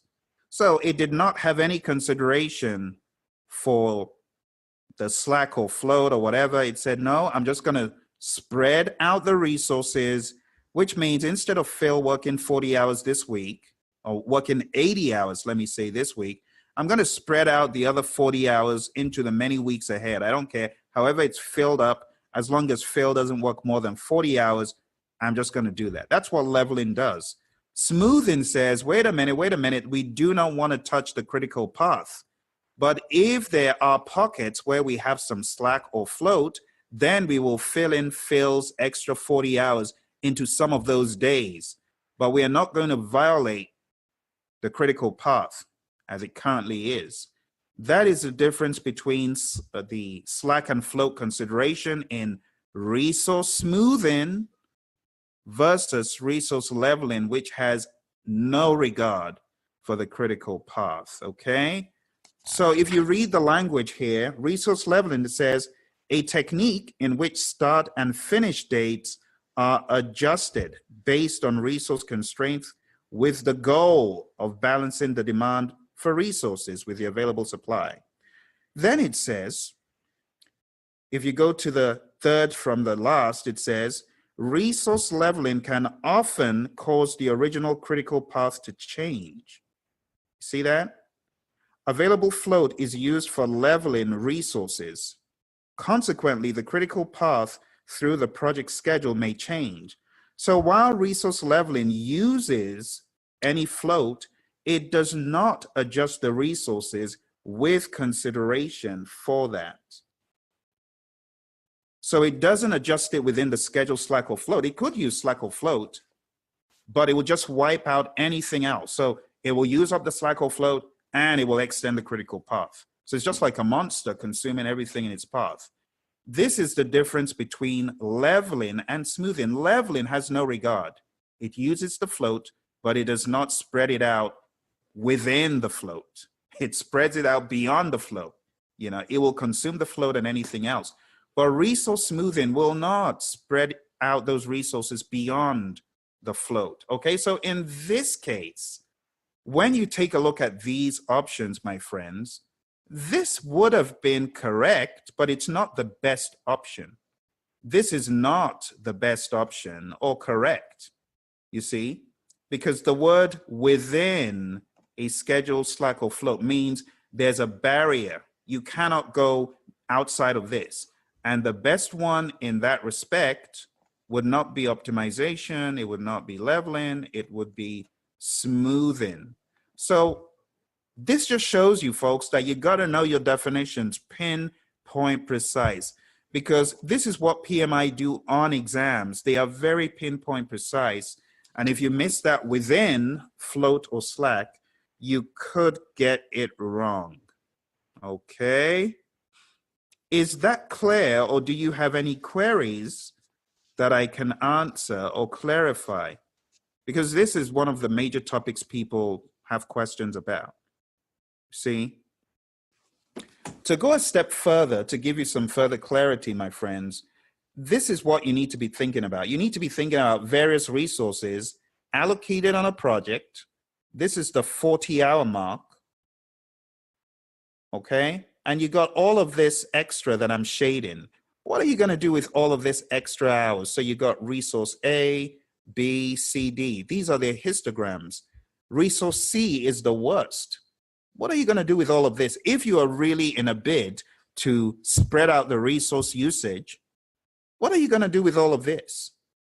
You see, this either has to go into pockets where there's slack or float only, which is smoothing, or you're going to say, look, let's spread out the entire schedule. I don't care if it's going to be plus 50 days because we can't kill people having them work 90 hours, 80 hours. So let's just spread it out.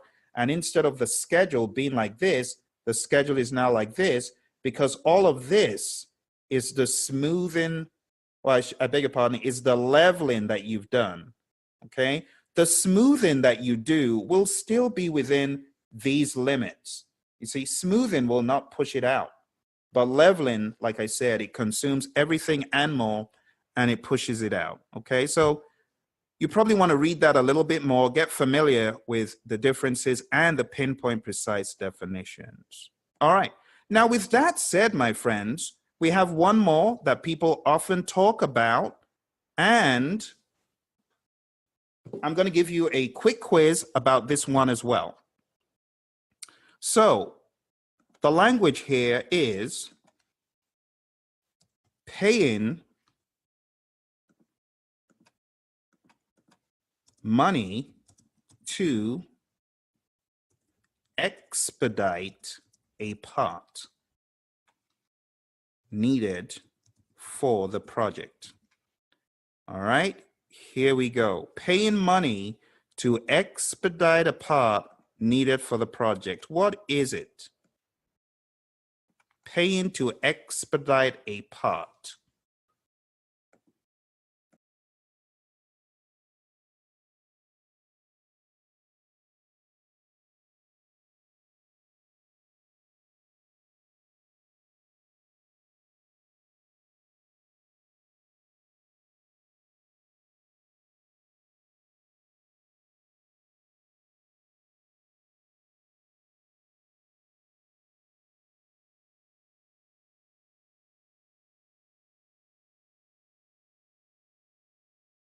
All right, 3, 2, and 1. Thank you very much.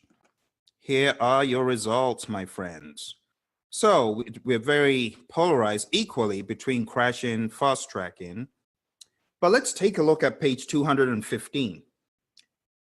It says, under crashing, a technique used to shorten the schedule duration for the least incremental cost by adding resources.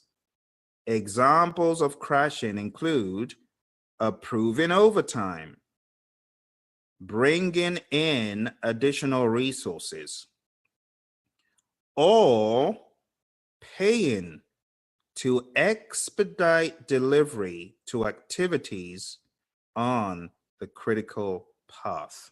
So in light of that, the best answer, my friends, is crashing. The auxiliary answer, which is a catch-all, would have been schedule compression, but it is not pinpoint precise enough. So on the PMP exam, when you get questions that are pinpoint precise, paying money to expedite a part, expedite delivery, you know that it's crashing. If they talk about overtime, you're paying overtime, crashing. You see what I'm saying? You got to know these. So the answer to this was crashing. All right. So let me give you the second one. The second one for you is, hang on.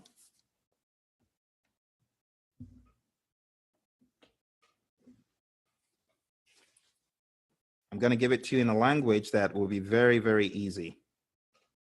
Overlapping activities that should be done in sequence. And here you go.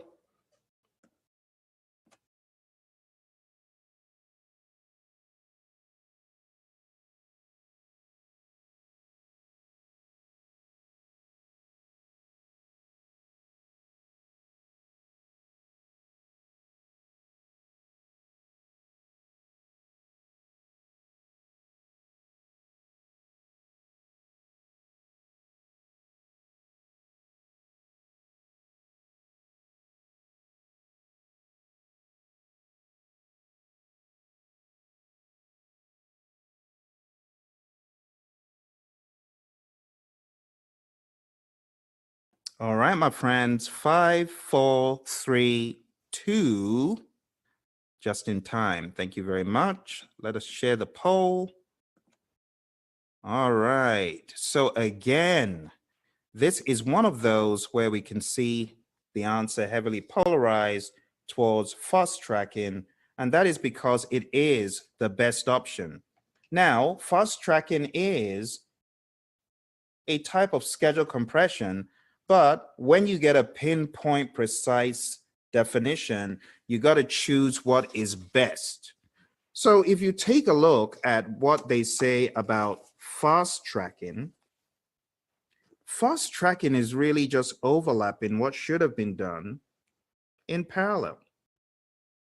Well, let's go to the PMBOK guide and read the pinpoint precise definition of it. Page 215. It says, a schedule compression technique in which activities or phases normally done in sequence are performed in parallel for at least a portion of their duration. So even if you had this overlapping just like that, we're still talking about fast tracking because it should have been done like this, suppose, if that's A and B and it should have been done like that, and then you make it partially overlapping, we're talking about fast tracking, which is a type of schedule compression. So if fast tracking wasn't there, schedule compression would have been the better, answer out of everything else. But since fast tracking is there, you got to choose what is best. This is how the PMI works. And this, my friends, is what makes it very difficult for many on the exam. What makes it hard is choosing between two correct options to get the best. All right. So I wanted you to have fun with these because a lot of students complain about these terms. All right. Now, with that said, we are going to move into taking a look at our map of the world of schedule management.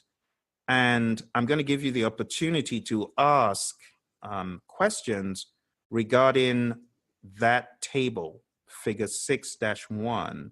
I think we got a question here. That's not fun, says Jason. All right, let's take a look at our table. Tell me,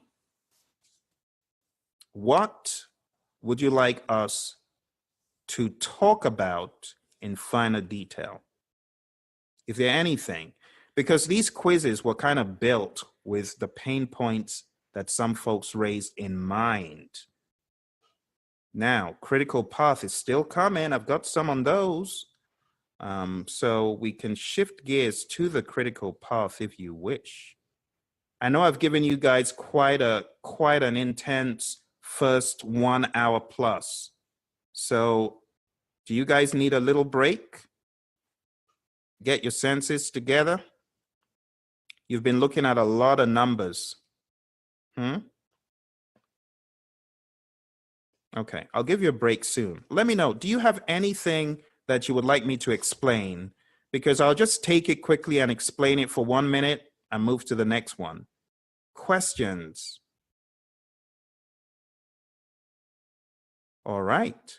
Well, if there are no questions, oh, agile release planning, says Jason, and Kevin said estimating. Very good. So let me talk about estimating very casually for you, Kevin. On the PMP exam, you got to know the pinpoint precise definitions. Let me give you a very quick exercise just to make it a bit of a learning experience. So if we make analogous A, we make parametric B, we make 3-point C, and we make bottom-up D, like that. And if I said, wait for it, I've got a poll coming. So if I gave you a definition that said, using historical information as a basis for estimating, using historical information as a basis for estimating, what would the best option be to you guys? Using historical information as a basis, as the only basis. The only basis is historical information. Very good. I see 6 people have killed it. Very good. Using historical information and nothing else as a basis. Your boss told you, hey, that project was 10 million, so this one's going to be 10 million as well. Very good. You guys killed this one. Awesome. I love it. You got it all right. That is analogous. Classic analogous is only historical information. Now, if I amp it up and I say you are using historical information coupled with an algorithm to estimate. You're using historical information coupled with an algorithm to estimate. Historical information and an algorithm. Let's even say mathematical formula or equation. You're using historical information coupled with an algorithm or a formula or equation to estimate. Very good. 7 people just killed that one. Algorithm. The moment you hear algorithm, there should be an alarm bell going off in your head. Because there is one and only one that we use for that. Okay? Okay. So you're using an algorithm and historical information. When we talk about historical information plus algorithm, it can only be your friendly neighborhood parametric estimating. Now let's get it straight. When we talk about algorithm, you could say, oh, but I'm using an algorithm for something else. No, that is the best answer, parametric. The hallmarks of parametric estimating, my friends, is that algorithm. Let's read it. It says on page 200, parametric estimating is an estimating technique in which an algorithm is used to calculate cost or duration based on historical data and project parameters. So that would have been the best option, okay? So the best option here would have been B, parametric. It's exactly as PMI give it to you. Now, if you read bottom up, let's go to bottom up just to set the record straight. It says on page 202, Bottom-up estimating is a method of estimating project duration or cost by aggregating the estimates of the lower level components of the WBS. When an activity's duration cannot be estimated with a reasonable degree of confidence, the work activity is decomposed into more detail. The detailed durations are estimated. The estimates are then aggregated to a total quantity for each of the activities' duration. Activities may or may not have dependencies between them. All right, that's all talk. But you kind of get the idea. Algorithm and historical information, that is parametric, classic. All right, let's play with one more. This is going to be a dead giveaway. I don't know if there's any point doing it, but you are estimating using 3 points of pessimistic, optimistic, and most likely. That's a dead giveaway. You're using 3 points: pessimistic, optimistic, and most likely.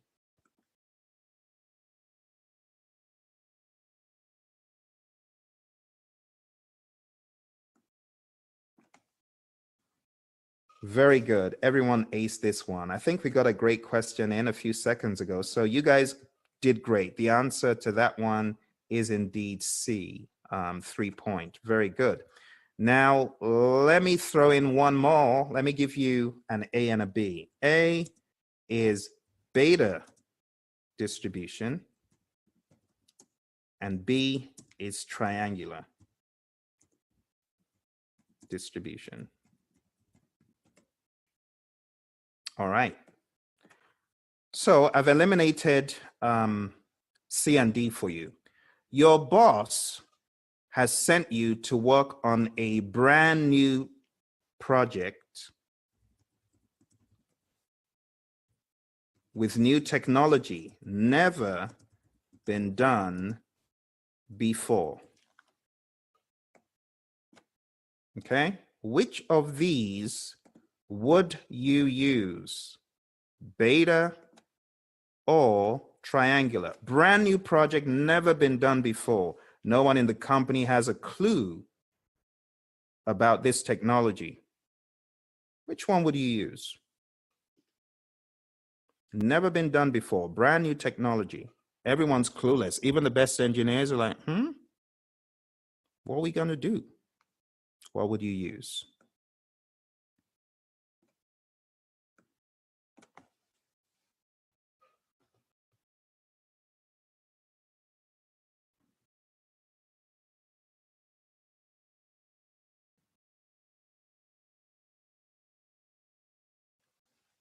All right. 10 seconds.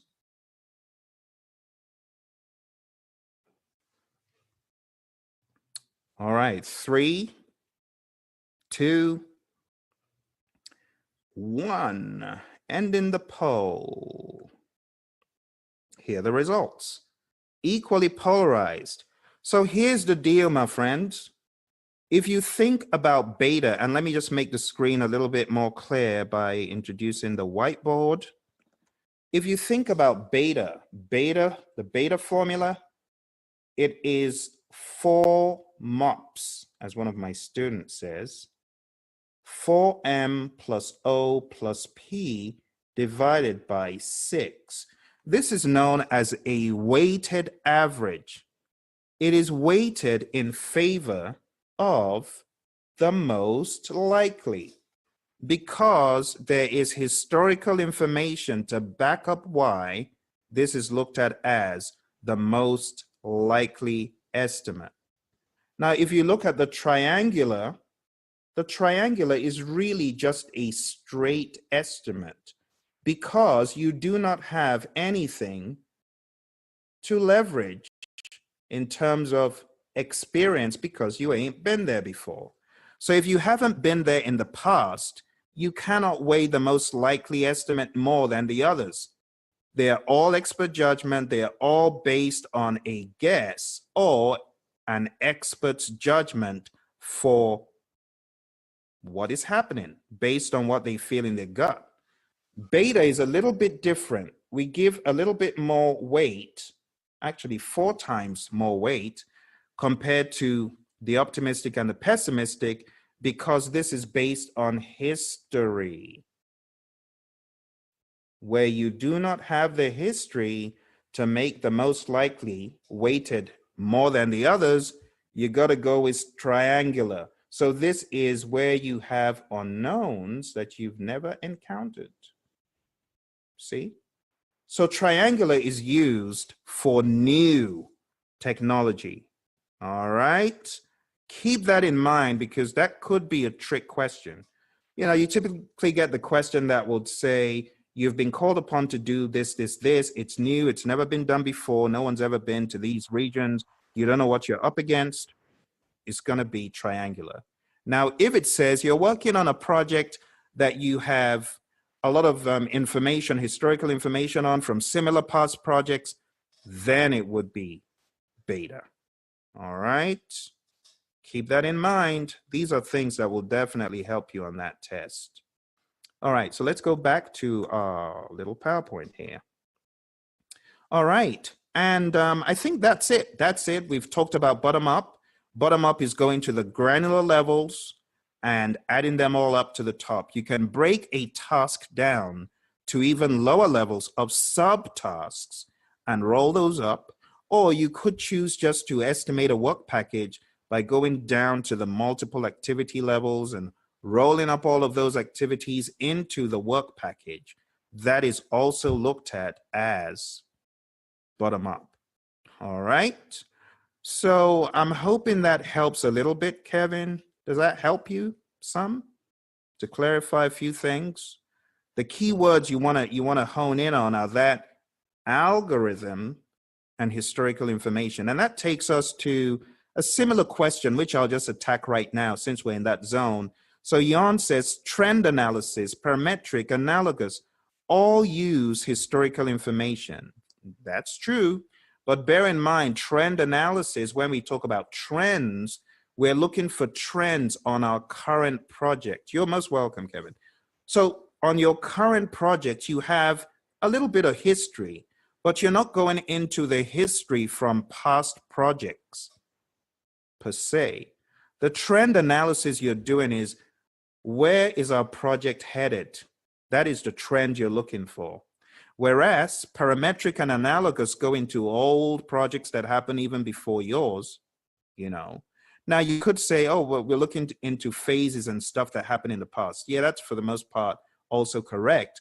But trend analysis is used predominantly to predict the future based on actuals, you see? So a lot of times we're using trend analysis. We're not in planning anymore. We are actually within the executing and monitoring and controlling realms. And that's why it is used for forecasting as well. You want to forecast the future based on the trend. So variance and trend analysis are usually talked about together. Variance analysis looking for variances. And then you could use trend analysis to further extend, oh, well, look at this variance. It has been growing over time. So our cost variance has been increasing monthly, you know, and it's getting worse type of thing. All right. Now, when it comes to your estimating, if you're really talking about estimating, parametric estimating, the key word is the algorithm. If it doesn't have the word algorithm, don't fall for it. Or formula or mathematical equation. Okay. So that's how to distinguish between them. Usually a trend analysis question will put you smack dab into your project is going badly. You're doing this. At that point, it cannot be parametric or analogous, except you are reviewing a change request and trying to use these to correct the project. But it's usually much clearer than muddying all three of them together. Okay. Krishnan, did what we just did help with analogous? The key words in analogous?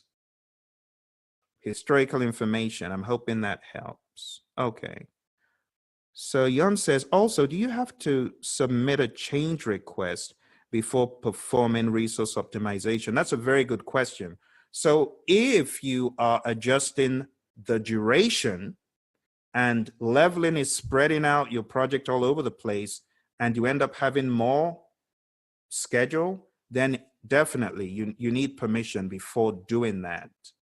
if you are just doing stuff within the Slack or Float, depending on the organization's policy, you may still need to inform a sponsor or a senior manager. So there's no hard and fast rule of, if you're doing this, should you ask for permission or not? You know, some organizations, they're very, and customers, they are very, very particular about anything being different from what was in the baseline. So for example, if in the baseline, you said you were going to get done on the 31st on a particular task, not even the project, a particular task, some customers will pull their hair out over you deviating from that task. For example, an environmental engineering project I worked on, I will withhold the name of the company and the customer to protect the innocent, and the name of the team member.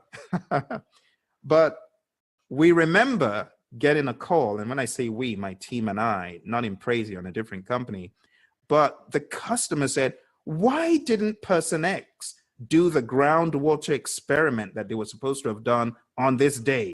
I don't see it completed in the schedule. So that, you know, it was a bit of a case explaining why this team member didn't do his experiment. The customer wasn't happy. It wasn't going to affect the critical path, but it was different from what we promised. Because now this individual who was reporting to his superiors now had to say, oh yeah, that was on the milestones to get done this week, but we didn't get it done this week. Even though it wasn't going to throw off the entire project, but you know, so it depends on a project by project basis. Okay, very good questions, my friends. And we had one more question here from Jason. So why don't we talk about agile release planning? You see, agile release planning is mentioned in developing the schedule because it's an alternate way that you can develop a schedule in the world of agile. So in the world of agile, you know, agile encompasses many different flavors, Scrum being one. But in the world of agile, you could use release planning to schedule. So the summary of it is you've got a product vision, and you could break your product vision on an IT project into releases. You could say, okay, this release is going to have all of these features and functions, and we're going to spread this out into various iterations under each release. So you see, a release is really a collection of these iterations, or sprints, if you will. So you want to plan out what your releases will look like. And then after planning out what your releases will look like at that high level, we then go into the detail of each release plan, see? So we go into the different iterations, iteration 0, iteration 1, iteration 2, and so on, all the way to iteration N, whatever that looks like. It's all planned out, and the team is aware of how many iterations are coming down the pike. And within those iterations, we have what we call features. So the iteration plans are going to schedule feature development. So within those iteration plans, we're going to bring to the surface these user stories. What is a user story? A user story is, think of it like a feature described from a user perspective. For example, as a doctor, I want a medical device that will help me check my patient's blood pressure, temperature, etc., all at once, so that I don't have to hassle them too many times. Or as a patient, I want an electronic device that will remind me to take my medication at certain irregular times. Or I want a device that will help convey to my doctor when I have not taken my meds, so that they would remind me. Anything, you know. So that's what your user story is usually like. It's as a whatever your role is, and this might be helpful to some of you that haven't seen this before. So it is really in the form of as a whatever you are, as a doctor, as a patient, I would like whatever the feature is, okay, feature, and then the so that. This is how these are written, all right? So in the world of Agile, we have a number of these, which some of you already know. We have a number of these user stories, and these reside in something we call a product backlog, like many of them in a product backlog. And then we have to whittle these down. Imagine you had 300 of these. The question is, what are we going to program first? Well, you need to take a section of these and put them into a smaller backlog, which we call a sprint backlog. Okay. Now, if you haven't read your Agile practice guide, I would like you to, so that you get familiar with some of this jargon and terminology. Okay. So your sprint backlog is going to have all of the user stories that you are working on under each iteration. So your iterations are going to have all of these features, you know, the user stories. And then for each user story, you got to plan the tasks. You know, you got to plan out, okay, in order to get this user story, we're going to code this, code that, code the other. So you begin to prioritize your features, and then you begin to go into the details of how long each one would take. Or you could use story points to say, okay, that is 50 points, that is 20 points. And the whole talk about story points is a little bit outside of this, but I would say if you have not read the Agile Practice Guide, you should. And if you do not have an overall idea of Agile or Scrum, you should. So those of you on the LMS, so Greg, Charles, Willanda, all of you on the LMS, all you know who you are.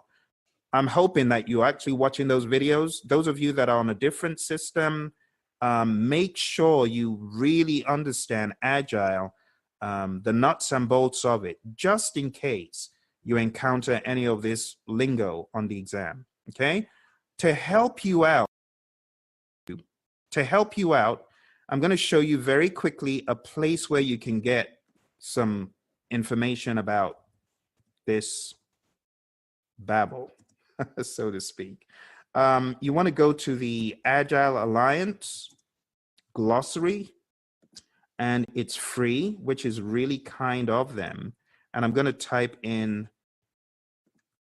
a link for you guys, but let me share with you what I'm looking at. So right here, this is the glossary, and you know, it doesn't hurt to just browse it and take a look.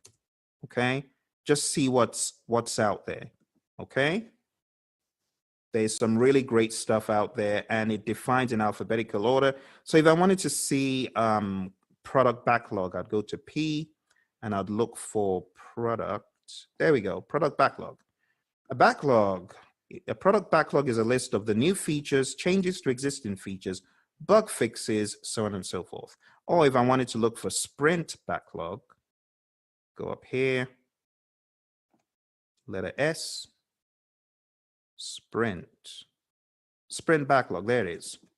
You see, so all of this stuff, you can very rapidly get the definitions, but you need to know what you're looking for in order for this to be useful, you know, instead of just, you know, going through at random. Let's take a look at the letter R just to tie this up. So if we go to the letter R, let's see if they have it in here. Release planning, are you here or not? Oh, hang on, let me go back. Release planning, release. Nope, no release planning here. Frequent releases, no release planning. You know, but release planning, as coined in the PMBOK guide, is really just planning out a bunch of releases. That's really what it is. So while we don't find it in the glossary, don't mean, you know, it's bad. What else? Let's take a look at, there's something else called the Scrum Guide. So the Scrum Guide, I'll give you the link to this Scrum Guide. So Ken and Jeff, the inventors of Scrum, they have been very kind to put out something similar to what I just told you about. And this guides you on understanding the definitions of Scrum a lot better. Hey, you're welcome. There we go. There's the one for Scrum. And you can actually download it. Okay, so let me see if release planning is here. Nope. So obviously the PMI have taken their stand in calling it release planning. You know, sprint planning is a term used here, but it's a general term. It's just that it's not in any of these pieces of documentation. But again, that's the PMI. You just got to know their own lingo and roll with it. Okay. You are most welcome, Donna. All right, my friends. Well, it's very important I give you a little break. I know our time is pretty max. It's unbelievable that we've just consumed a ton of time. So we got kind of 30 seconds-ish left, or 30 minutes, I'm sorry, ish left. But before we finish this, is it all right if I gave you maybe just a 3-4 minute break? I think you need it. Can I just start the clock so you just get a little bit of respite from this, chapter 6? I think you need it, because I'm feeling some people are, they got a bit of fatigue and, just processing the information. So let's give it, let me give you a 5 minute. How about that? Just take a drink of water. I'm actually going to go out and just clear my head for a bit, because this stuff, trust me, it heats up your head, really does. So here is the 5 minute timer. I'm going to duck out for a few seconds, maybe get a drink of water, and let's come back in 5 minutes, and then we'll wrap it up. I'll show you network diagrams, and then the pain will stop. Okay. Network diagrams is where we'll end today. So we'll end with a bang, and everyone will be happy. All right. See you in 5 minutes.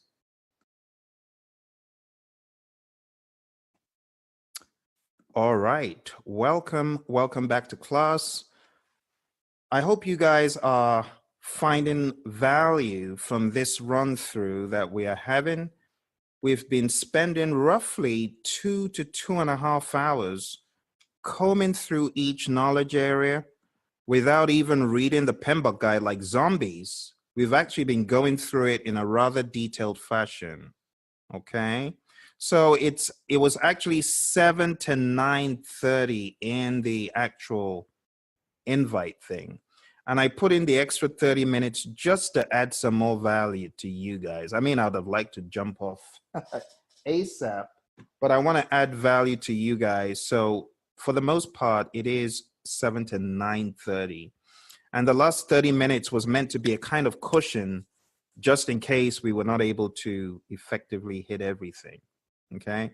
But to round up for tonight, there are 2 things I want to cover. Okay. The first one I want to cover is just a basic network diagram, just to illustrate the importance of the network diagrams. And the second thing is the data flow diagram for schedule management. Okay. So I'm going to show you that really quickly. All right. If you don't get it all, don't worry. I'm just going to call out stuff that you need to pay more attention to. And when this class is done, you guys will have access to the on-demand version for 30 days, okay? For 1 month, all right? So don't worry about not being able to write it all down. Okay, let's go. The develop project management plan process, as always, fuels the planning process group processes, with the exception of develop project management plan itself. So for that reason, plan schedule management gives us the project management plan. I beg your pardon. Plan schedule management uses the project management plan as an input to it. And in addition, we have the project management plan go into every process, every single process in schedule management uses the project management plan. You see this? Define activities, project management plan. Sequence activities, project management plan. Estimate activity durations, project management plan. You see? Why? Because the schedule management plan is part of the project management plan when all is said and done. So without showing it in an explicit arrow, you need to remember that your schedule management plan is implied through the outputs from other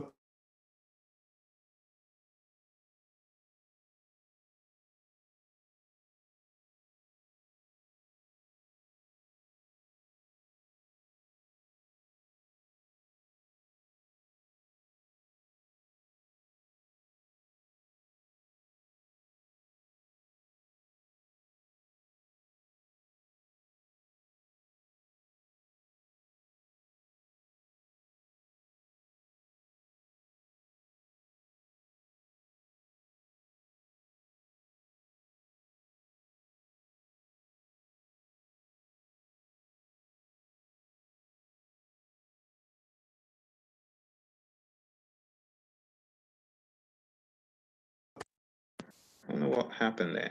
Am I back? Is it back? Oh, when did the sound go? Was it a long time ago? Okay, so let me start. I'll start again. Thank you for letting me know. I was not taking a look at the chat, but Krishnan, the difference between the burn down chart and trend analysis, they actually do not have very much in common. Your burn down chart is really used to see the burn down of work, whereas your trend analysis shows you any trends that you're looking for. But we'll talk about that towards the end, okay? So let's backtrack. Sorry about that. I didn't realize I had lost sound. So let me backtrack and start again. So I was saying the developed project management plan process fuels all of the processes in scheduling. So plan schedule management, define activities, sequence activities, estimate activity durations. They all use the project management plan because it contains the schedule management plan, okay? Now, create WBS. I want to bring this to the surface, all right? I'm not just showing you stuff that is the umbrella grouped ITTOs. I want to show you some minutia that's important. So you need to think that even though the project management plan is listed, yes, we know that goes into define activities, but one of the major ingredients of the project management plan is the scope baseline. Without the scope baseline, you cannot really define the activities theoretically because the activities are being defined off of the WBS work packages. So you're using the work packages to define the activities, theoretically speaking. I know in the real world, some people don't even have a scope baseline or a WBS. But in the world of the PMI, you need to remember that, oh, even though they've said project management plan goes in, the reason why this is mentioned as a component is because this contains the work packages that you are going to decompose into activities. That is so important to remember. So I know the PMI, they just have project management plan. You need to pay attention to this bullet. All right, enough said. Let's move on so we finish quick. All right, estimate activity resources. If you remember, I told you that there's some interchange here, okay? But we're going to come back to estimate activity resources. I want to point out to you that these three outputs, now you won't really see that one very well, but it's the activity list, activity attributes, and the milestone list.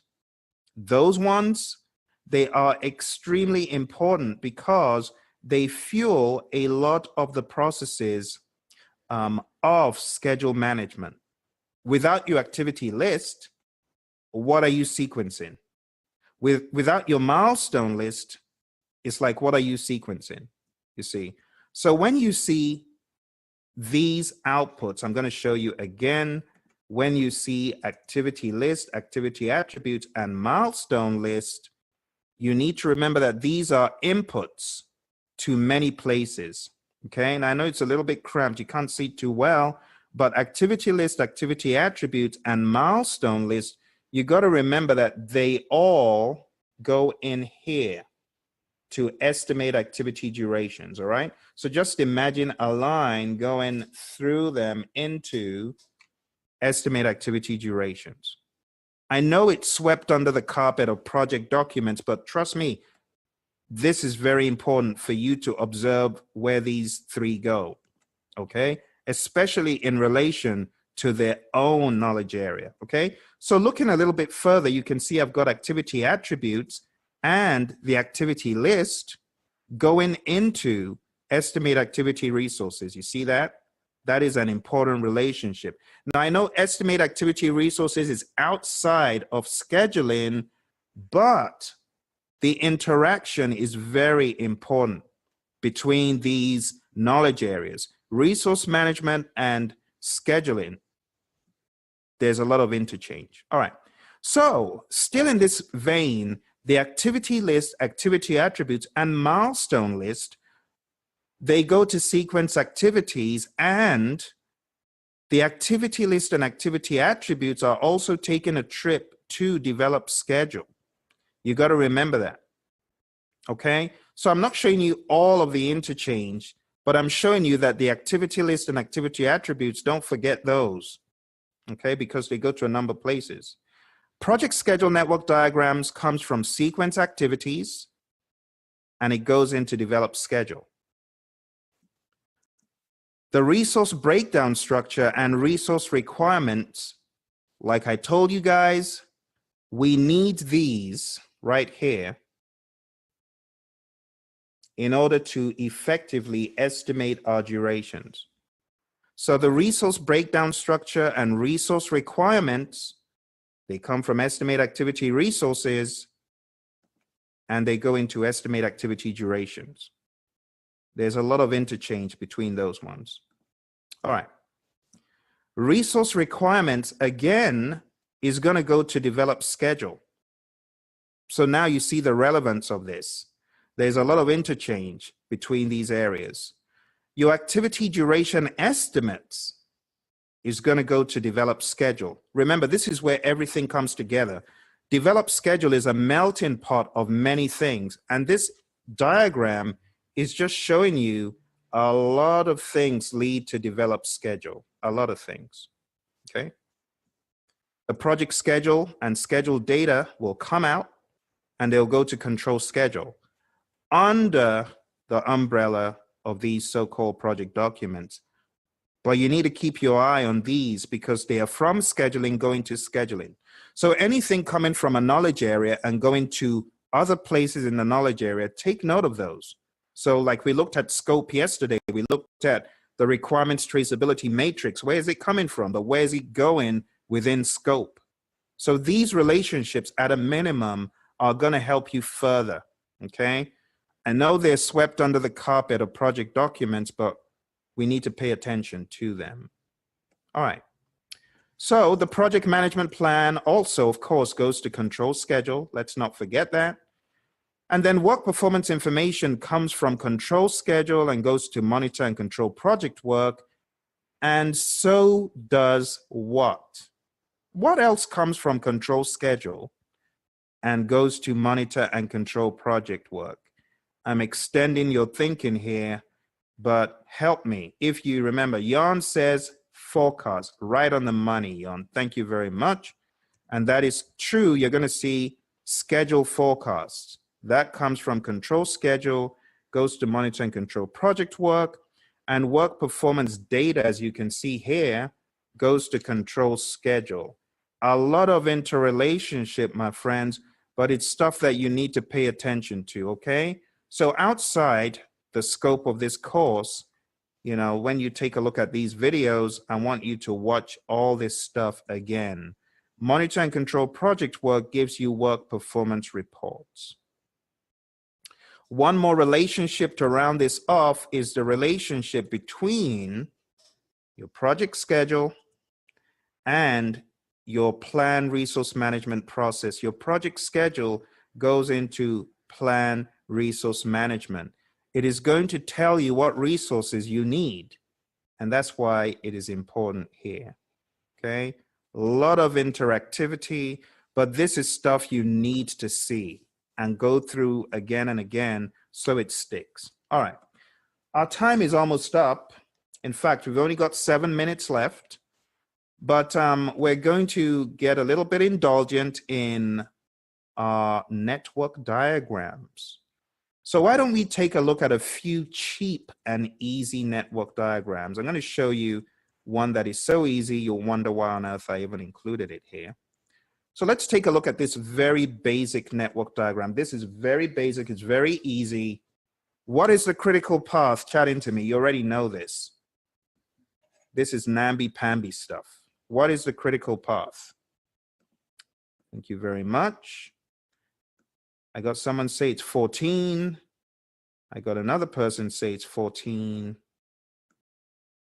14, 14, 14, 14.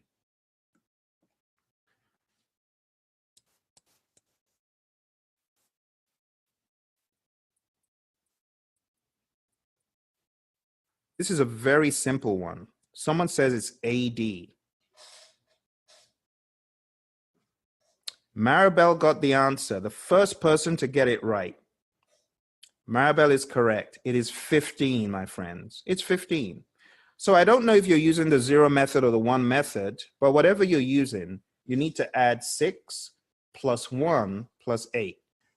Okay? So beware. It may look simple, but that doesn't mean that it is the answer everyone's typing in.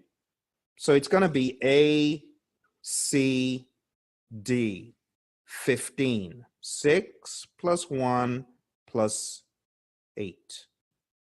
Okay? Beware of these type of network diagrams because it may look so easy, but that's not the answer. Okay, now let's do something similar. Let's look at another one here. This is another easy one. This one now has 4 tasks. What is the critical path? Take a good look at it.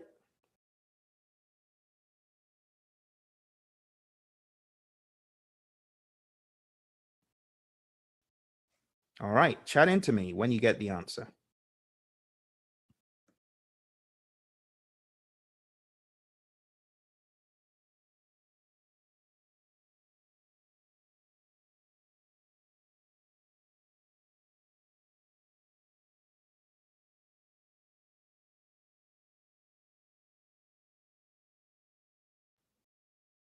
Thank you very much. Everyone types in 15. That is correct. There are 2 critical paths. It's either A, B, D, or it's A, C, D. We call this an alternate critical path. An alternate critical path just means, oh, you got 2. So it's that one or that one. That's the language. Alternate critical path. Now, if you had, let's say, a third path that was, let's say, 14, the language to describe that one would be near critical path. So there's some language out there in scheduling space, near critical path, alternate critical path, and all that jargon. So just, might want to write that down, keep it in your back pocket. You never know when you need it. Now, before we round up, folks, I really wish we had more time, but let us very rapidly solve this network diagram using the 0 method, okay? If you use the 1 method, that's fine. Bring out a piece of paper. We're going to go hard until we get to the top of the hour, okay? So until we get to the 1/2 hour, we got 3 minutes. We can solve it, but I need you guys to tell me what comes next. So we're going to solve that. Here it is on a blank slate. So you guys tell me, what should I put into the early start of box A? I'm going to wait for you guys to tell me what to do. You guys are going to help me. What do I put in the early start? Thank you, Greg, 0. What do I put in the early finish of A? So you know the rule. You start at 0. Greg says it's 1. Very good. All right. What do I put in B, the early start of B? Think Willanda says 1. Greg says 1. Good. What do I put here into the early finish of B? Thank you. Greg says 10. That's how to do it. What do I put into F, early start of F? 1. Thank you. What do I put into the early finish of F?